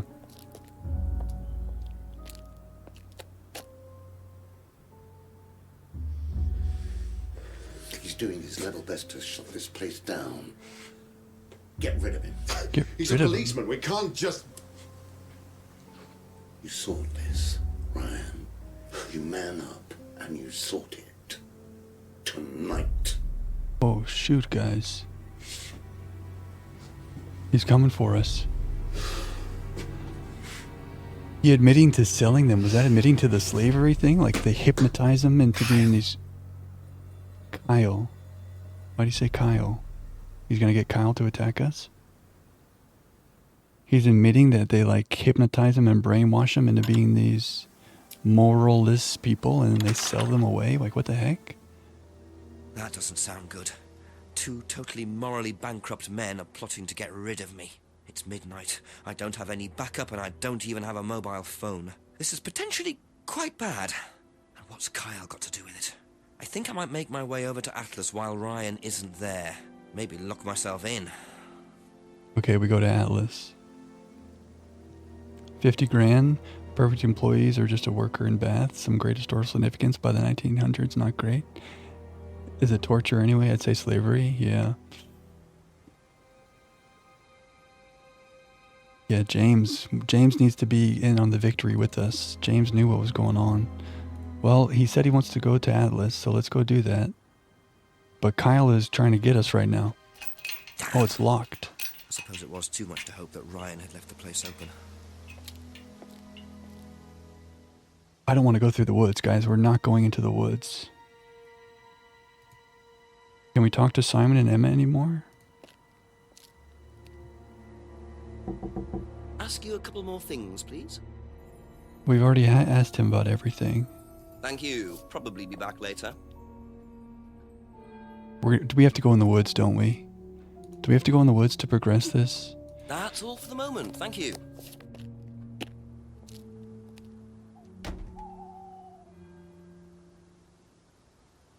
Can I save? Is there a way to save? Let me save, just in case we get killed in the woods. Let's go to the woods. Okay. Fine. We're going to go through very quickly. Everything's fine. Okay. Nothing to see, just a little stroll through the woods at midnight. Oh, did that say 96% progress? Oh no. Cutscene. What's going on?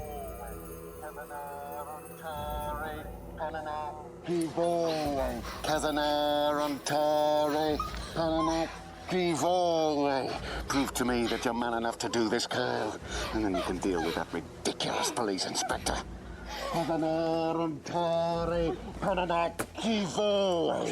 is this? What the hell? Scotland Yard, not hell. Hello, Ryan. Hello, Inspector. What are you doing here? Inspecting. So, come on. Let's have it. You about to kill her? I don't think you'd understand, Inspector. The best thing that you can do is turn around, go away, and leave us to it. Knife. What? That knife gives me a perfect right to stick my nose in, investigate, and interfere. This is all part of the Atlas course. It's a physical endurance exercise. Drop the knife. The knife, Kyle! Drop the knife, Kyle. Kyle. Drop it! Drop it. Drop it.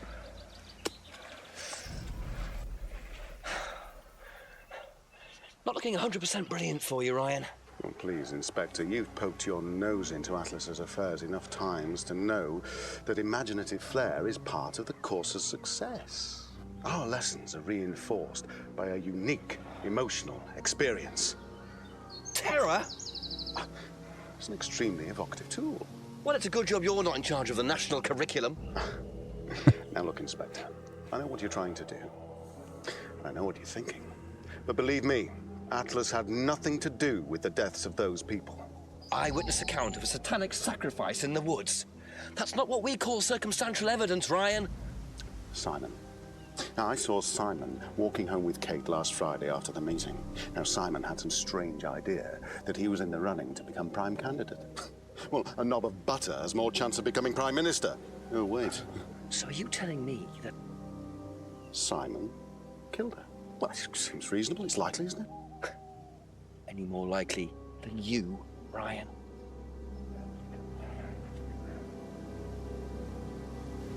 Pig! Okay, Jenks. Police brutality. Okay, Jenks. Shots fired at the Prime Minister in there, by the way. It's all right. You okay? Who is that?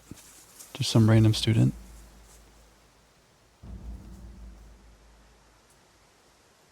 I want Jenks to save me.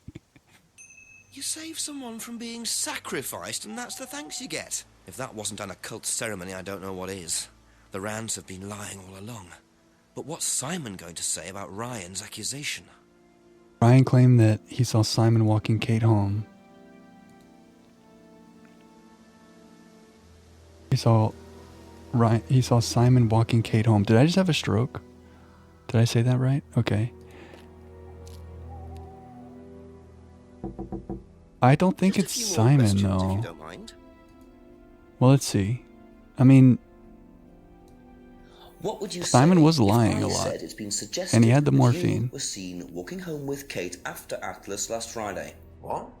By who? The same person who suggested that you wanted Kate out of the picture because you found out she was in the running to be prime candidate. What?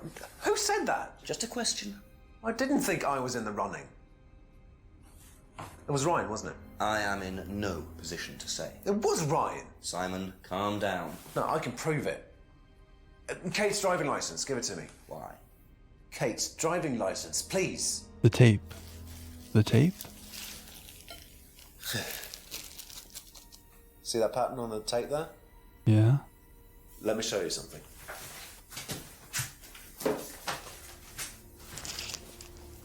See this pattern? Now look at that. It's the same pattern. This has come from the same roll of tape as this. So? So there's only one person that's taped like that.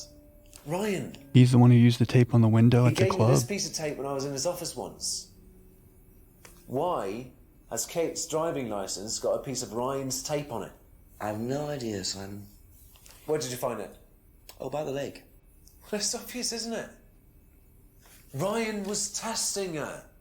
He was doing a boundary test to see how Right. much she would do, how far she would go to be a prime candidate. But it all went wrong. Okay. It's one of the things we do at the course, right? You give something that's important to you to someone else, then they go and hide it somewhere. It's to teach you to not be bothered when you lose something that's important to you, all right? Kate gives her driving license to Ryan. Ryan goes and hides it somewhere down the lake. Kate finds out, she goes down looking for it, probably drunk, and she falls in. And she had morphine. I'm afraid I find that a bit far-fetched, Simon. It makes perfect sense if you know anything at all about how Atlas works. But Simon, if you got the tape from Ryan, Kate could have got it from him. He told me he doesn't lend it out. He lent it to you. But I didn't kill her! Do a lab test on the card. His DNA will be all over it. And what if yours is all over it? It won't be. I didn't kill her. I'm sorry. Just give me a minute. I need some painkillers. The opiates that you're allergic to?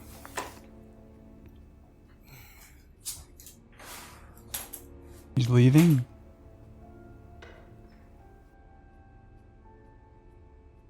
What are you doing, Simon? You ran away?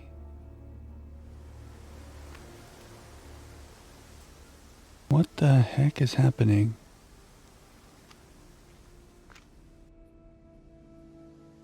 What? Why did he go in such a hurry? Is he trying to act as suspiciously as possible? Pattern sticky tape.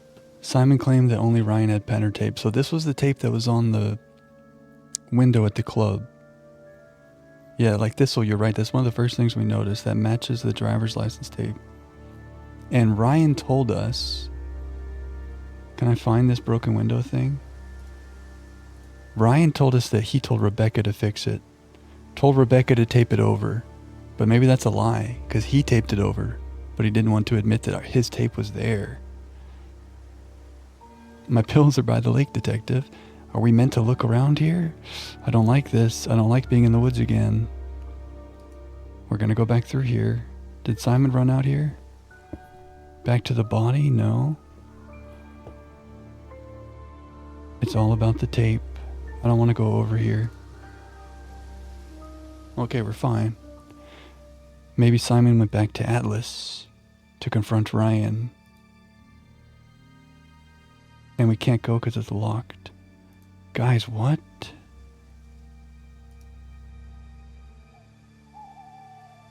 Why did it kick us out of the house and put us back in the woods? Should we talk to Emma?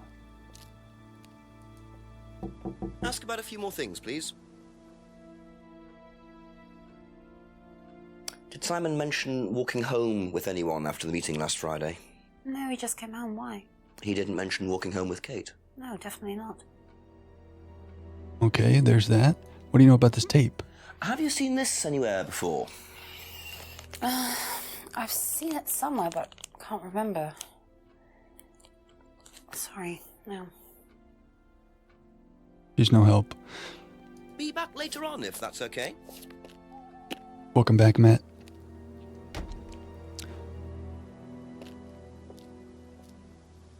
What do? We go into town. No one's at the hall. Maybe we can catch Rebecca in a contradiction. What did Rebecca say about the tape? I mean, the broken window. Because now that we know that that's Ryan's tape, she said that she taped over the broken window to make it safer.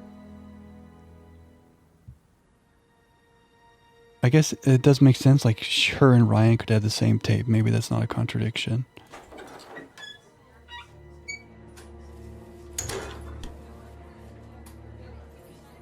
But we have some other stuff we can ask her about. Questions, if that's okay? Ryan's accusation. Oh, she doesn't know about this. Oh, okay. Tell me about this tape.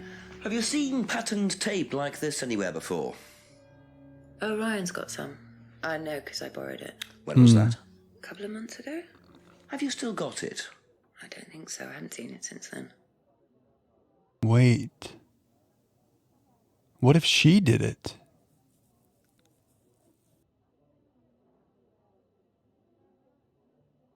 We've got her in a contradiction.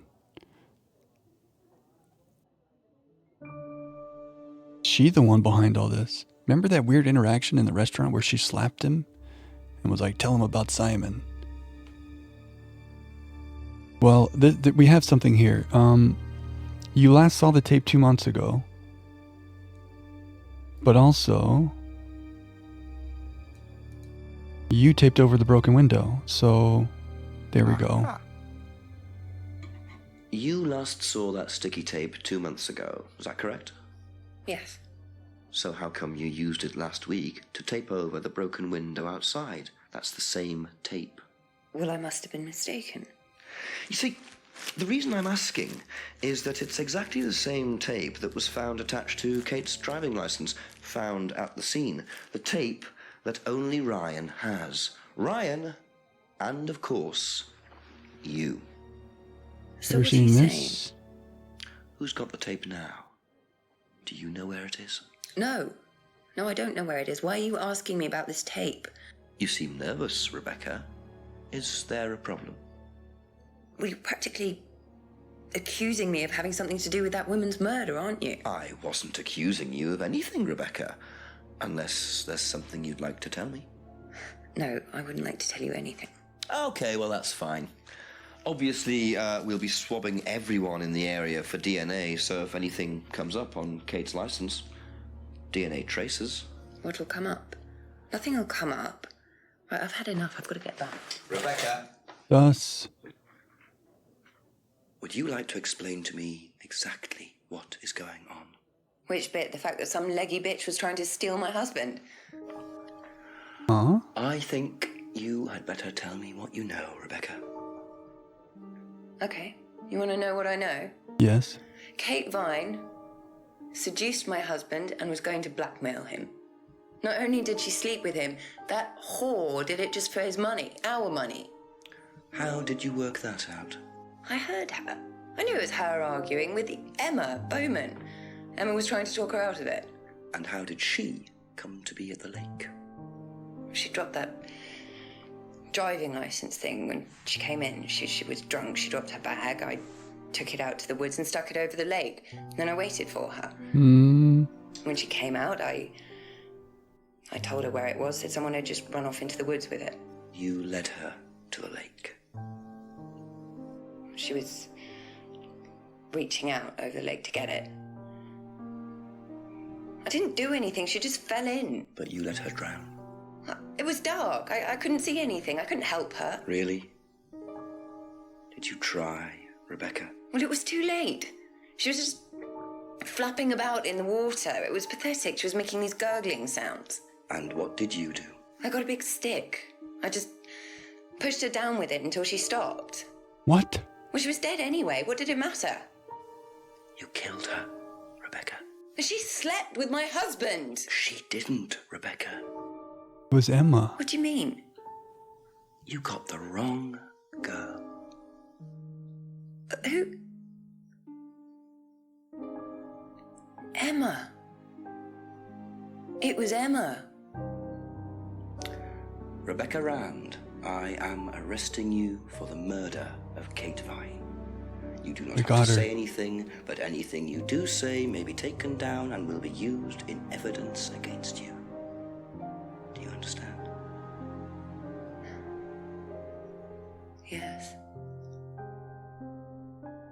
So cold. So, it appears that Kate Vine's death was a tragic case of mistaken identity. But there are some loose threads here. What was Ryan doing with Kyle and that girl in the woods? What if I hadn't interrupted? And what really happened to Liam last year?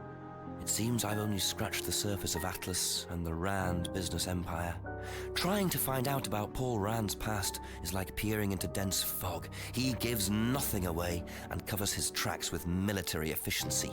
However, what is known is that Paul Rand has a lot of connections in high places, politicians, celebrities, business leaders. Perhaps James Wilson's ideas weren't too wide of the mark after all. I get the feeling there's still a lot more to learn about the Rand business empire. You're gonna have to excuse us. Atlas is closed for the moment, but we'll be open again very soon. Thank you for your interest. Ooh.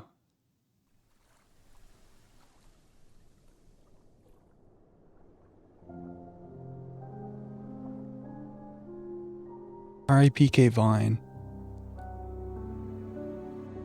GG's. All that stuff was a red herring? About the hypnosis and the crazy cult? None of that is what caused her death? It was Rebecca being jealous, but she misheard the argument between Emma and Kate, and she got the wrong girl? Also, yeah, sequel about the Atlas people and what they're up to. Is there a sequel, Swan? R.I.P. Kate Vine. GG's. The acting was so ridiculous, it was good. Especially towards the end there, it was so over the top, it was incredible. Yeah, that blonde thing was so confusing. Yeah, we really got hung up on that thing with Paul. Not sure if there's a sequel. Contradiction. The game. Hello? Sequel. In 2020, there's a thread about this. Will there be a follow-up game? Probably not. That was 5 years ago. 5 years after the game came out. Maybe they don't intend to make another. They really had the ending, like, making it seem like there'd be more about Atlas, though, huh? Filmed in Lancashire. That's where your mom is from. Really? W. Lancashire. That's so cool. Small world. Experimental independent game made on a tiny budget. If you liked it, please leave a review of the game and make yourself heard. Okay. Not full progress? I guess they leave you short of the ending here. Not satisfied by the conclusion? Yeah, I mean, a lot of the threads on Atlas were dead ends. So it is kind of like a big twist at the end that it's actually Rebecca the whole time. But it really was the tape. And I think this was right. That's one of the first things we looked at. But of course, we had no way to tie that to Rebecca at the time. What a bunch of creepy people. Ryan and Paul and like these weird rituals and stuff. But none of that had to do with it. None of that had anything to do with it. Well, she had morphine in her system from that ritual. What was it with Simon too? Simon's like, I gotta go, and then he's just gone. Yeah, when she was talking, the way she was like, oh, she's already drowned. I just pushed her with a stick. She was already dead. What's the big deal? Like, what? Absolute psychopath. Can't believe I still have this mustache on. Absolute psychopath. I think the whole town is psychopaths. Wow. Yeah, the way she said that was really weird. Creepy. Just confessed like that. And also was acting like it's not a big deal. Like, oh yeah, she was already, like, what? Creepy. Creepy. I got the creeps. Everyone was very secretive, very mysterious, yeah. Strange, right?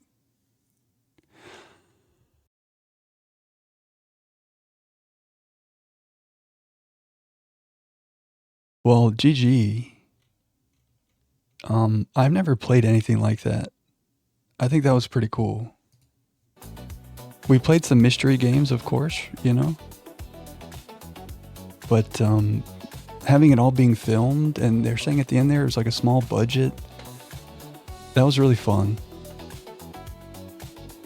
We had to really think. Good job, everybody. Good job, you guys, in addition to us, in addition to me. Laura knew the ladies' vibes were off immediately. You like green screen games? Acting like it's justified to murder someone because of an affair. Yeah, that's true. Acting like, oh, yeah. Yeah, that was strange. Fighting fire with a volcano, yeah. So many crazy people. Jenks was the only... Jenks and James. James, I think, was still a little crazy. James maybe was even off the deep end, but he was on the right track. Was there anybody not crazy? Just Jenks, dude. We solved it, yes, Pimbell. I won't say anything if you didn't see. You can watch the VOD for the big moment. Or I can just tell you. You can tell it's a low budget, but they leaned into it really well. It seemed like intentional the way they made it look, yeah. And the acting being like kind of campy, cheesy, overdone. But it was like fun to just be in that little village with this overdone stuff. You like the vibes? Yeah. It got really dark at points. Dark and creepy. Well, I didn't know that was going to end tonight, and here we are. I think this means I'm no longer Detective Jack. Until the next time we become detectives. Mustache comes off? Oh no. Al? Al? How much hair came off of this? We still got the hair on my upper lip. R.I.P. Detective Jack. Goodbye, Detective Jack. Thanks for keeping me company. Thanks for being amazing in chat. Remember kindness. Remember empathy. You know, at the end of last stream, I said remember kindness and gratitude. I said the outro wrong. Or is it wrong? Is it really wrong? Kindness and empathy, though. And also take care of yourself before you take care of other people. You feel me? GG's. We solved the case. We solved the case. Take care, guys. Have a good night. Have a good day. See you soon. Peace, peace.